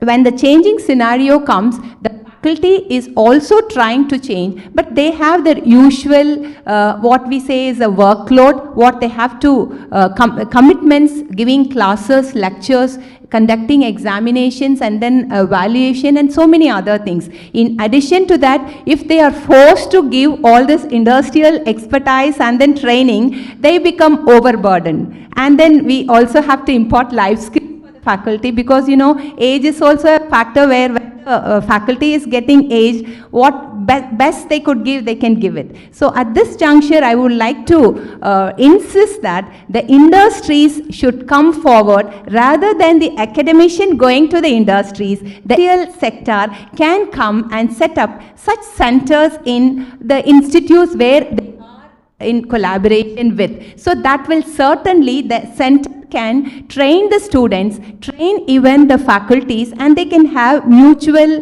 collaborations or discussions, and that will really help when they are framing the syllabus. All the inputs can be given so that the curricular development also will be effective. And even during teaching, some of the theory classes the faculty are dealing and some of the practical experiential learning can be given by the expertise from the industries, and automatically the students also will be very much interested. They are more focused on practice, that is practical learning rather than the classroom learning. So our college, we have introduced this year, all these years it was only the internships and the projects for PG, and it's only optional when it comes to UG, but recently based on all the scenario what is any years. So once they complete the degree, they wanted jobs. So we have a placements where the placement director trains the students, and we have tie-up with companies such as healthcare companies, and we have financial companies, like we have a collaboration with Deloitte, and they come and give presentation of the requirement, and they do select students, and they select for interns, and they also give placements opportunities. So when the company come and address the students, not only the final years, even the second years and the first years will know what is exactly the requirement, and accordingly they will get trained up. And the students who are really they want to pursue for higher education, even for that, I think the academicians, as well as if they know what exact requirement at a higher level in industry, then they pursue their higher education. So whether it is the industry or it is the academics, we have to identify the gaps, and we have to synergize the industry, academics, not only this, I think even the government, because government is the one which makes all policies. And then, sometimes whatever we do, and when we apply for something, if there is a lack of delay or something, everything gets delayed. So it is the industry, it is the academia and the government. It should align and it should synergize and then bring out certain policies which will be really helpful for the students community to get into their placements of their own choice. Thank you. Hold on for a minute. I think we missed Innocent Divya, who was supposed to come. Government has come forward with some outstanding program where the third or fourth year can be part of the regular industry program, which will be given a value. So we'll talk about it a little later. And all of us are also talking about attention span, limitation of attention span. For centuries, when it comes to love, there is no limitation on attention span. People who will get up at 10 o'clock in the house, if a lover calls 5 o'clock, they get up. So what is that connect? And here is where, I'm not saying Karaiadiselvan is a man who is going to give an answer, but there is something which is unique what Karaiadiselvan is doing, which is beyond academics, and he is able to track. I think Karaiadiselvan, what is that love magic you are doing?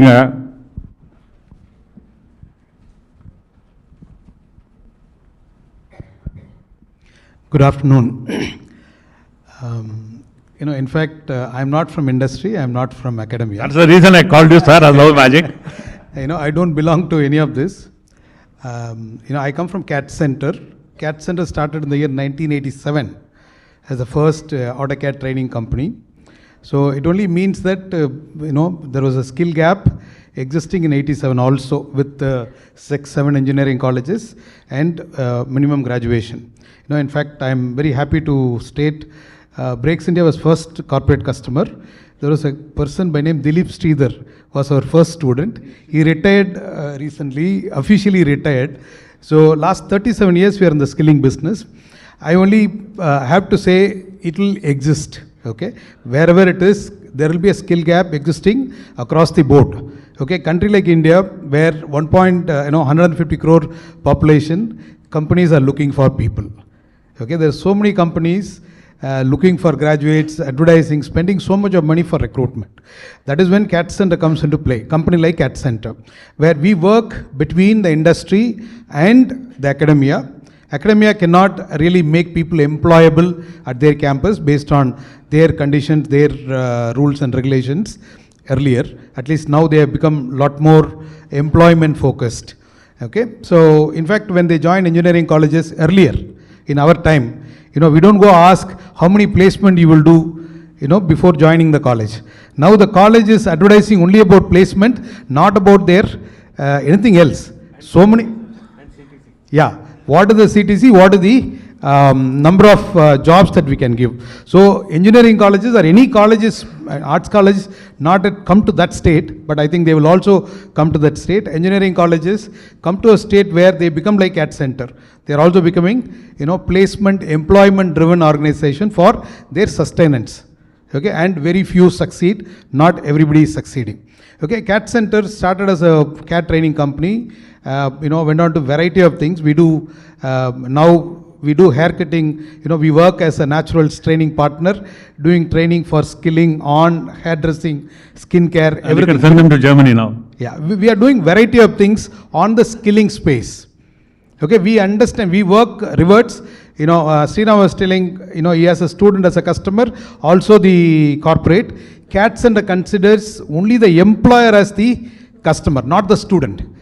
Even though student pays for the course, the employer becomes the customer. We learn from the employer what exactly they want and train them based on that. Earlier we were doing a lot of volumes. In 2016, CADD Centre trained, India alone we trained about 1,14,600 people.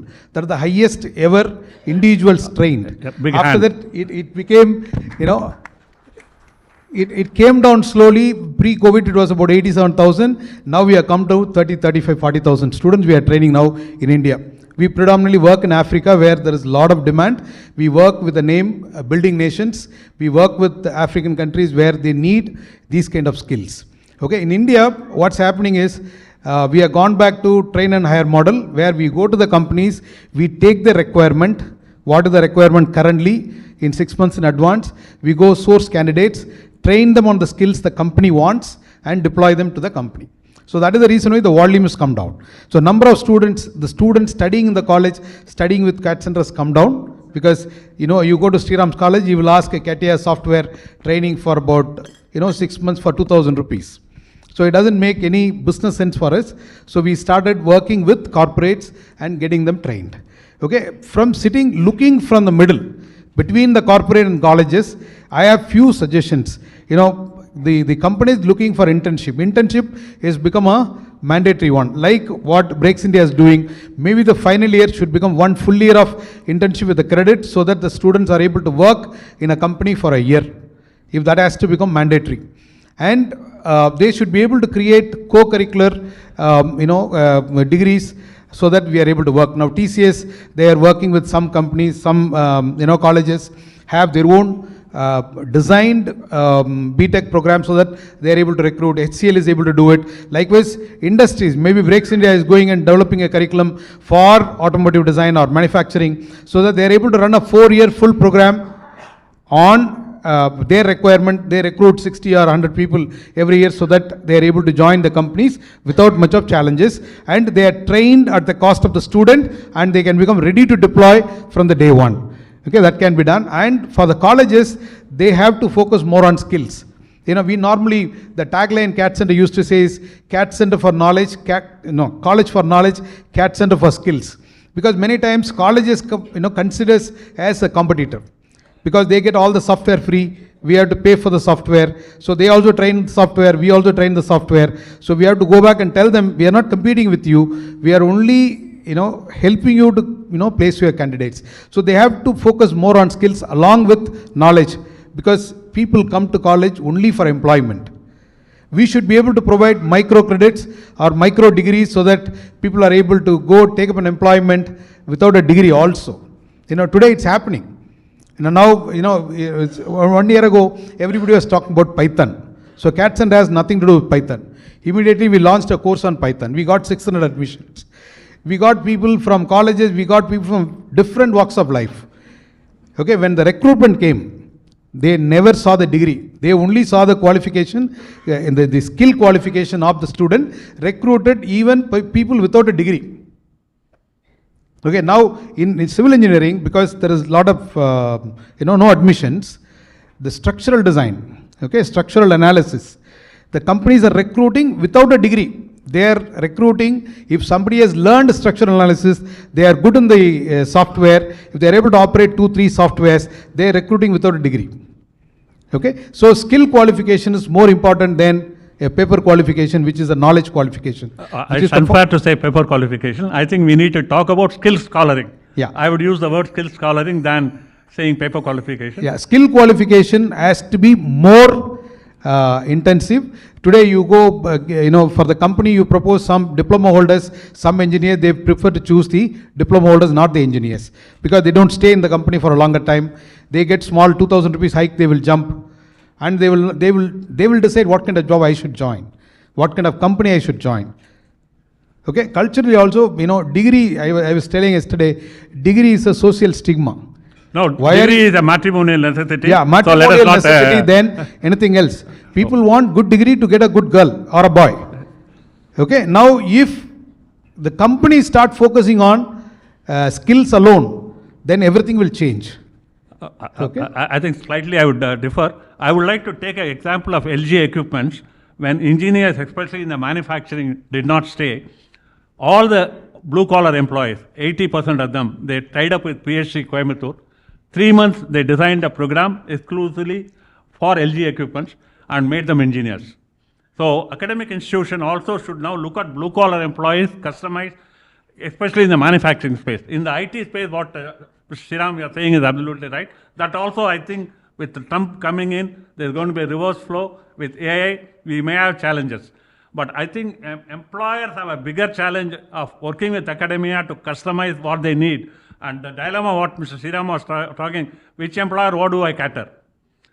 So, irrespective of any sector, if it is manufacturing, it's a manufacturing technology which should be an integration of electrical, mechanical and instrumentation. Similarly, we'll have to look at healthcare, which is a very big, you should even tie up with Ethiraj, which is already doing it, where different levels, no, I think we have to co-create. See, the problem is we are not willing to co-create. We have to sit with the industry, we have to co-create, and also the parents are the biggest culprit because most of them join for fashion, not for passion. So they want their children to become, the child does not want to go to engineering, the child is pushed into engineering. So these are some real dilemma challenges.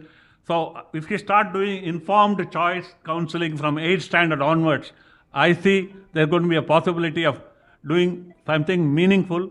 Then only we'll be globally competitive. Otherwise, each institution will be excellent, but India will not be. Now, Sriram, would you like to add something to that? Close it.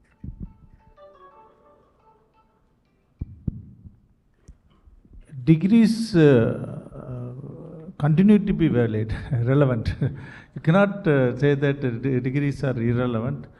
But country like India is a huge population. We need to generate so much employment. Not only engineering graduates and arts graduates.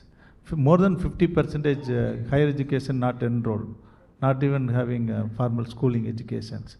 So those type of students, youngsters, we need to skill them. So skilling will be a huge opportunity, huge potential. Everybody has to skill themselves to get placed or get job.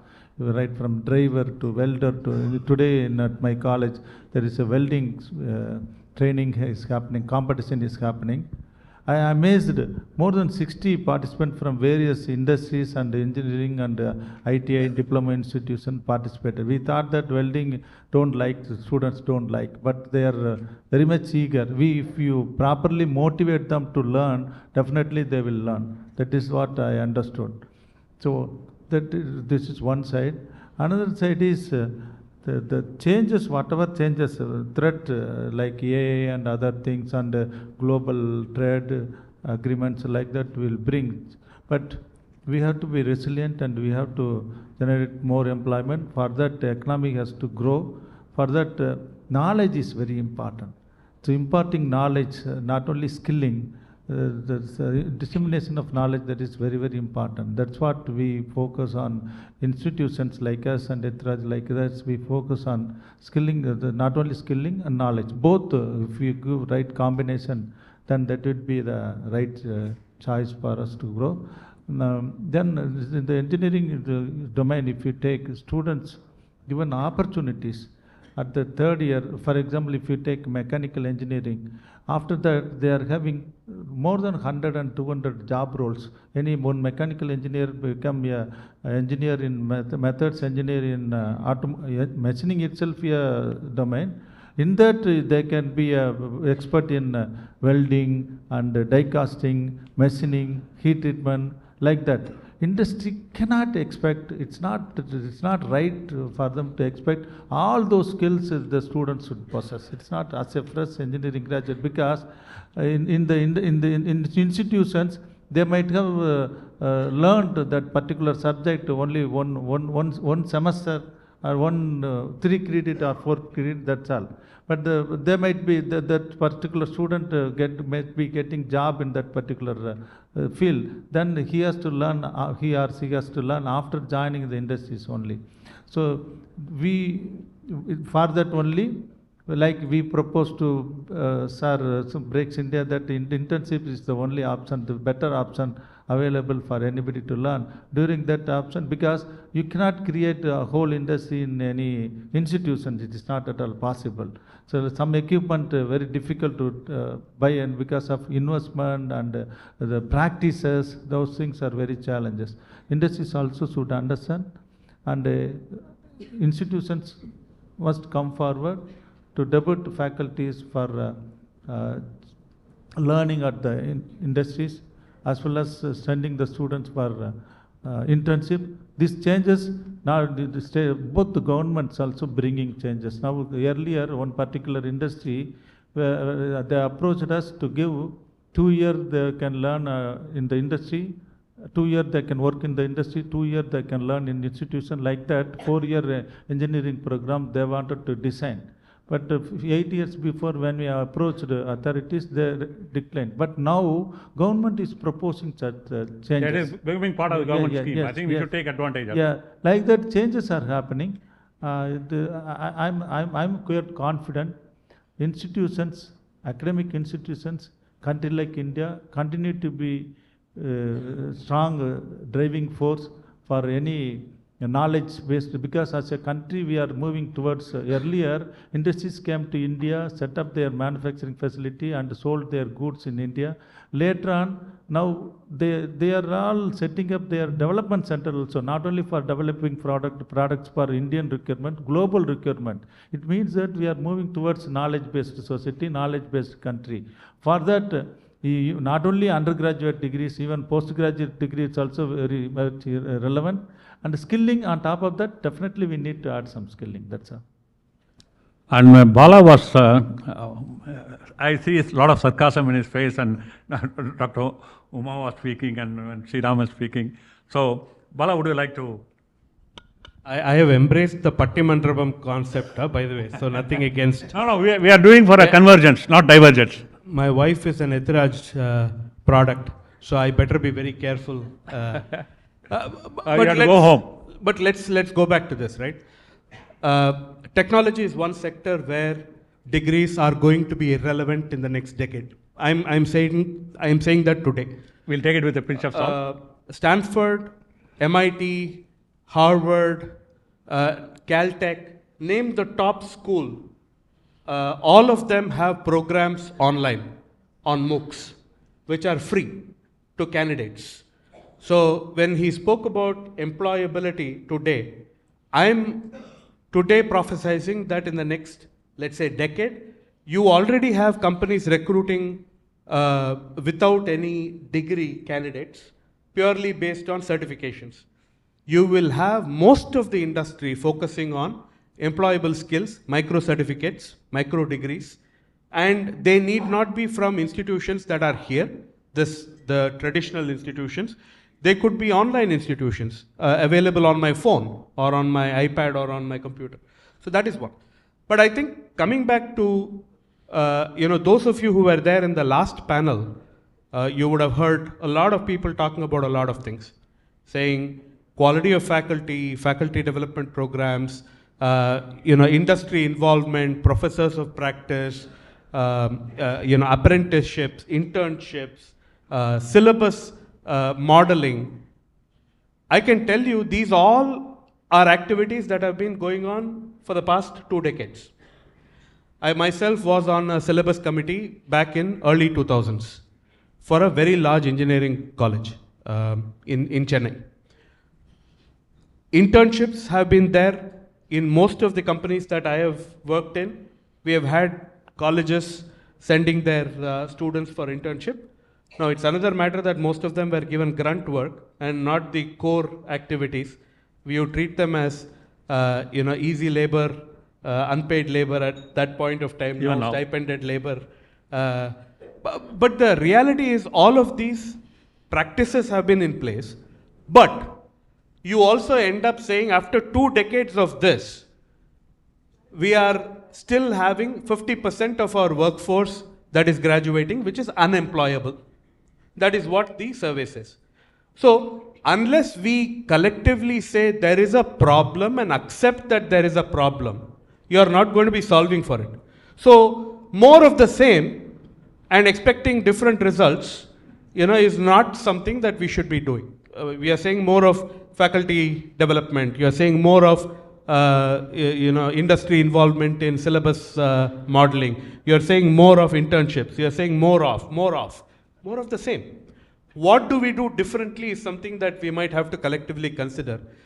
The social construct also has to change.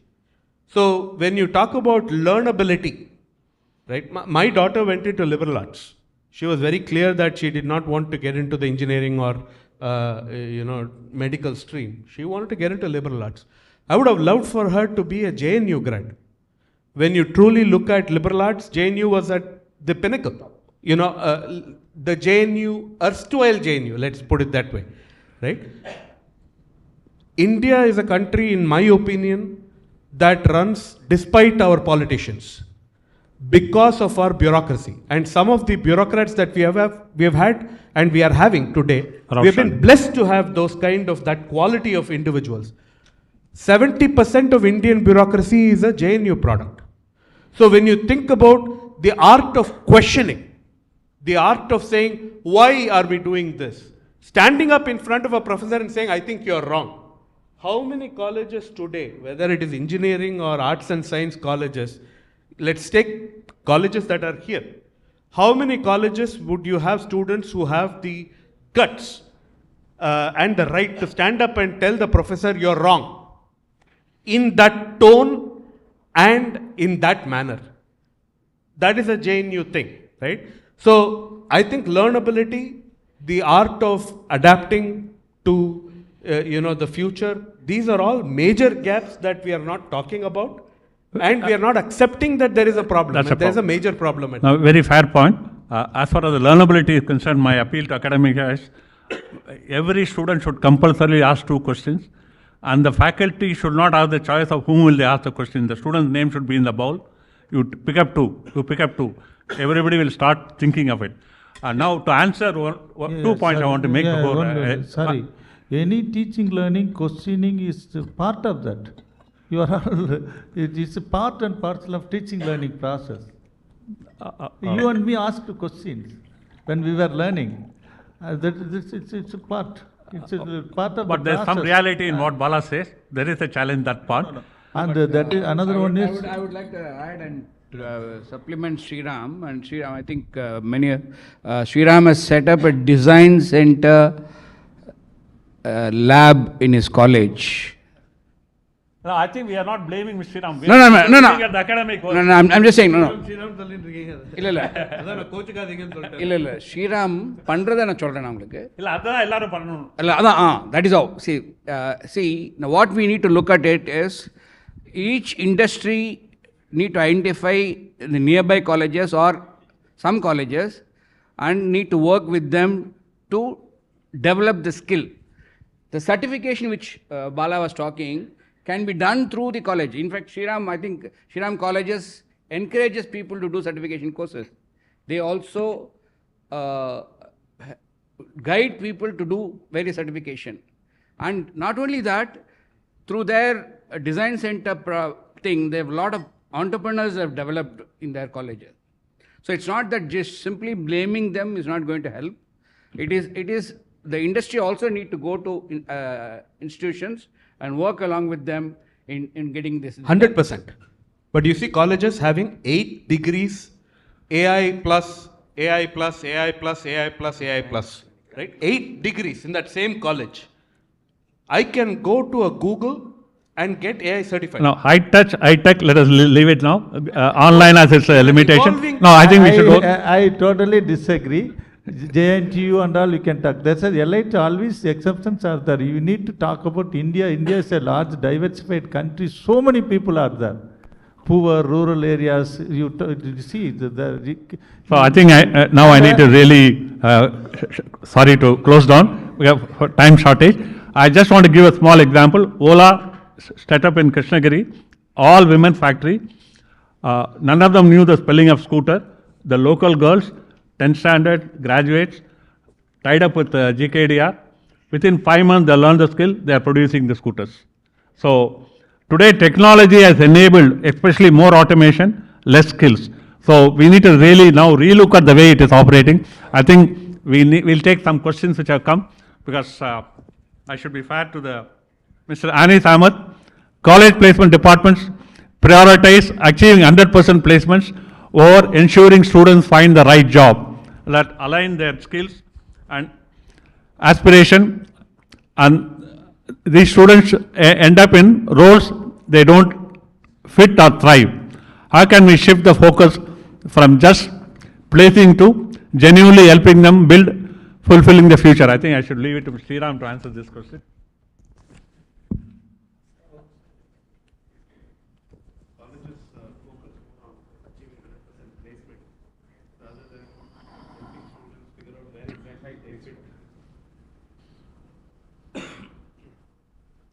First of all, what is wrong in that? One, because as you all said, for placement only they are joining colleges. For job only they are joining colleges. This is one. But they are not saying. Second, in that process, yes, we are helping them to understand. For example, at the first year itself, what we do at our institute, we present different kind of resume to students.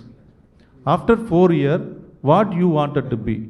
If you wanted to get placed in companies like Breaks India and it's a methods engineer, your resume should be like that. If you wanted to be a quality engineer, your resume should be like that. Like that we are telling. And we are bringing the expert from the industry to create awareness what kind of job opportunities available for them to pursue. Then we also bring their seniors, alumni and other things, they will come and discuss about various opportunities. And the first 2 years they have to build the fundamentals, basics. For example, mechanical students, engineering mechanics, center of materials, fluid mechanics, thermal engineering, like those subjects they have to learn. And the third year, they have choice to choose. We have various verticals, energy, automotive, aerospace, robotics and automation, like that different verticals are available. They can choose whichever they wanted to pursue. Then after that, industries are coming. Industries placement time also, they are giving talk. We are hiring you for this role. If you are interested, you can sit. Otherwise, you need not to. And some other industries coming and telling that we are hiring for some 10 different roles. Whichever role you are suitable, they will do the screening and further interview process. They will understand their interest. Based on that, they are assigning the job to them. So like that process, it is, I think it's more democratized and more aspirations, whatever students' aspirations, based on that, they are being taught and groomed and placed in various industries. And the job is most of the students, not only in arts college or engineering college and medicine also, in India, India is an aspirational country. They have aspiration to build a career. For that only they are joining in higher education, for nothing else, except few students. Few of them would like to pursue master's program and also research, all to become entrepreneurs also. But the majority of them, that only. Thank you. Thank you. I think there are 3 more questions. All of them, please kindly go and meet the speaker, get your answer, and then you get a book also. Okay, for all the 4 people, they will get a book. Please go and meet the speaker individually, and once you get the answer, come to me and take a book. There is a WhatsApp group for each panel, so we'll post. Mahesh Kumar, you can answer. Kritika Bharani, Manjushri Bharani, அவங்க பேர் உங்களுக்கு வந்திருக்க question.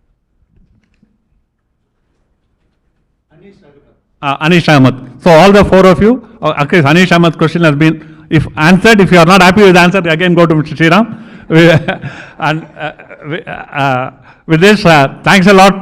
I know it's a very long subject, it's not easy to, but excellent. We try to create a sort of a Pattimandram. Thank you, thanks a lot. Please give them a big hand. It's very difficult to keep people awake after the lunch. That is why we thought of this Pattimandram format. So Pattimandramla open house kadayadu. Adinala we have restricted the questions, but we will definitely give the answers. Illa adu solittinga adinala judgment reserved for now. After the next two sessions we'll come back with the judgment. End of the program. Thank you. So where are the mementos? Yeah. I request kandipa. Mr. Dean, I would like you to present a memento on all our behalf to all the excellent panelists. Thank you so very much.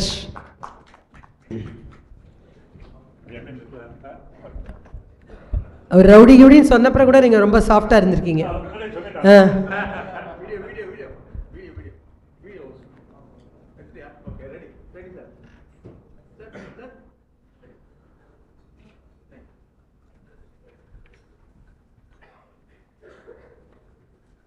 To Mr. Sriram, thank you so very much.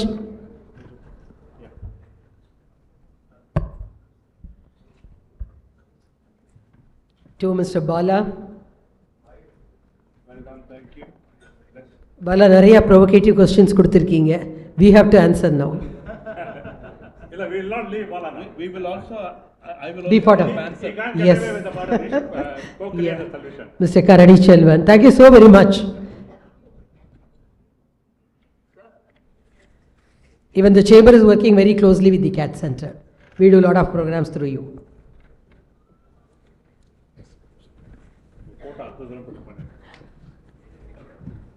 Thanks, Mr. Shyam. Thank you so much. Special thanks to you.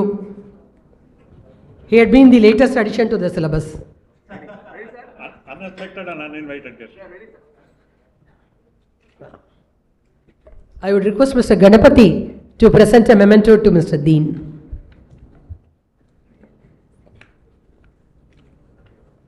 அவருக்கு இன்னும் 1 hour time கொடுத்துருந்தா ரொம்ப அக்ரெசிவாக போயிருப்பார். அதனால தான் restrict பண்ணிட்டோம். Thank you so very much. It is his idea to have the debate. Sriram was not comfortable, but we forced him into it. But our half Raja waiter. Thank you. Pleasure.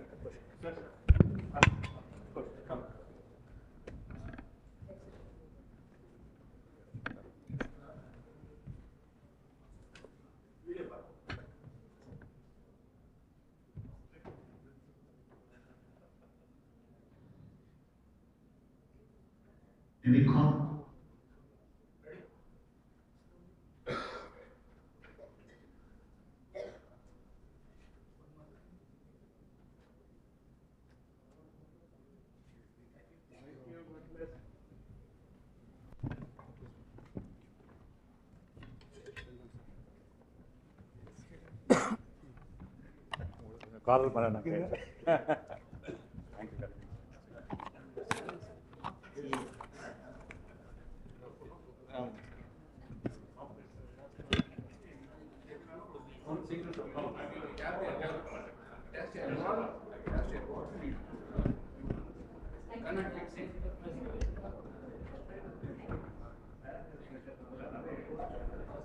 Due to want of time, we are continuing with the next panel immediately. And the panel topic is going to be key drivers, innovation and research. And the panel moderator is our Vice President, Vice Chair of our HRIR committee, Mr. Ganapathy Subramanyam. He is an accomplished HR leader with expertise in talent management, HR analytics and strategic HR initiatives. He has held key roles at TVS, PepsiCo and Britannia, earning recognition for innovative HR practices. Currently heading HR at Sundaram Home Finance, he has been awarded as one of the 100 most talented HR leaders by the World HR Congress. He is a graduate in commerce with postgraduate degree in personal management from St. Joseph's College. I request Mr. Ganapathy to come to the dais. I request the other panel members also to join in the dais. Mr. Solomon Johnny Edward. A partner at Grant Thornton, Mr. Edward specializes in advisory services, assisting organizations in achieving their strategic objectives. Let us give applause for all the panelists and the moderator. Mr. Parvez Alam, I would request you to join us in the dais. As the Executive Director of the Crescent Innovation and Incubation Council, he fosters innovation and supports startups through incubation programs. He is advisor to many prestigious academic incubators in Tamil Nadu and has been jury to many multinational corporate programs and government startup challenges. He is an engineering graduate from Anna University and a master's in management from Great Lakes School of Management, Chennai, and Stewart School of Business, Chicago. He is currently pursuing his doctorate of business administration from SP Jain of School of Global Management, Australia. Dr. Prakash Sai, I request him to join us on the stage. Dr. Prakash Sai is a professor of strategy with Department of Management Studies, IIT Madras. He specializes in the broad domains of technology management and innovation, strategy and policy studies, and technopreneurship in a career spanning 3 decades. While he's walking to the stage, I'll read out about him. He's serving as a business unit head for Azure at CloudThat. Mr. Kanti is an expert in cloud technologies and leads Microsoft's learning programs at the organization. He provides insights into careers in cloud computing and the transformative role of cloud and AI in driving innovation. I request Mr. Ganapathy to take over the panel.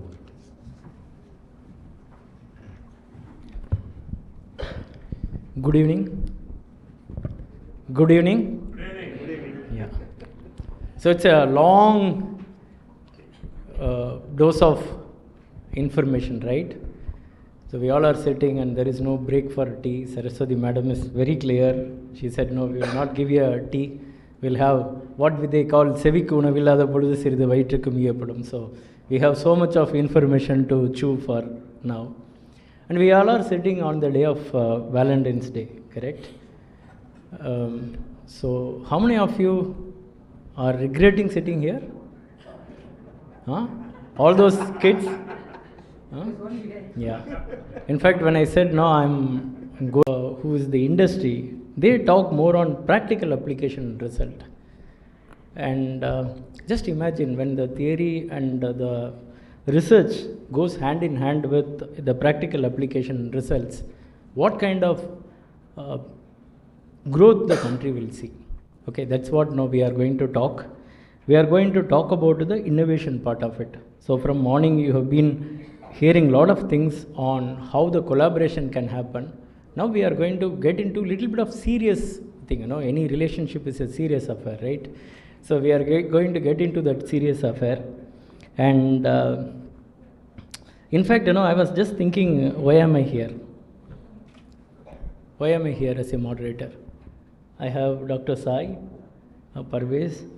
I have a very great team, a big team. They are having over 2 decades of experience. Then I realized, always, you know, the youngsters will always ask a lot of questions, like the young generation. You can't stop them asking endless questions. So probably the MCCI team, headed by Saraswati, might be feeling that, no, this guy is the youngest of all. Maybe we will put him as a moderator. That is the only qualification I have, guys. I don't have any other qualification. But one thing I will do, I'll be asking a lot of tricky questions. We'll make it little more innovative. While Dean sir was distributing piece of papers, and luckily, you know, one of my guy got that book. The guy who, Anish Ahmed, is in my team. So I'm really happy. We thought, no, we'll do it little more trickier. We'll also make it little more curious. So I also want to create little bit of teaser for you guys, because, you know, we are hearing so much. But just think, you know, if I get Sundar Pichai on this room, how do you feel? You'll have some wow feeling? Yeah. Except the speakers, you know, a couple of them I'm not hearing. So Hey, the DGV guys, last benchers, create little bit of sound noise. The VIT guys, okay. Hey, I need a noise or else I will call it, we will break for a tea and then we will come back. It's nothing but know what we are looking for. So we have the panel and I'll be putting a teaser for you guys. Anish, can you play the video? I'm not going to sit. I'm going to stand and then talk to you guys. So I'm comfortable in standing. Yeah. The Prof assistant. As I said earlier, our vision for our assistant is to help you get things done. It turns out a big part of getting things done is making a phone call. You may want to get an oil change schedule, maybe call a plumber in the middle of the week, or even schedule a haircut appointment. You know, we are working hard to help users through those moments.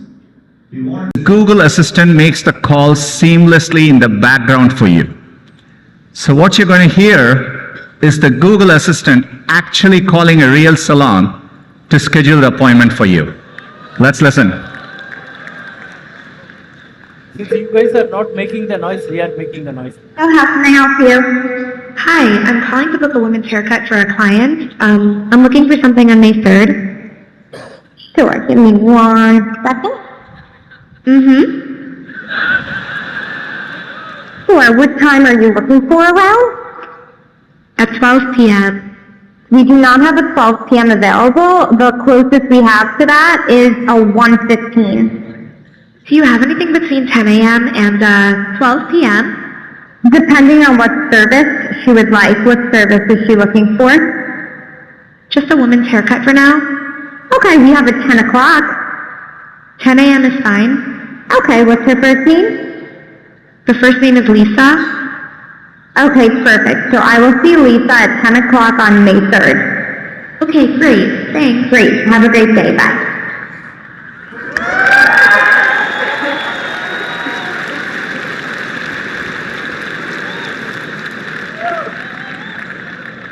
That was a real call you just heard.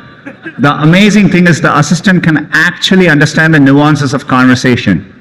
We've been working on this technology for many years. It's called Google Duplex. It brings together all our investments over the years in natural language understanding, deep learning, text-to-speech. By the way, when we are done, the assistant can give you a confirmation notification saying your appointment has been taken care of. Let me give you another example. Let's say you want to call a restaurant, but maybe it's a small restaurant which is not easily available to book online. The call actually goes a bit differently than expected. So take a listen.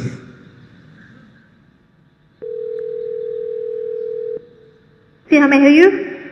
Hi, I'd like to reserve a table for Wednesday the 7th. For 7 people? It's for 4 people. 4 people? When? Today? Next Wednesday at 6 p.m.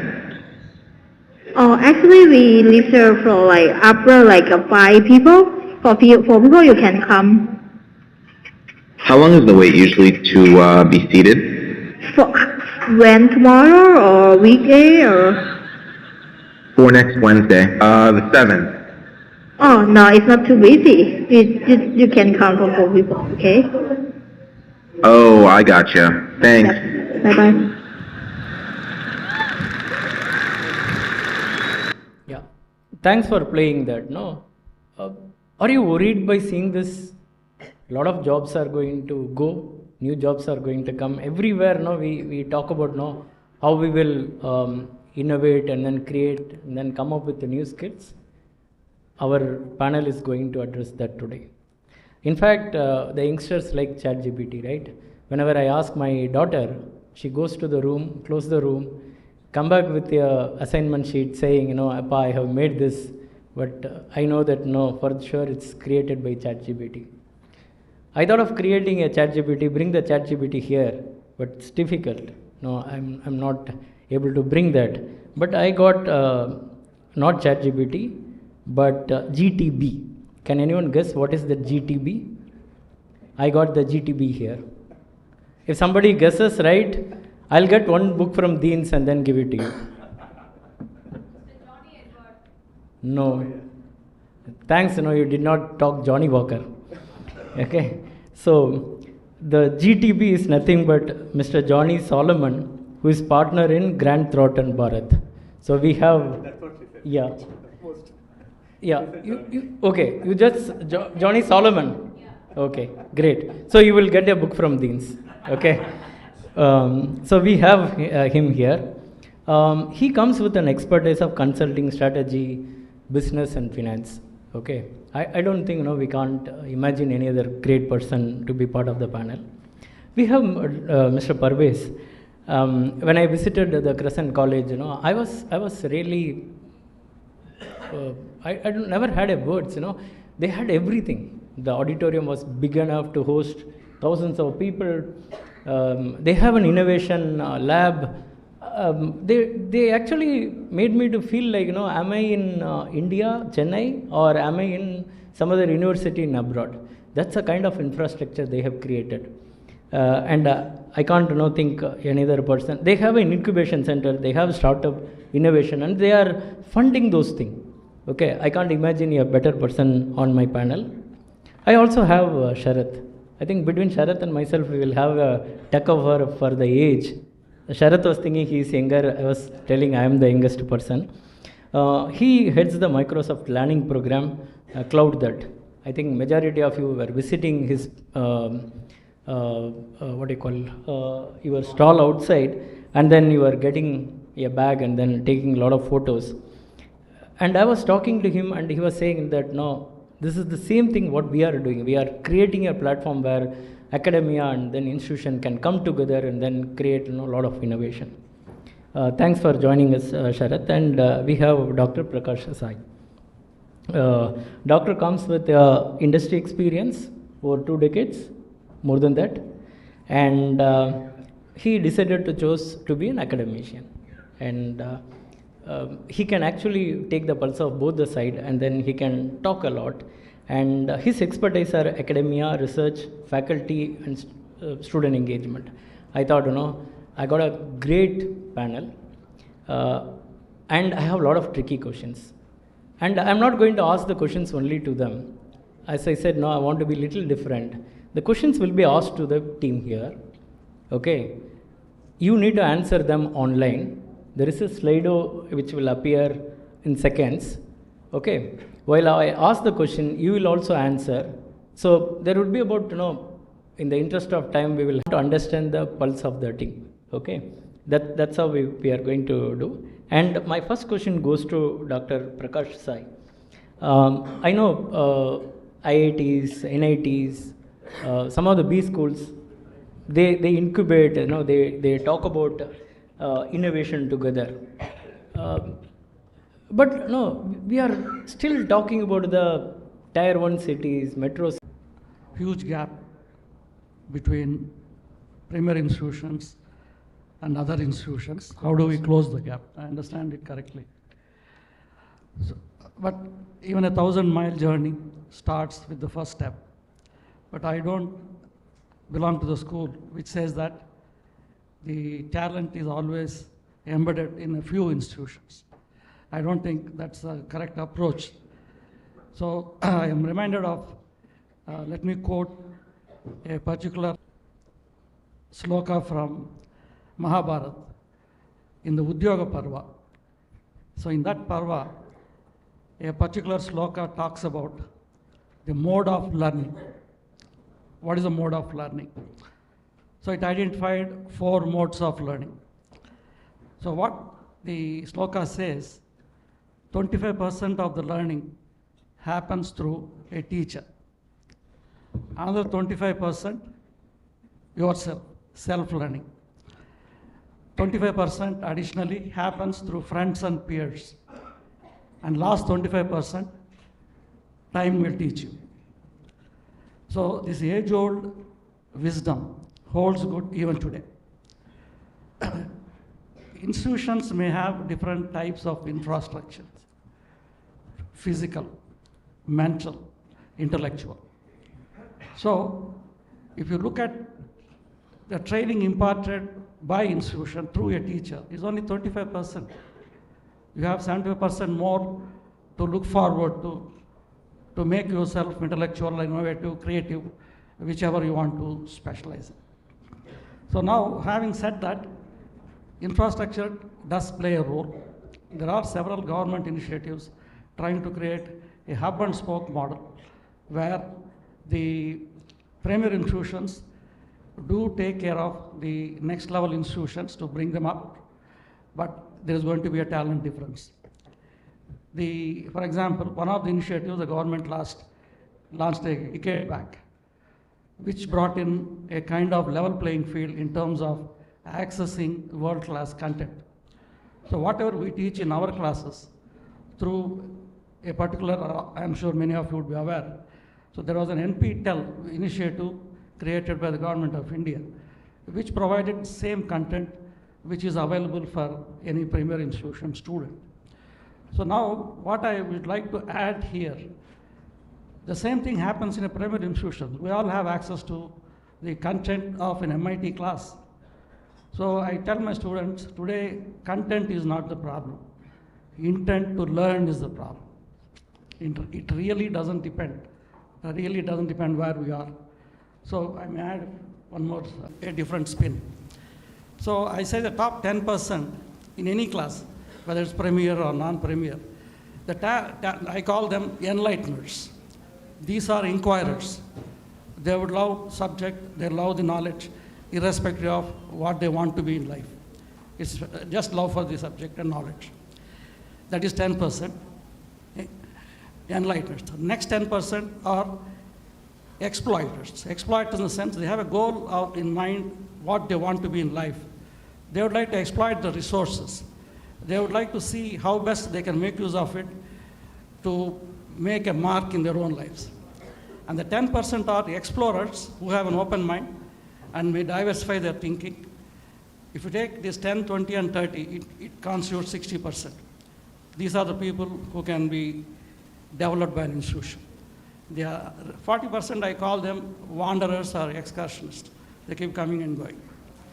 So the challenge for a teacher is to motivate that 40% who has to come up through the institutional mechanisms and so on.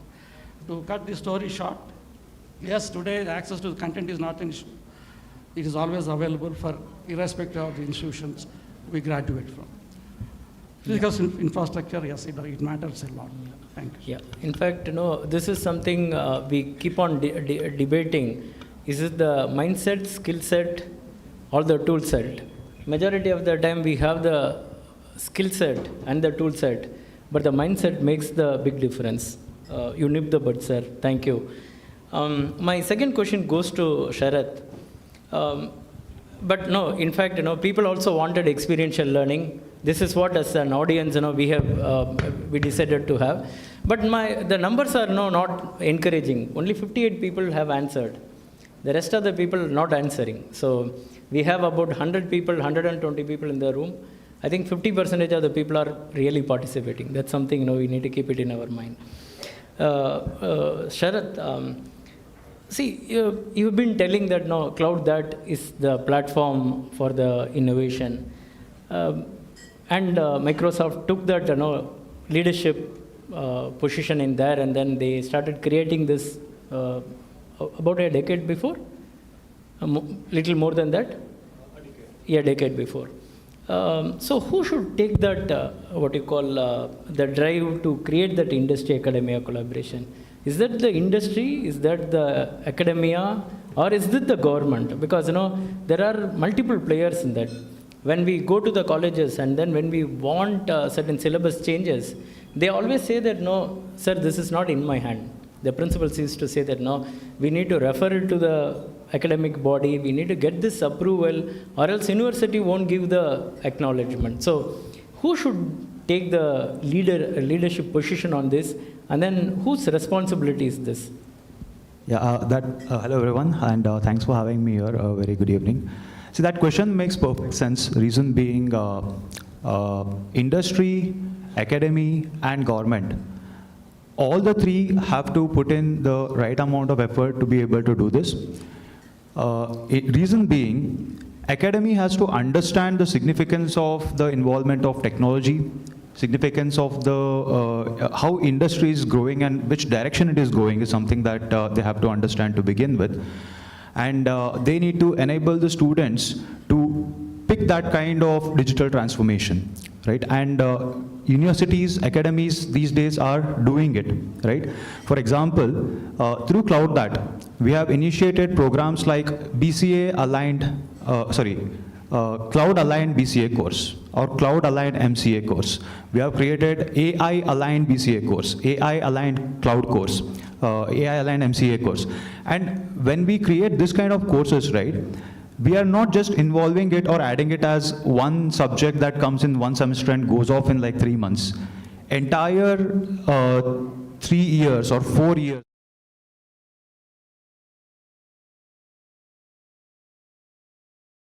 They are going to be involving cloud in every bit of thing that they would be doing otherwise, along with their regular academic, right? So in that sense, it is academics' responsibility to take that kind of initiatives and promote such kind of programs so that they can incorporate more of industry within themselves and take it a notch up ahead from there, right? So in that sense, academy definitely has to play its role in identifying what are the skills that are required and incorporating the skills. And that is where industry comes in, right? When academy says that this looks something that is does, it educated lakhs of people, right? 5 lakh, 6 lakh, up to 8 lakh students were educated by NASA. The initiative that was in a way initiated by Microsoft because they understand how important it is, right? So industry is doing its thing, not that it is not doing it. And definitely academy-wise, every academy has to consider the possibility of, there is again a competition. We have done such kind of courses which are completely aligned towards the industry, right? Very uncommon to see media influencers these days, right? Social media influencers who are not even graduates, but they are talking about technology, they are bringing in technology, they are working as freelancers, not even being a graduate, right? And it is happening because their involvement in the industries as such, they want to gauge the newest technologies, they want to incorporate them, and they want to do it by themselves. And so freelancers are doing it as not even graduates, and they are still doing it. So as a whole, it's a collaborative measure that needs to come from the industry, academy, and all the things put together. Yeah. It works together. That's what the audience also feeling. But no, I love those 2% of. I hope this would be an academicians who would have said the industry leaders are more responsible. Correct. But that said, the world is changing so rapidly, right? Suddenly we were talking about ChatGPT 5th version, and DeepSeek came, and then they said, no, there is no more ChatGPT. So that kind of a scenario, the collaboration, the teamwork takes longer time to implement anything. By the time we all connect together, come up with the syllabus, come up with what we want to teach. First of all, there is a issue of faculty education, faculty getting understanding this newness, and then we need to go on and teach people. Do you see there are some hiccups, trouble there, or there are definitely, yes, absolutely right. There are certain breaks, there are certain spots, and that is what we are trying to fill in as well, because we consistently see there's a significant gap in the what students learn in academy, and of course when they go to job, completely two different things, right? And we are trying to, a lot of times we are trying to bring them together right from the very first semester of their engineering. They start learning cloud because it is cloud aligned BCA or cloud aligned MCA. So that is something we are doing. We are trying our best to do it, but like I said, it doesn't happen at once. And like you rightly mentioned, the things are changing quite fast, right? And with that kind of growth happening, what happens is we cannot go with a single syllabus, right? I cannot teach. If I create a cloud aligned BCA course today, this year, I will have to reshape it in the next 2 years. That has to happen. There's no way to go around it. And I think that is where industry plays a crucial role, because academics cannot do that. Academics cannot gauge the differences that are coming in the fast pace the things are going, but industry can do it. And that's the reason industry gauges it and puts it across the academic. I completely agree with you. You can see that TCS, Infosys, they all have their own incubation center. They hire engineers who are aerospace scientists, finally getting into coding, learning at 6 months. Mr. Deans was telling about an uneducated people getting into a Ola scooter manufacturing. So that is quite visible. My question, next question is to Mr. Solomon. Industry always look for profitability, right? And the industry want everything with a KPI driven. What would be the footprint for today? We talk about 3 years, a long term, 3 to 5 year period, and this kind of investment takes you don't know whether you are investing there, things will come, things may not come. The innovation may be more theoretical. Can you throw some lights how this operational efficiency can be measured, or how you make it industry glamorous, if I were to call it? Okay, fine. So, thanks for the opportunity. Let me get going from the word go. Industry alone investing and trying to figure out solutions is one way. Collaborating is a better way. I'll tell you how. Fundamentals are much more stronger in the academics, and future is always aligned with the industry. So how to collaborate and explore that future together matters a lot. Let me take, there are two different problems. One, a process issue. Second, a product issue.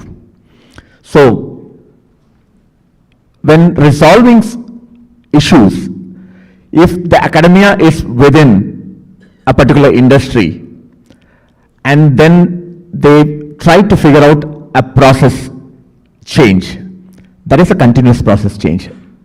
Continuous improvement is there. When you experiment, you are already in the process and you are able to demonstrate more productive usage of this innovation. That means the profitability increases and the learning increases steeply, and dissemination of the learning also increases steeply because the academics is already inside. Second, there are products which has to go through a process of first finding out, testing, then certifying, then commercialization. So it's a long process. So that, then the question becomes much more trickier. Whether it takes time, whether it translates into something meaningful or not. The issue is again very clear. Okay, when you say every problem has only one solution, then you might end up with a win or a lose. But if you are looking at a solution for a small problem or a larger problem, let me give you a real-time quotation. So I had gone to Zambia, and when I met one of the ministers of health, he said that we have recently collaborated with a startup in Bengaluru. So I said, Bengaluru, what is that? So he said that we had a mosquito menace here, and they have a product which addresses our issue. So now they have an active collaboration where they could address one of their core problems. Now, is the problem there? Was the problem there just for one day, 1 month before? No, they had the problem for more than 30 years. Now they've been looking for some collaboration, and they found that there is a guy who is in Bengaluru who could provide solution. Now they are collaborating. They are able to find a solution. So now the thing is, whether one industry, one academia is a bigger question. Boeing, for instance, they are collaborating with 8 IITs. That means they have similar problems, and same problems worked by many people. So there could be more than one solutions also. And they are sure that they will win, or they will better win than the competition. So that's what it is. So always working together means more minds, more conceptually clear thought process, and more firm results are also expected. When academia alone is also investing on research, they may not really reflect. So one of the real-time examples again, today, one of our participants I met, and he was saying that we got a product from the market. My wife said that, we got a product from the market, but unfortunately those guys don't understand our banking challenges. So that means having research separately or a product development separately also has a problem. So that means collaboration means something very meaningful and very powerful as a solution. Thanks. I love that, one problem need not have one solution. It can have multiple solutions. And majority of the times, we need to measure success through yesterday plus. Are we better than yesterday? So that's a tagline of one of my company where I worked. we call tomorrow better than today. So it really connect to me. Sir, I was keeping the incubation last. Yeah? Multiple times, we talk about industries, we talk about, the government, we talk about, multiple things. But when you do your incubation in CIIC, how do you do that? You take a lot of feedback from faculties or take feedback from students, because I know that you are forced to take some feedback from the industry. You can't leave them, and the government dictate terms. You can't the lawmakers, you can't you don't have a choice basically. But how do you get the feedback from students? How do you connect them? How do you get the pulse basically, and then make this product successful? Yeah.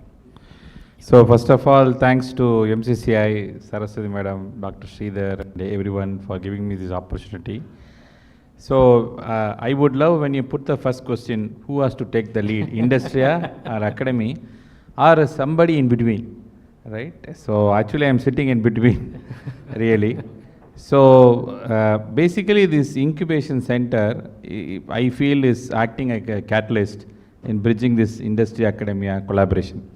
So there is, in Western country, there is a model called triple helix model, which they say industry, academia, government, but in conjunction with incubation, they leads the problem and trying to resolve the problem. Now what happens is in Western world, like industry goes to the academia. They go to Stanford, they go to Carnegie Mellon, they go to Harvard for resolving this problem. Whereas in India, country like India, it is not happening. Whereas here academia goes to only for placement, that's a type of things are happening. So this can be solved through taking industry problems and how the incubation center can solve through startups. So I feel that startups is one catalyst, startups along with incubation center is one catalyst. So recently one of the student came and asked me, he said that I want to be an entrepreneur, can you give me idea? So I said, except idea will give everything, but only idea you have to bring it, because we call 5M strategy, that is mentor, money, market. As you rightly said, we will also give fund up to 1 crore. Mentor, money, market, machineries, access to the labs and more value-added services, everything. But idea, we expect that startups to come today. That is the Indian context. But the same student goes to, say, Stanford, OTT, Office of Technology Transfer, and he says, I want to start a startup, I want to do a business, but I need idea. Then they will say, which sector you want idea, right? If they say, no, I want in AI, I want in cybersecurity, they have 3,000 patents. The professor says, okay, here is a segment which you can choose, and they will do the tech transfer, and they will do the licensing, and then they will travel, the professors travel along with them to solve the problem and then establish the businesses. So I think that is what India is need today, right? We need to solve the real industry problems from the academia, and then that should go and benefit the society. And once this comes in, I think this bridge will be much better. The gaps might get reduced. Yeah, and then the gap will get reduced. And there I feel that the startups and incubation center sitting in the academic campus will make the difference. It is not I am saying because I come from incubation center, but I am saying passionately that that's a kind of a solution is possible. Yeah. No, it's connecting because multiple times when we go to the academia, the colleges, they have some solution for technology, because technology is the innovator, and then they had the first and they got into this first. But I come from a financial sector. Is there a solution for finance? No. Can you make the students ready for selling financial products, or can you make the students ready for credit underwriting? There is no solution. So what we are doing currently, we take the people for internship, for a longer internship, because it's not a 2 months, 3 months, because that's a time they can't even learn what's happening in the corporate. So they need to have a 6 months internship and then help them to understand what we are doing first. So they go through multiple things, including understanding the culture, the technology, what you use, and how we do the assessment process. I'll come back to you, Dr. Prakash Sai. We have problem of plenty in life, right? We have only one solution, Katham, you don't have a problem. But when we have a problem of plenty, I'm talking about the emerging technologies. You have AI, you have machine learning, you have cloud computing, you have IoT, you have blockchain, whatnot. So, which one is most impacting in the collaboration in our innovation? Can you throw a little more light on Thank you. So to exemplify this concept, I would like to narrate a few anecdotes. Sure, sir. From our own ecosystem. Sure. So, I'm not sure how many in the audience would have heard about a company called Uniphore, UNIPHORE, Uniphore. I made a mention a few minutes back. The institute you come from has very little to do when you make up your mind as a student what you want to achieve in life. This is the story of two youngsters. One of them hails from Chennai. He did his schooling here. He went for his education to Noida, a private college, took a degree, bachelor's degree in information technology, floated a startup in that environment in Noida with a friend. Then he was scouting for mentorship, how to scale it up, where to take it to the next stage. So these two young men, I will give their names. One is Umesh, the second person is Ravi. So they wrote to IIT Madras, to a professor who was running the research park, which is in existence today, was not in vogue at that time. There was only an incubation initiative. So way back in 2008, so these two youngsters, they wrote to this professor who had a rural-based initiatives, rural development, rural transformation. They said their startup can contribute to that. So they started voice-based rural services in this incubation cell. It is not even a research park, not even in the scale of what our institution is at that time. So these two youngsters, once they got into that ecosystem, started interacting with academics, started getting new ideas, they started venturing into AI. Today, Uniphore is India's pride. They are spread all over the world.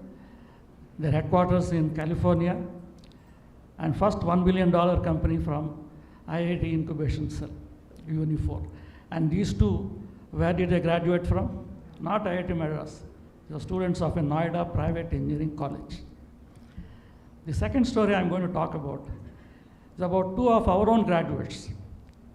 They graduated from IIT Madras in engineering design department 5 years later, that is 2013. They joined, one gentleman joined Ashok Leyland, another one General Motors. They left their companies within a year or so. They came back to their lab and they said, we want to replace lithium with something better. They started working on batteries. This led them to a full-fledged development of a product. That's what we call today Ether Energy. Again, this is a $1 billion company, headquartered in Bangalore, completely lab to the market initiative from IIT Madras. So these two are our graduates, our students. So Uniphore, Ether Energy, which are the pride of nation today, are two contrasting case examples. I will mention a third one, which is a relatively small startup. I may not even name that company because of a reason. I am greatly indebted to management department in IIT Madras. I took all the courses offered by this department, so I was very happy listening to that. And then immediately gave the reason. This is the only department in IIT which doesn't take attendance. So I never attended any class. That's how I went and started a startup. So again, He belongs to my not even backbencher, non-existent, not even wanderer I mentioned about. So this boy had his own startup and is doing extremely well. And so I tell as a teacher, I don't insist on attendance. Maybe our contribution to this boy is not taking attendance. He learned outside the classroom. So these are the anecdotes, how an ecosystem can shape the aspirations of youngsters. That's what I want to connect. But do you also see the problem of plenty, like, the AI and that, or are we confusing the students by putting all those things? I remember the great physicist Maxwell. He said, you don't make people accept concepts. A new generation wakes up who are comfortable with it. So I don't need to teach the Gen Alpha, Gen Beta, including Gen Z, what is technology, to grow with it.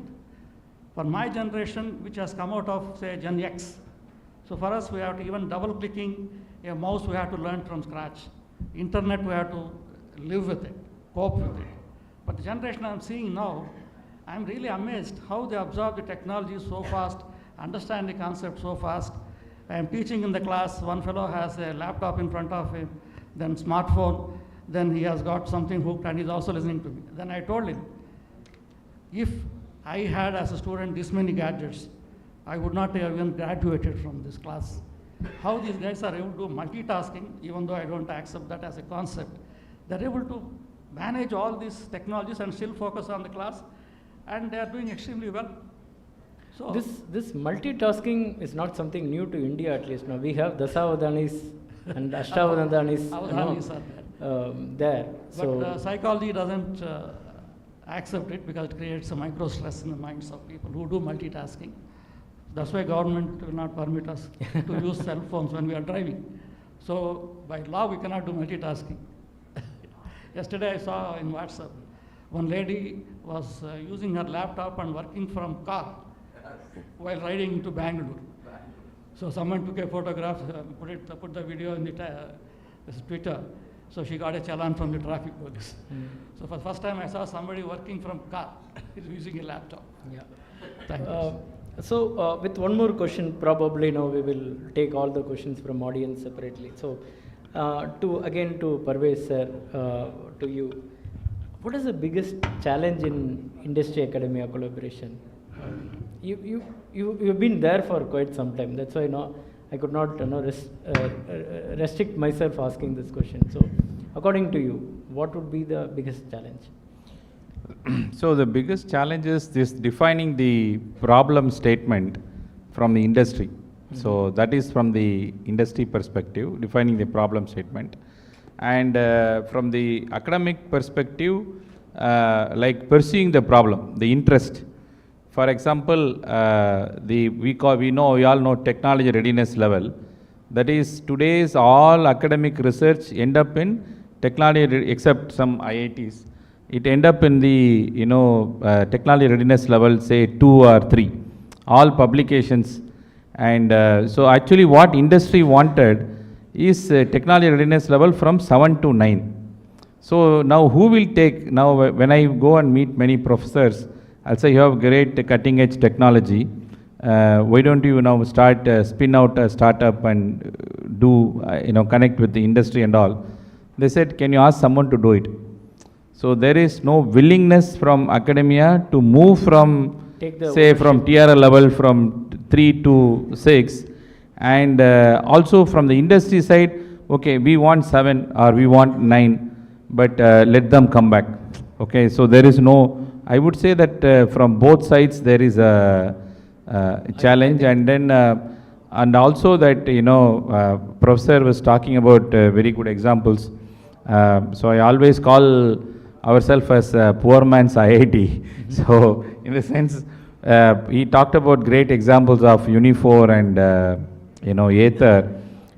So we also have an example. There's something called Rapti, which is 3 years before a student came, and then he says that I have a drawing of making a high performance electric bike, and we gave a seed fund of 35 lakhs. We raised 2.5 crores, and long story short, now he's talking about, he's setting up an entire factory, and then, setting up, he is raised to 50 crore fund, and his valuation is now 640 crore, and then he aspiring, startup award and all he win. But what I am trying to say is that now whatever we say, the startup, deep tech, it's not in theory. It is actually possible. And now he become a OEM. From design to, from a presentation to become a OEM in 3 years is not a small task. And it is happening at a, institution like us. So, which shows that, there is a lot more can be solved. Now here, as I said, again, repeating a cause of repetition. So the industry academia, the catch can happen only through the intervention of either the technology readiness level, bridging the gap, or through the startups and incubation. Yeah. In fact, as you rightly said, the definition is the problem. People also felt the mismatch of priority and expectation is the key for success. I always felt, that if the purpose is very clear, I think the performance will come as an output. We will wind up this panel. Yeah. There is one gentleman there.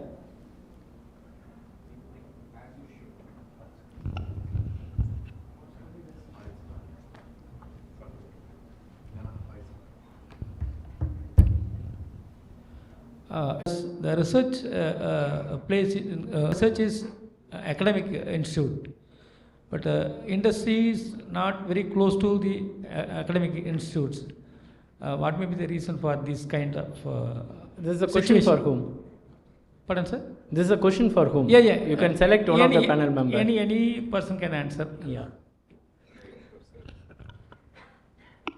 Thank you. It's a good question. I'll answer it slightly differently. So, sir was mentioning about technology readiness level.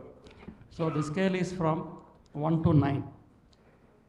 This is also one of the contentious issues between industry and academia. So, Mr. Parvez mentioned that the industry wants technology readiness level 7 to 9. Academicians are not willing to take that challenge. There's a reason behind why it is so. So when you look at that scale, for those who are not familiar with the scale of technology readiness, up to technology 2, 3, 4 readiness, it's about basic sciences, creating applied research. That's what academics are good at. If you go to the top, it is about launching a prototype, creating a system of systems, go to the market strategy. That's what comes at the higher levels. So the metrics, there is a study done last year by an American agency, the IRI. So they found out roughly 8 metrics in the order of priority for both industry and academia. So what are the top 4 metrics for industry? So the first one, number of products launched. Second, the ROI of new product development. 3, market share. 4, revenue. This is what technology readiness level 7 to 9 is all about. The academician's priority starts from number of patents, number of license, number of papers published, research grants received. There is nothing in common. They're actually speaking 2 different languages. They measure themselves on through different categories of criteria. So, basic research, applied research should be left to the academics. Applied research, new product developments is industry prerogative because your metrics are different. You are measured differently. Why should an academician spend time betting his time and effort on launching a product? That's not my specialization. This is what engineering departments say, they are correct. So as long as they meet at the applied research, both of them have something in common. So there is another center, it's called AMTDC. This is Advanced Manufacturing Technology Development Center in the same IIT Research Park, which does exactly this. Basic sciences, applied research. It is completely outsourced to the academic institution, academic departments. And once the prototype is developed, it is transferred to the industry. And there will be licensing, sharing the IP and so on. So that's what I want to add to what in fact, that's where I started, on the Valentine, saying theory and research, research and results. Exactly. Okay. Yeah. Thank you. One more question.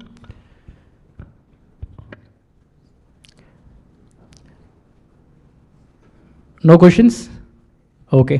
Thank you. Thanks for a wonderful audience, and thank you for your great panel. Thank you. Thank you very much. Probably I had put in too much pressure. People were hesitant to ask even the second question, though given an opportunity. Anyway, thank you so much.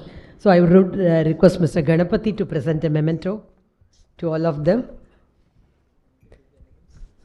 Sir, we agree you are very younger, so you need not have to be repeatedly talking about the Valentine's Day.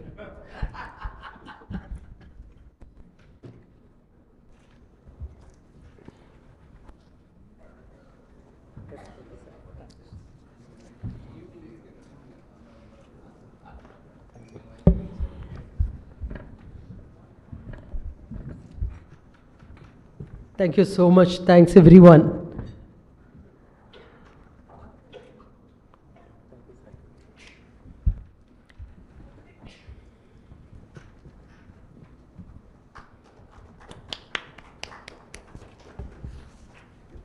Can I invite Professor Sridhar to present a memento to Mr. Ganapathy?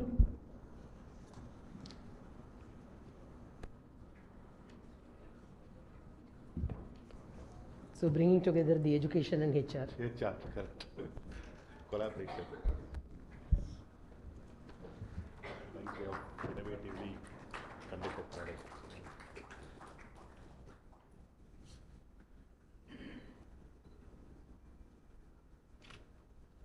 Thank you. Yes,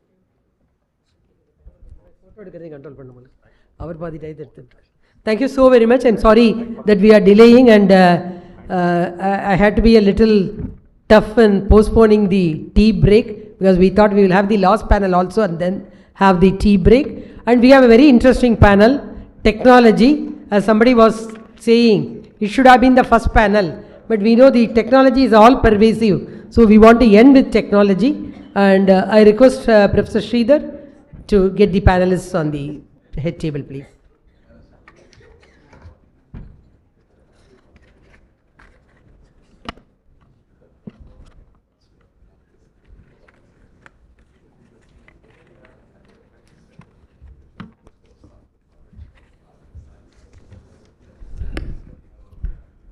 This is the final panel, and again, every panel has been important, but this panel is going to speak on future technology and preparedness by academia, which for last 10 days we have been hearing a lot of things across the global platform. This panel is going to be moderated by Mr. Jashwant Sharnathi, and I request him to come to the stage.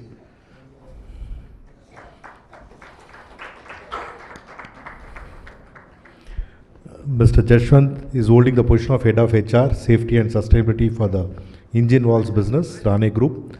Mr. Jashwant ensures the well-being of employees and promotes sustainable practices within the organization. He is a management graduate from the School of Inspired Leadership with Mechanical Engineering degree from Amrita University. His specialties include program management, competency mapping, training needs analysis, instructional design, vendor management, learning solutions, and effectiveness and change management. We have a HR leader managing, I think, 3 techno specialists. Over to you, Jashwant. Thanks, Professor. So I would like to invite our panelists for today. First to go with Ms. Varna. As a global head of AI Cloud Academy at TCS, Ms. Selviraj develops talent in artificial intelligence and cloud technologies, driving innovation and expertise. With a strong belief of education is an enabler and is for everyone, she has led assignments that have transformed challenging scenarios into result-oriented opportunities for all stakeholders involved. Ms. Swarna has been in TCS since September 2026. Please welcome Swarna.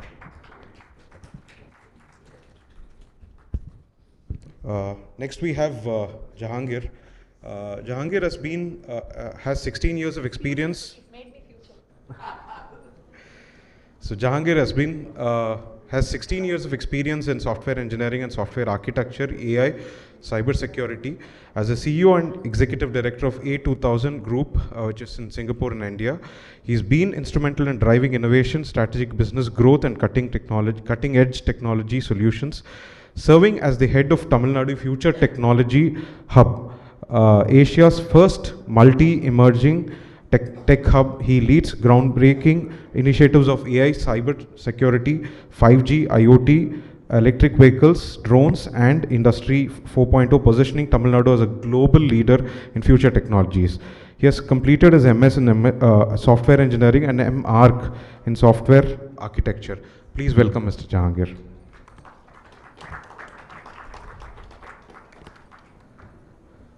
Next we have Mr. DP Singh, an employability consultant with Amazon Web Services, India. He is also Chief Advisor of HR Policy Association's India chapter and serves as an advisor to Total Brain Limited. His previous roles include Vice President of HR at IBM. He is a business professional with over 38 years of experience in HR and business. Welcome, Mr. DP Singh.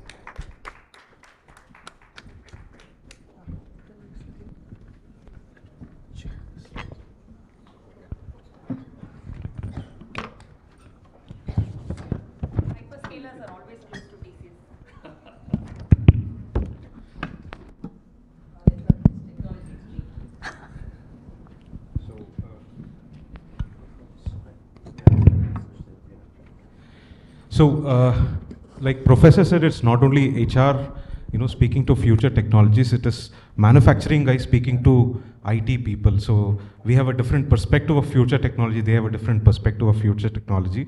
Anyway, let's see how we emerge and actually merge together. To start with, every day there's a news coming up across with future technologies coming up by every organization. For example, a couple of days back, there was DeepSeek, which shook the world, right from NASDAQ to Nifty, everything fell down, kind of slided. And similarly, I read today that SAP, in alliance with Brickworks, is building an AI agent which will communicate between SAP and non-SAP environments. So that implies that a lot of SSFA, DMS guys are going to be gone. So more and more this is happening every day and everywhere. Business models are getting killed and reinvented in a whiff. So while this is about the private organizations, let's see what the government is doing. So let's take the example of what US government is doing. So before Biden and Harris left, they came up with a flurry of policy, out of which one interesting one was AI framework diffusion, which is interested in keeping the hegemony of AI with the US. So if you look at the future technology is not only built by the private organizations, whereas it is actually an ecosystem which is being built with respect to future technology with private organization participation, government participation, and of course very importantly the academia participation. Like what I said, this future technology is no more a competitive edge for private organization or government or academia. It is going to be a survival. So how are we going to survive? How is academia is going to survive is what we are going to look at. Before we move on, with this context of everybody catching up the space of future technology, would want to listen from each one of you, each one of the panel, what is their perspective of future technology and how are we catching up the race of survival, not the competitive edge. Maybe we'll start with Swarna. Yeah. Thank you, Jaswant, and thank you for taking me to the future. 2026 is not even here, but he said, I joined TCS then, so you're already in future, so thanks for that. This is my 19th year in TCS. First of all, I'd like to give an opportunity to all of you to clap for a few people, okay? Some chairs are vacant, so all of you have to imagine that you're working, or rather sitting with agents, okay? It's the era of agents and humans coming together. So already Professor Sridhar and team had made it happen, so we have agents here. So thank you very much, Professor Sridhar, for giving this opportunity, bringing us all together.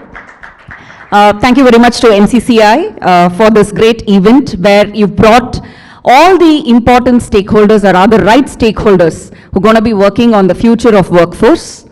Thanks to all the academia teams who have taken your time to come in here and listen and share your thoughts as well.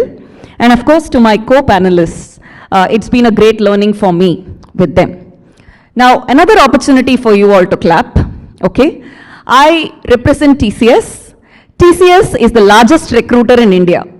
So to academia teams, you don't have a choice but to clap for us, okay? And we've been named the best workplace in India by LinkedIn, which means for all good reasons, we have the right to ask for the best of talent from academia. Now, another important thing which I'd like to bring out is, I work for TCS, I carry the pride. I carry the pride of an Indian because the AI summit which happened was co-chaired by India. And that's happening for the first time, and it's a great moment for all of us. So I can already see the agents clapping. Now coming to the topic, future of technology and the preparedness of academia. A few of you here, I'm going to ask you this question. When you were in academia, college, outside your curriculum, did you do any other learning outside the curriculum? I went to college, I came back. Did you do any other extra studies? Nobody putting up the hand. But today's students, they don't have a choice. Today's faculty, we don't have a choice. And when I say faculty, I include myself, because this is a beautiful supply chain that we are working in. TCS as an organization, my role as the talent developer in the organization, I have to ensure that I keep developing talent in AI, cloud, data analytics, predictive analytics insights. Now, just like that, if we shift left, academia is doing the same thing with the students. It's not much of a difference, but what is the preparedness that we have versus you have? That probably is the difference. And if we share and learn, then it is much more easier. My team, when they develop talent, they focus on inclusive teaching. When we say inclusive teaching, how do we bring the diversified types of learning, or rather, how do we address what a person needs to learn is very, very inclusive. So many panels spoke about it. We'll speak about it a little bit more in a detail, but it has to be a combination of all types of learning, including experiential learning. That's not left out. Also, preparedness of academia. One point which I'd like to end my introduction with is, I think we should stop recreating. Every college curriculum teaches the same thing, builds engineers. But we have different things coming together.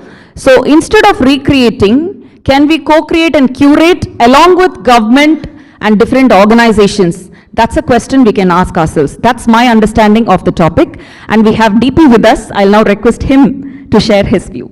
Yeah. So while Swarna spoke about, again, it's the survival which is haunting all of us with respect to future technology. Let's hear from DP Singh what he has to tell about future technology and its requirement. So good evening to all of you, and at the outset I'd like to thank the MCCI for inviting me here. Really appreciate. I think at lunchtime we had more people to listen to us, but now we have less. But as they say, that whoever is in are just the right people at the right time, and therefore I appreciate your attendance and your presence. I got so absorbed in listening to your response, Swarna, that I almost forgot the question that you had. I guess it's got to do with the preparedness. Is our academia really prepared for the future emerging technologies, if I could use the word, though very clearly you have stated there is no future, the future is here, right? So there are no emerging technologies, all the technologies are here. I think AI is the one which is the intervention of which is equivalent to the internet that happened in 2000. So we are already here. There's lots that's going to happen with the existing technologies itself which have been there. So, you know, I just like us to reflect when and how what is preparedness? Why do we prepare? And how do we prepare, right? So to me, very simple 3 or 4 things come to my mind. We prepare for survival, right? I will make sure that I have, if there is something there, I must have food at home. There is rain happening, there is floods, there is this. So what we do is we prepare for survival.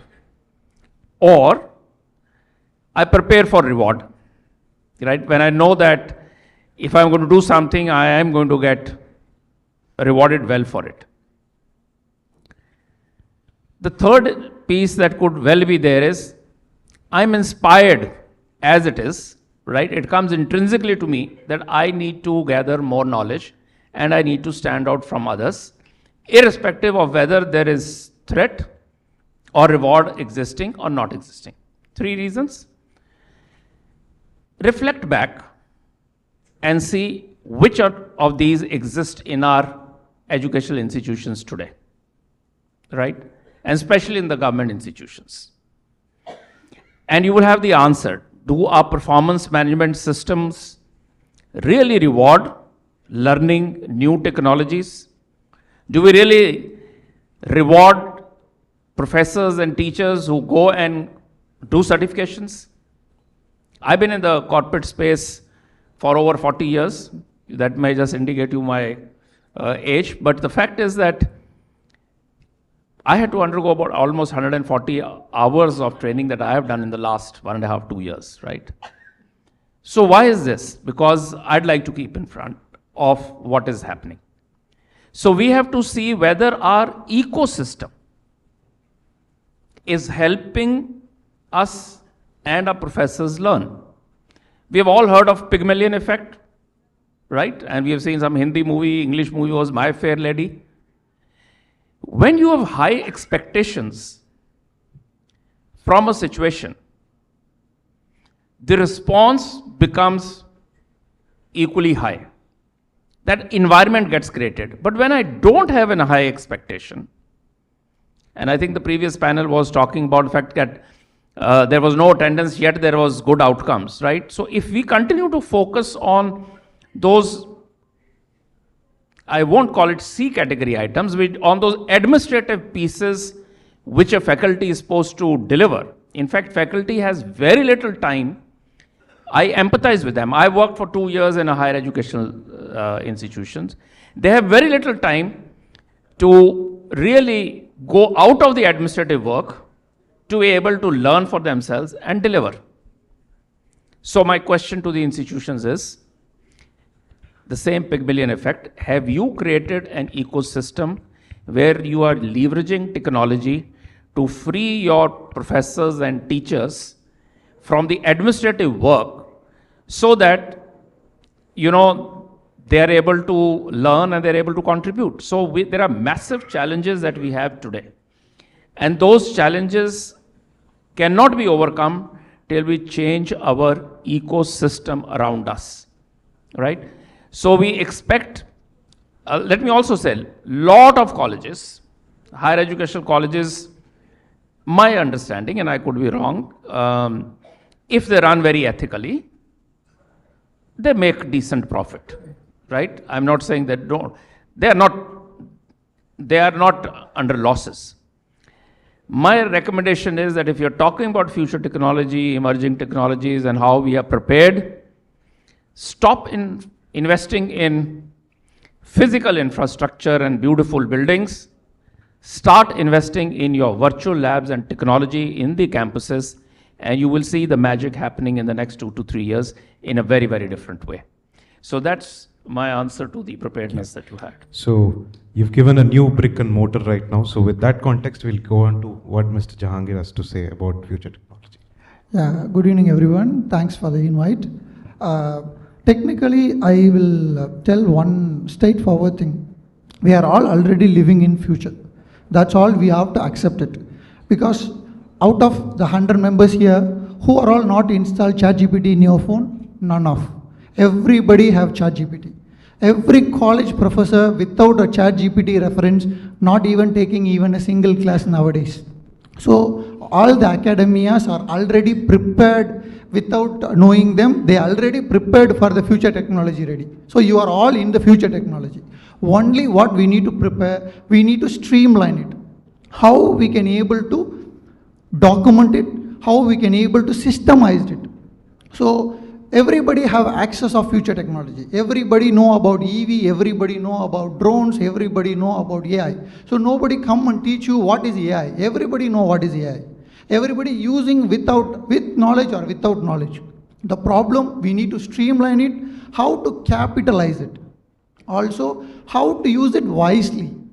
That is the very key factor the academia need to prepare. Because we are all come from the same academia. We are all came from the same, the current academia mechanics are there. But we are inside the industry. You are preparing for the industry. The preparation, guys, with or without intuition, you already there in the future technology. So you need to get a confidence first, you are there ready. You are not yet to need to start again. So you are already in the race. Maybe you are little bit delay than the industry. So if you little bit push further, you can able to compete with the industry. You don't need to cross over the industry. You need to compete with the industry. So once the competition level will be come closer, automatically what all you want to achieve as academia, whether as a talent building, whether as a job creation, whether as a people creation. Also nowadays job creation become a very difficult process. Nowadays people start looking for high income jobs. They are not looking for a low income job. Nowadays the people have 2-3 offer letters. The people will choose this offer letter 3 lakh per annum, this offer letter 4 lakh per annum, this offer letter 5 lakh per annum. Which one I can choose? The people have a choices. Also there are institutes who are in the tier 1 cities. For all the facilities they have, the tier 2, tier 3 cities don't have. So we need to come up with the mechanics to support the tier 2, tier 3 city institutes to be reach out in the race, to be participate in the race. So that's my perspective of preparing and readiness of the future tech for the academia level. Thanks. Yeah. I think that was brilliant. One point what I took from what you said is institutions should become competitors to the industry. I think that's a very powerful statement. So first question is for you, Mr. TP Singh.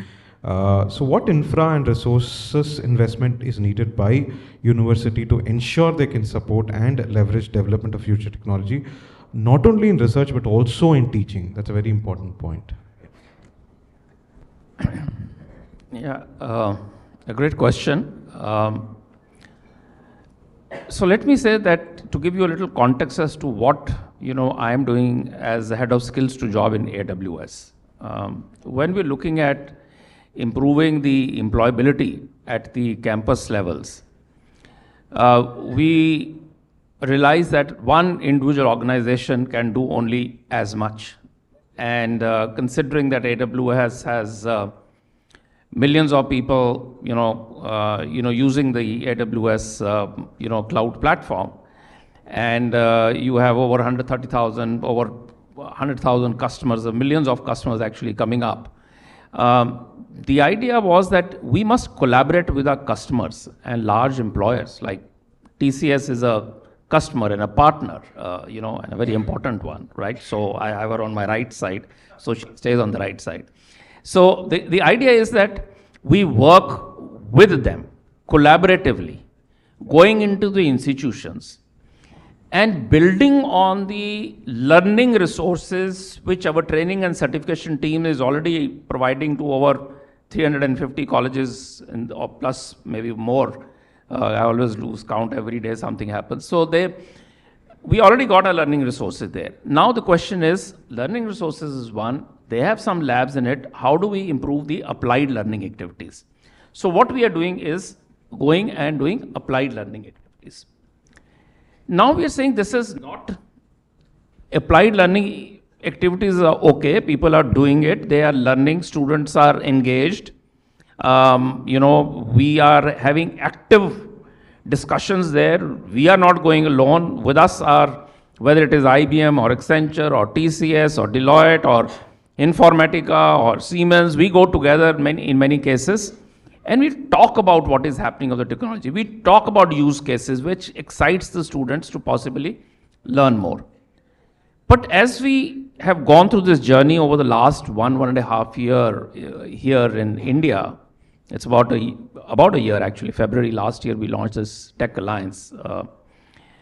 We realized that there is a tremendous requirement to bring into play what is called virtual labs, right? You have to have these virtual labs on which students can really play with it. So if AWS Cloud has over 200 and full services which are being used and leveraged by everybody, whether it is for AI or various services which are there, if a student wants to actually, after having learned, wants to explore something, wants to work on it, then he or she should have that sandbox environment. So we are working on it, and I think next 3-4 weeks we will have it ready. And then again, we are possibly not going to run straight into the university or a higher education institution. We will discuss with our partners like TCS and others who are there and customers to see how we take this to the university. The other piece in terms of when we talk about resources, let me tell that today, if you have enough data which is available through the large LLMs, right, which are there, and if your own content, let us put it, is these data lakes that are there on the cloud, where all the cloud data is on one place, right? We call it as a data lake, which is there. Then how can you mine to get information very quickly? So many of the researches, especially for example in drug discovery, etc., which used to take nearly 2 years, right, to fix a disease, can happen in matter of days and perhaps less than a week even. When you are on the cloud, because I was looking at the feedback, people were saying AI, ML on the top, and they were putting cloud at 4th or 5th in that feedback. Actually, those services, you have to be on the cloud to be able to get successfully onto machine learning or into artificial intelligence if you want to really deploy that, because that's where the services are available, right? And if the university has to start allowing its students to touch and feel technology, they must use the technology internally, right? Some of it will come free because we need to enable the ecosystem. Some of it will come paid. And I think that's what is very important to bring it in. Imagine the power of, let us say, creating a question bank, a very simple thing, which you are going to do leveraging, for example, your machine learning, where it takes 25% should be very, difficult ones and 20% should be less, or whatever you want to, however you want to train this.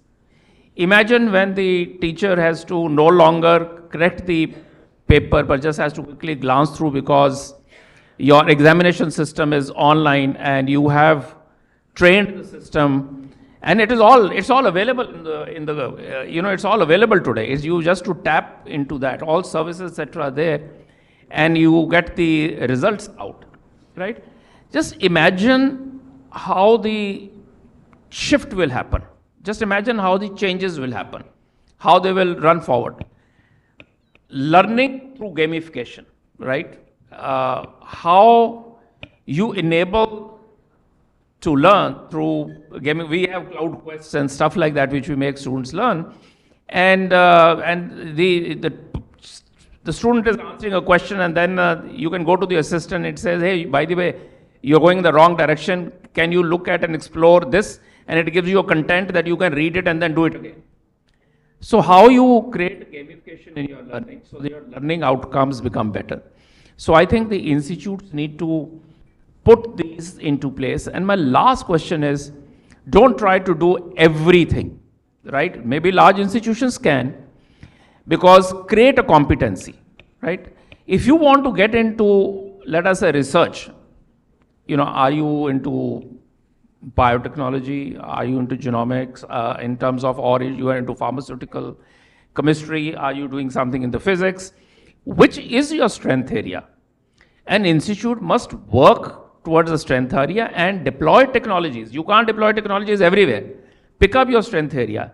And then that answers that part of your question, how can we bring technology and how can we bring investments into the institution so that they can, you know, deliver on the research area. And believe me, nobody is going to come and invest in any institute if there is no competency. A pharma company will go to IISc, but not to someone else. Thank you. I think one point what I took is, concentrate on the depth rather than the breadth. That's very important is what I felt. And leverage all the technologies available inside the campus, right? And once the faculty starts using that, students are using that, you will see the magic happening. Right. So now let's go to Mr. Jahangir. The corporate and academia tie-ups for future technology is very nascent in India. One of the examples is IIT Madras Research Park, where future technologies evolved quite well. Aether is one example where this brand that sprung up out of it. But there is a huge gap which corporate and academia tie up. Any of the examples that you know or you're now doing or you are aware of where corporate and academia has worked really well in establishing a future technology, also partly to also drive the top line or profitability for that matter? Okay, actually it's a very good question. The answer is A2000. What are all the question you answer, the answer itself is A2000. It's what I'm representing for. Currently we signing up with government of Tamil Nadu. We are investing into a Tamil Nadu Future Technology Hub, which is the Asia's first multi-emerging technology hub. We have to come research, learn, develop yourself. Any college can be a partner. You no need to pay anything to be a partner. Any college become a partner. Any student come, learn and experience from that. We are almost investing 183 crores to setting up our labs across Tamil Nadu with 10 locations. This will be the example. If the government, the corporate, the academia can collaborate together in a single place, can bring the change. So also this will be more focused on tier 2, tier 3 cities, because everybody starting any new initiative, they always pick Chennai as a first premise or Coimbatore as a first premise. We took in a different approach. So we took Tirunelveli as our first premise. Even I am from Tanjavur. We took Tirunelveli as our first premise. We are setting up our first future technology hub, which is Asia's first future technology hub, will be going to come in next 2 months in Tirunelveli. We are planning to expand to Trichy, to Nagapattinam, to Selvam, to Vellore, to go across Tamil Nadu. We are setting up across Tamil Nadu in 10 locations. So government is supporting, and it's multiple governments are supporting. Singapore government is supporting, Tamil Nadu government is supporting. So we as a corporate, we bring the investments. So we are not asking government to pay to set up a labs. So academia can use it. So how it's become a sustainable model? What are all the researches can be developed inside the hub, inside the labs, that can able to create a sustainability. So we create a platform, the people come, learn, experience, research, develop a new product, give you a shares. So we will create a complete in and out platform. So the question is all about, it's not promoting TNFTH is all here. But the thing is, if the government and corporate and academia can club together, there are multiple future technology hubs can be able to possible. Where this idea has come from? Generally in Singapore, technically the A2000 is headquartered in Singapore. I have been living in Singapore last 14 years. NUS, the world known university NUS, they have an option called co-working space inside the academy. inside the campus, they have a co-working space. What are all the students, they want to create a startup, they will give us free space for the startup, let them use it for 1 year or 2 years. We can simulate the same thing in Tamil Nadu also, because all of our colleges is not like very sticky buildings. We are all very gigantic buildings. So we can create one co-working space in every colleges. So the people will get a very much comfortable to give their ideas. Of course, incubation centers, innovation centers, there's one of our option. But we'll start from the basic. If you do create your own room in your house to create your office, likewise, you can create your own co-working space in your campus. Inside your campus, the people will start developing their startup ideas. So they start learning the mechanics. From there, you will start the nation building process from the bottom. As per Mahatma Gandhi, he say villages are important. He always say villages are important. So now we want the villages to be beyond the technology to reach out to whatever the places. So we want to start the developments from the tier 2, tier 3 cities. If the tier 2, tier 3 cities are developed, once we can able to produce the person who the knowledge of electric vehicle mechanical person from Tirunelveli, the EV company should come to Tirunelveli. You don't need to go for a job to any EV company to Germany. The German company open a branch in Tirunelveli. We need to create that ecosystem. We have our biggest strength as a India. Even I'm coming from Singapore. I be living in Singapore. I'm a born Indian. So technically, as a India, our biggest strength is our manpower. Indians are everywhere. Even I go Durban. It's somewhere in the deep of the Africa. There is a one person sitting next to my room. His name is Devendra Bhupati. He is going from deep south of Trichy. So he is running a company in Durban. So Indians are everywhere. Tamil peoples are everywhere. But the thing is, our biggest strength is our manpower. So we will build our nation to be future technology ready. All the companies to come to your place. You no need to search for a company. You no need to search for a job. We make our skills to be upskilled. So automatically the company will come to tier 2, tier 3 cities. So once that's the way we reach out our $1 trillion economy. The TNFTH is one of a milestone for $1 trillion economy. It's one of a step. We will start from there. So hope soon you are all seen the future technology hub to be live in Tirunelveli. You are all invited. We'll be let you know. Thanks. That's brilliant, Jahangir. So, as you said, I think demography is one advantage that India enjoys. And another thing which I really loved is how you're democratizing the whole future technology, not only in San Francisco and Shanghai, but also in Salem and likes of deeper Tamil Nadu. I think that's a brilliant move. We really look forward to such kind of initiative. Another thing is how we have to co-live is something which was really good. I think that's a good idea which probably academicians should take it up, where you can create co-living spaces where the innovations happen within the campus while the organizations also work there. Now let's go to Swarna. What strategy should universities deploy to enable faculties stay current with rapidly emerging technology and can effectively integrate, again, teaching and research? Because faculty form the bedrock of any university. If they are good, I think the universities are good. The universities are good, I think the future of our country is good. So that's very important. So what is your view on that? Great question. I wish we had an academic representative in this panel and then talk about what they're doing. But then here are my views. Since you spoke about strategy, Professor Sridhar challenged us saying, this panel has to give a lot of tips and all that, right? So I was trying to talk to some of the participants and ask them, what do you think are the challenges? What do you expect? And I heard something very interesting, a little funny, but thought-provoking. They said, yeah, academy, industry are bridging the gap, that's fine. Academia has got a bridge, industry also has got a bridge, just that they don't meet. They are in different directions. That's the joke, but it's very provocative, okay? Now, how can we make it meet?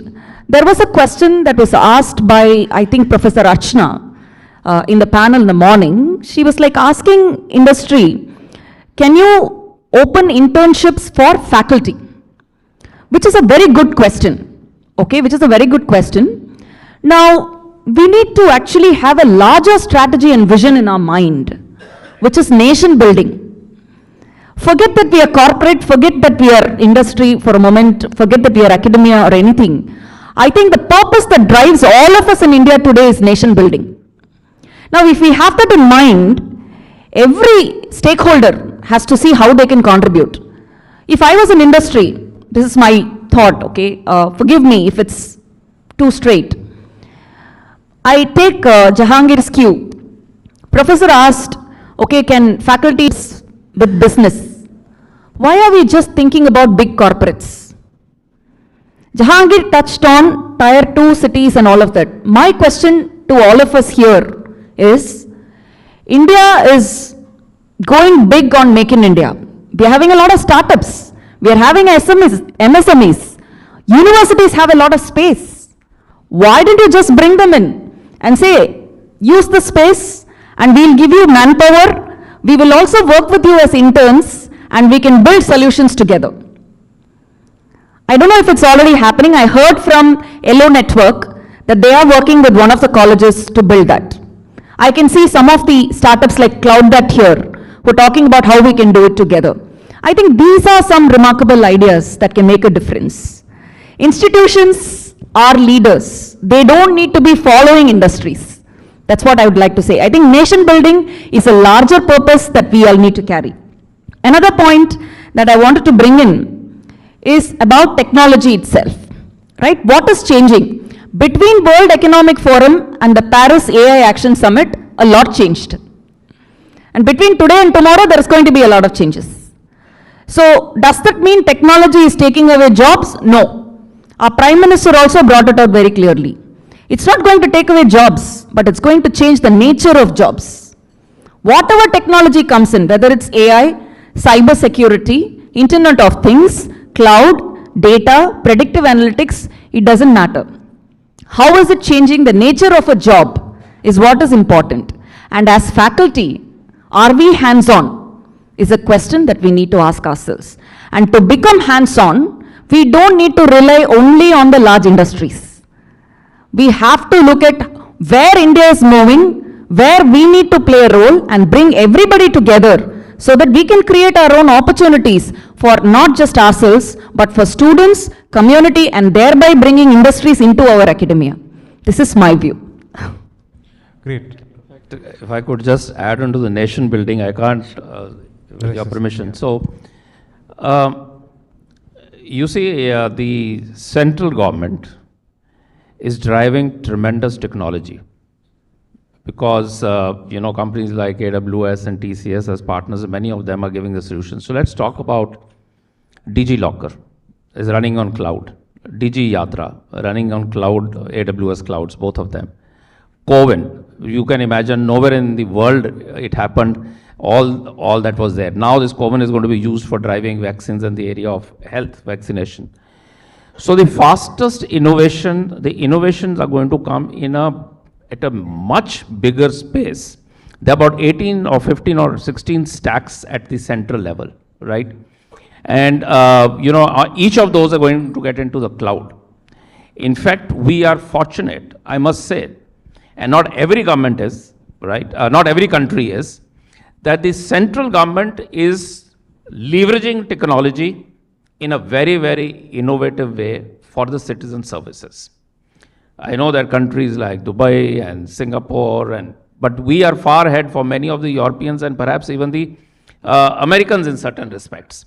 Having said that, I think that is where the nation building comes, and I think we now as institutions and private sector has to step in to make sure, because let me tell you, the tsunami of innovations is going to come because cloud is there and they have tremendous services under AWS itself, about 200 featured services which are there, and lots of new things are going to come into play.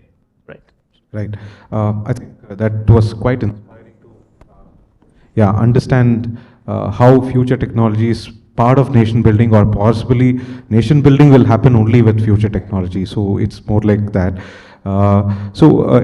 Picked my brains in terms of my next question, which I was about to ask, how government is going to enable this happen. I think what you said, Govin, is definitely one of the... While the mic is not working, I'll have to give that information. All the portals that he was talking about runs on TCS. You are the ones who executed on AWS. So you can clap for it now. But that's so that's the power of partnership and collaboration, right? So it's not a joke. I think TCS has taken the cloud platform front, and there are many pieces, maybe about 6 or 8 of them are on AWS cloud, some may be on different cloud. I'm not saying that, but with cloud being taken as cloud first approach being taken by the central government, the innovation is going to get fast paced, and it is going to affect. How many of you thought that the government is thinking in the area of using technology in agriculture through the cloud, right? Or how many of you thought that the cattle in the country are going to get a chip like a vaccination, that they will know what is their health status, right? So there's a lot that's happening. In fact, a very senior retired bureaucrat told me that, industry, he was in an institution and he told that institution, why you were thinking what next course we need to add? He says, all you need to do is pick up this year's budget, last year's budget, and you know where the government is investing, and this is the industry that is going to grow. And you should also direct your students into that.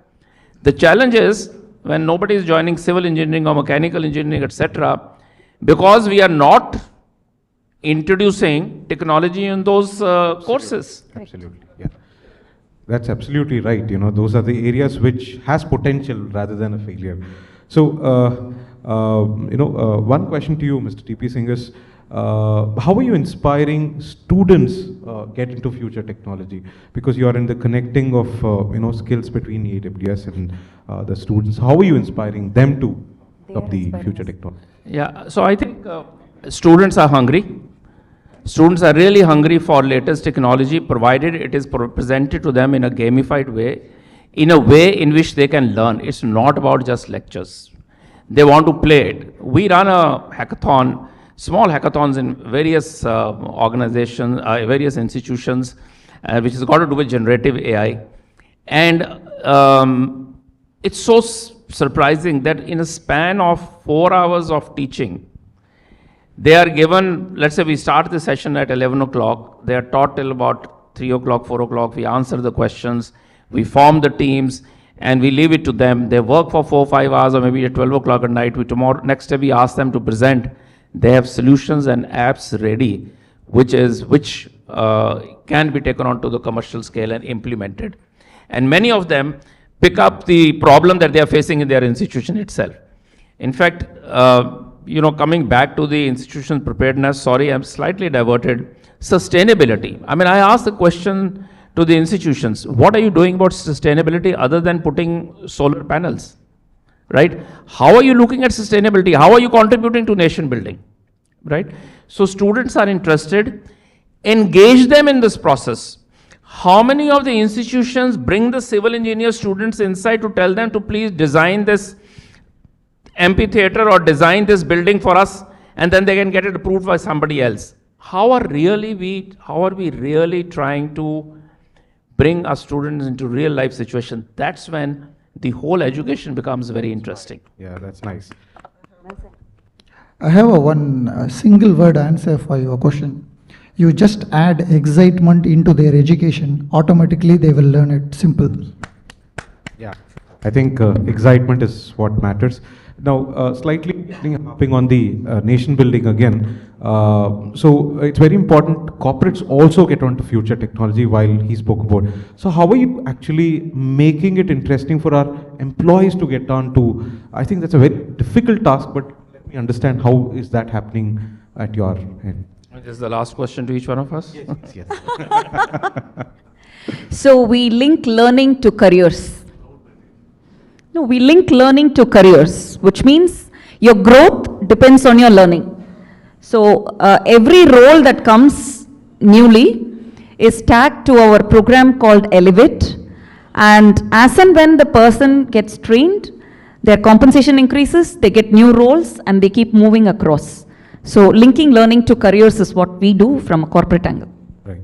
So that's... Also, the excitement part, right? I mean, I actually wanted to touch on it. It's not just, see, nobody in this world can say that I know everything, or no entity can claim that they know all the technology. So within corporates, we rely on self-learning, we rely on paired learning, which is peer learning, we rely on community engagements, we rely on competitions between projects, accounts, regions, geographies. So the gamification aspect is always there, but the strategy is linking learning to careers. Right. So, like what you said, there is no entity or no person who can say, I know everything. Before I say I know everything, other technology which is coming at the back. So there's nothing but I know everything. So last question to you also, Mr. Jahangir. So while he spoke about the student, she spoke about the employees, how will you, you're saying you're going to democratize technology to deeper parts of, say, India, specifically Tamil Nadu for now. So how are you going to inspire, say, a community to get into technology? Wow. That's going to be quite difficult is what I feel. Okay, actually it's not that difficult. It's all about our mindset. How many of here have Iron Man fans? Any Marvel fans, Iron Man fans? These are all the technology people from the community. They are all the community. So because Iron Man is one of the deepest technology ever used in any film industry. They have deep learning, they have face recognition, they have industry 6.0, everything. They have robotics, they have drone, they have EV, they have everything they have. It's all about the perspective, all about how we approach problems, how we see in the things. If you see the robot as a machine, is a machine. If you see the robot as a excitement partner, is an excitement partner. How many of us know the artificial intelligence used in our Google map almost 8 years ago? Nobody don't know. But after the ChatGPT introduced the AI agent, everybody talk about artificial intelligence, because Google used very long ago. Whenever you type H, it automatically say, how are you? Where the word come from? It's artificial intelligence, because how we see, how it excites us. The excitement is not just gamification. How you learn, what's your perspective, how you can change your ideology towards the mechanics.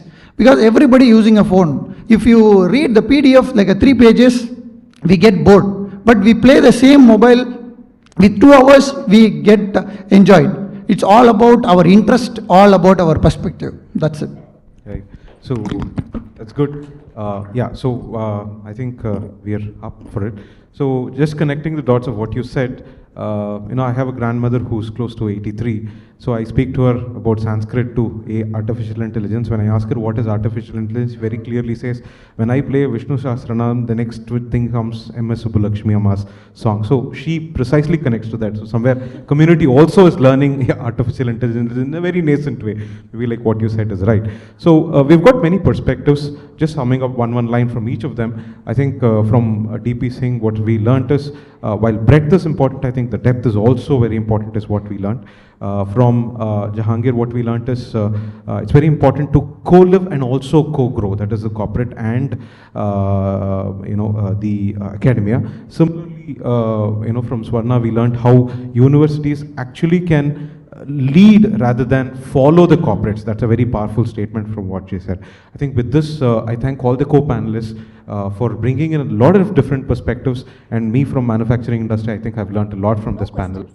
Yeah, so I think it's open for questions in case anybody has questions. The brilliant panel we have here. Everybody's tired. Yeah, there's one there.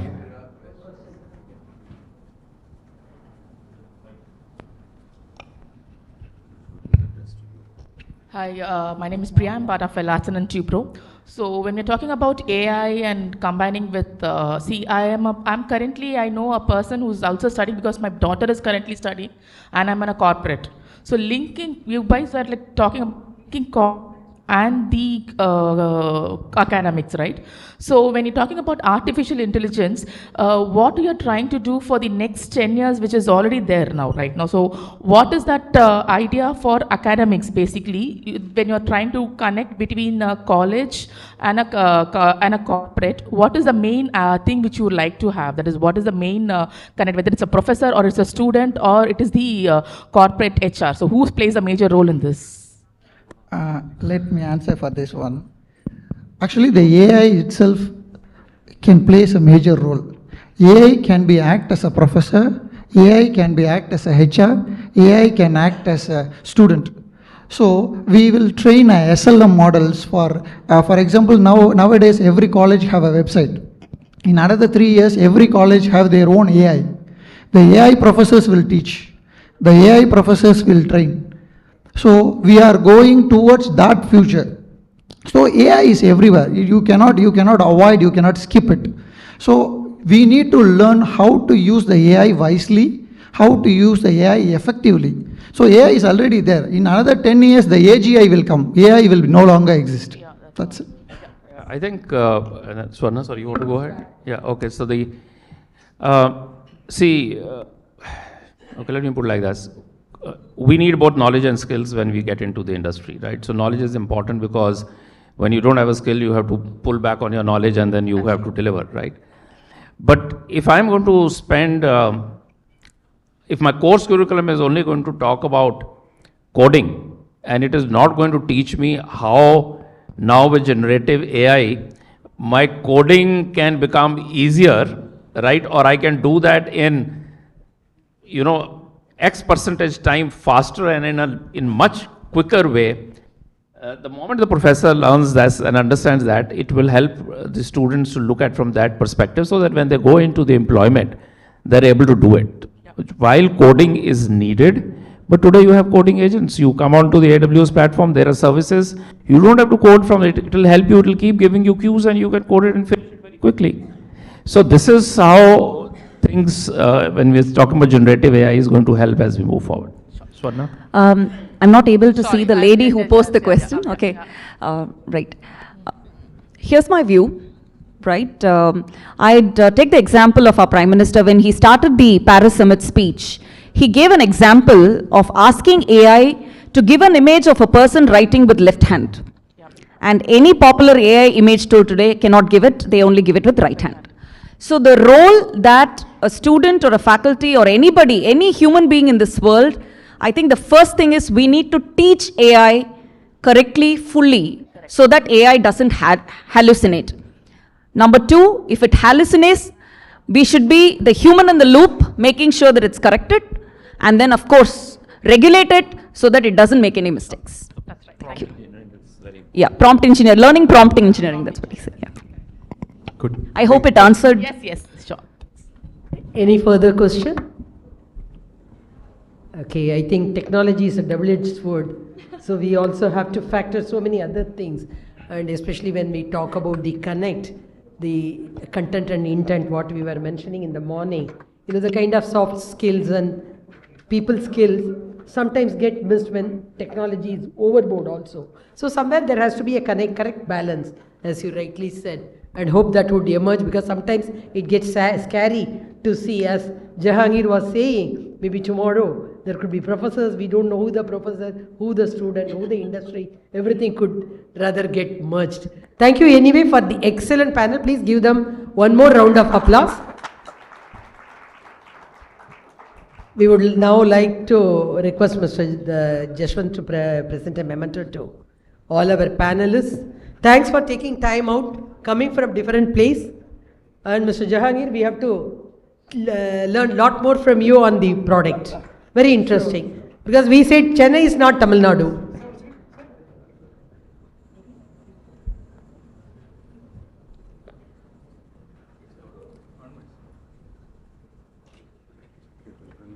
Thank you so much.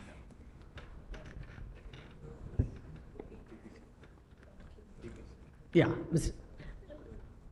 See the face, confusion. Human in the loop. Thank you so very much, madam. Excellent. and to Mr. D.P. Singh.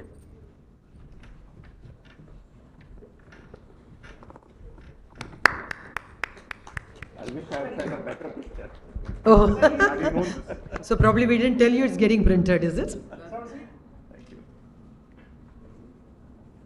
Thank you, and I request Mr. Kalyan, the chair of our HR committee, to give a memento to you.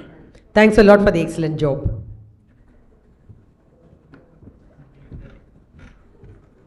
Morning, somebody was saying the HR is squeezed between every factor. He is coming from a wage settlement discussion.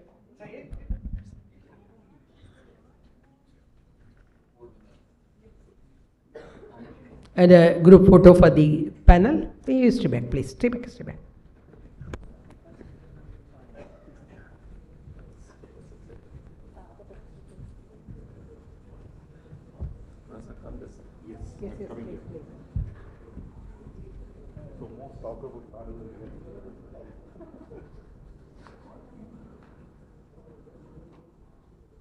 Thank you.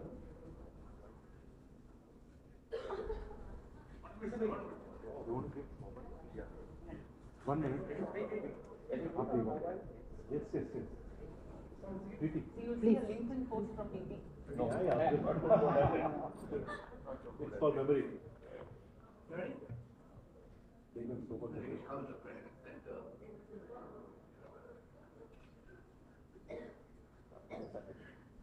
Thank you. Thank you.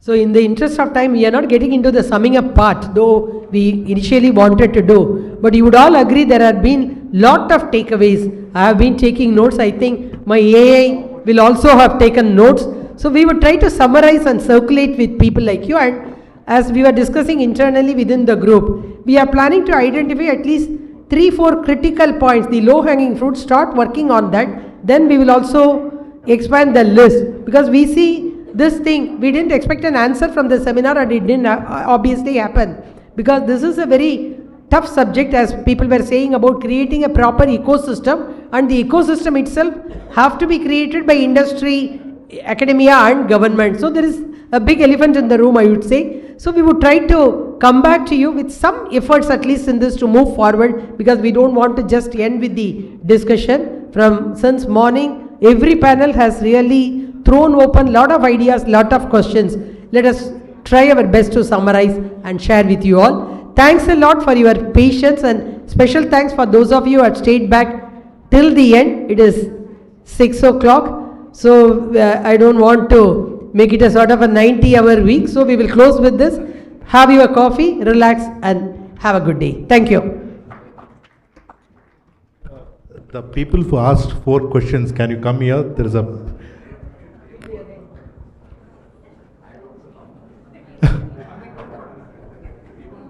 whoever has asked the question to Mr. Dean's panel, the books are here.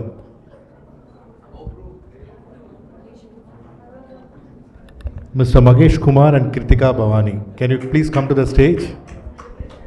I would like to request Mr. Kalyan to hand over this book to Mr. Magesh Kumar and Ms. Kritika. Mr. Kalyan.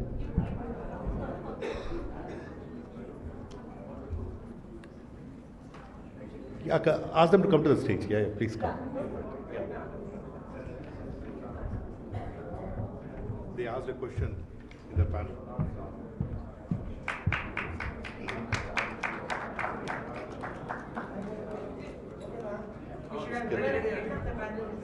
Yes. Please. Ms. Kritika, here. The one.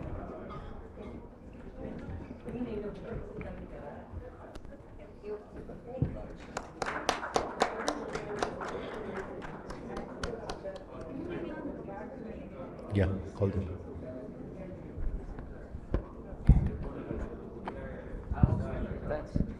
Super.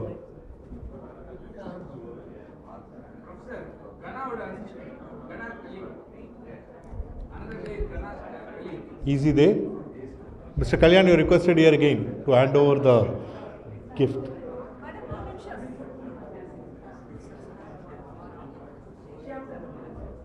I would request MCCI Secretariat team to have the mementos here. Mr. Logarathan. I would like to request Mr. Kalyan, Mr. Shyam to come to the stage here. Mr. Kalyan and Mr. Shyam to give it to... Please come to the stage. Book எங்க இருக்கு?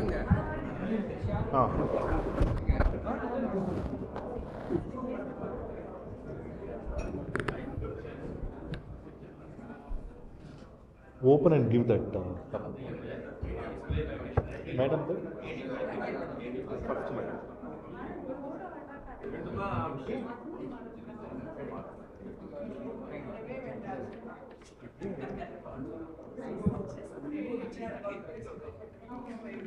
Kalyan, you have to be there. Thanks to Ms. Saraswati Madam. She does lot of initiatives and it's a moment of acknowledgement from our side. I request audience for a moment. One moment please.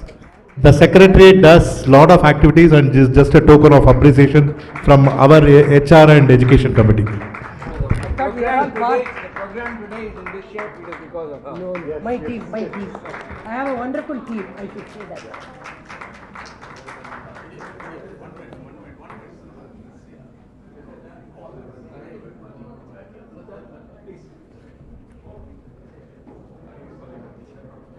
Thank you. Mr. Loknathan, please come. அவங்களாம் தான் நிறைய வேலை என்ன விட லோகு மது வசு பிரீத்தி தெரியலையே ma'am please come யா பிரீத்தி இல்லையா அது எப்படி பிரீத்தி அது எப்படி நீங்க உங்களுக்கு எல்லாம் வருக்கலாம் அப்படியே இருக்கு சார் மேம் வாங்க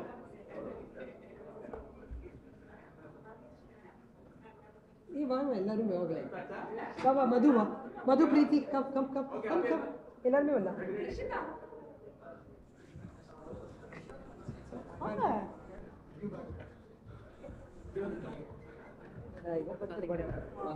Yes. Padma, please come.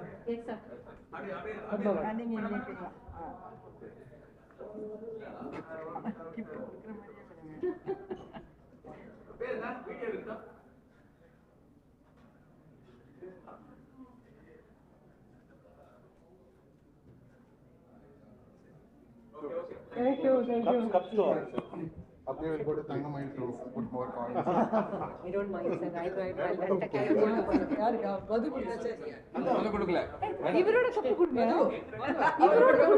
அவருக்கு கொடுத்தாச்சே இது கொடுங்க சொல்ல வேண்டாம் சார் வாங்க மேடம் வாங்க என்ன வாங்க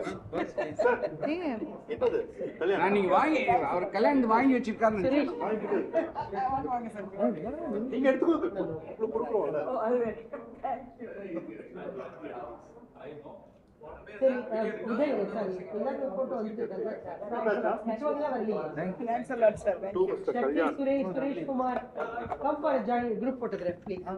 வாங்கப்பா வா மது சரி எடுத்துங்க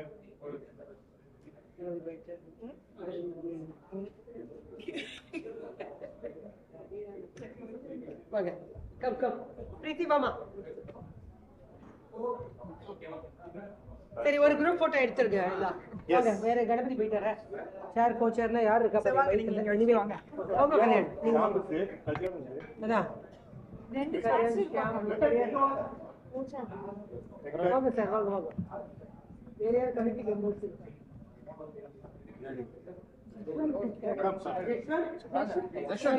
committee photo sorry for the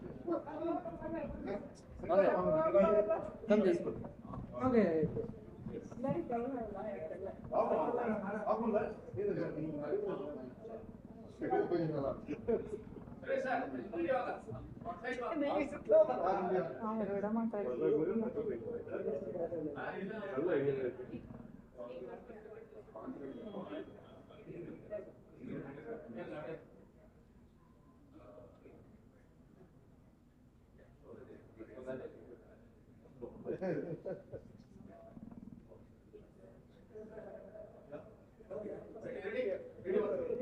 Thank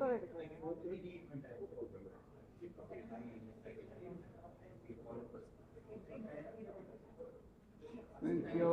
Thank you very much.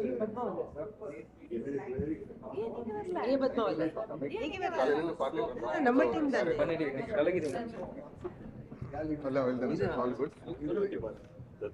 நல்ல நேச்சுரலா இருந்துச்சு. Thank you so much, Shyam. Shyam came and bridged the gap with the answers. Thanks a lot, sir. Ilya.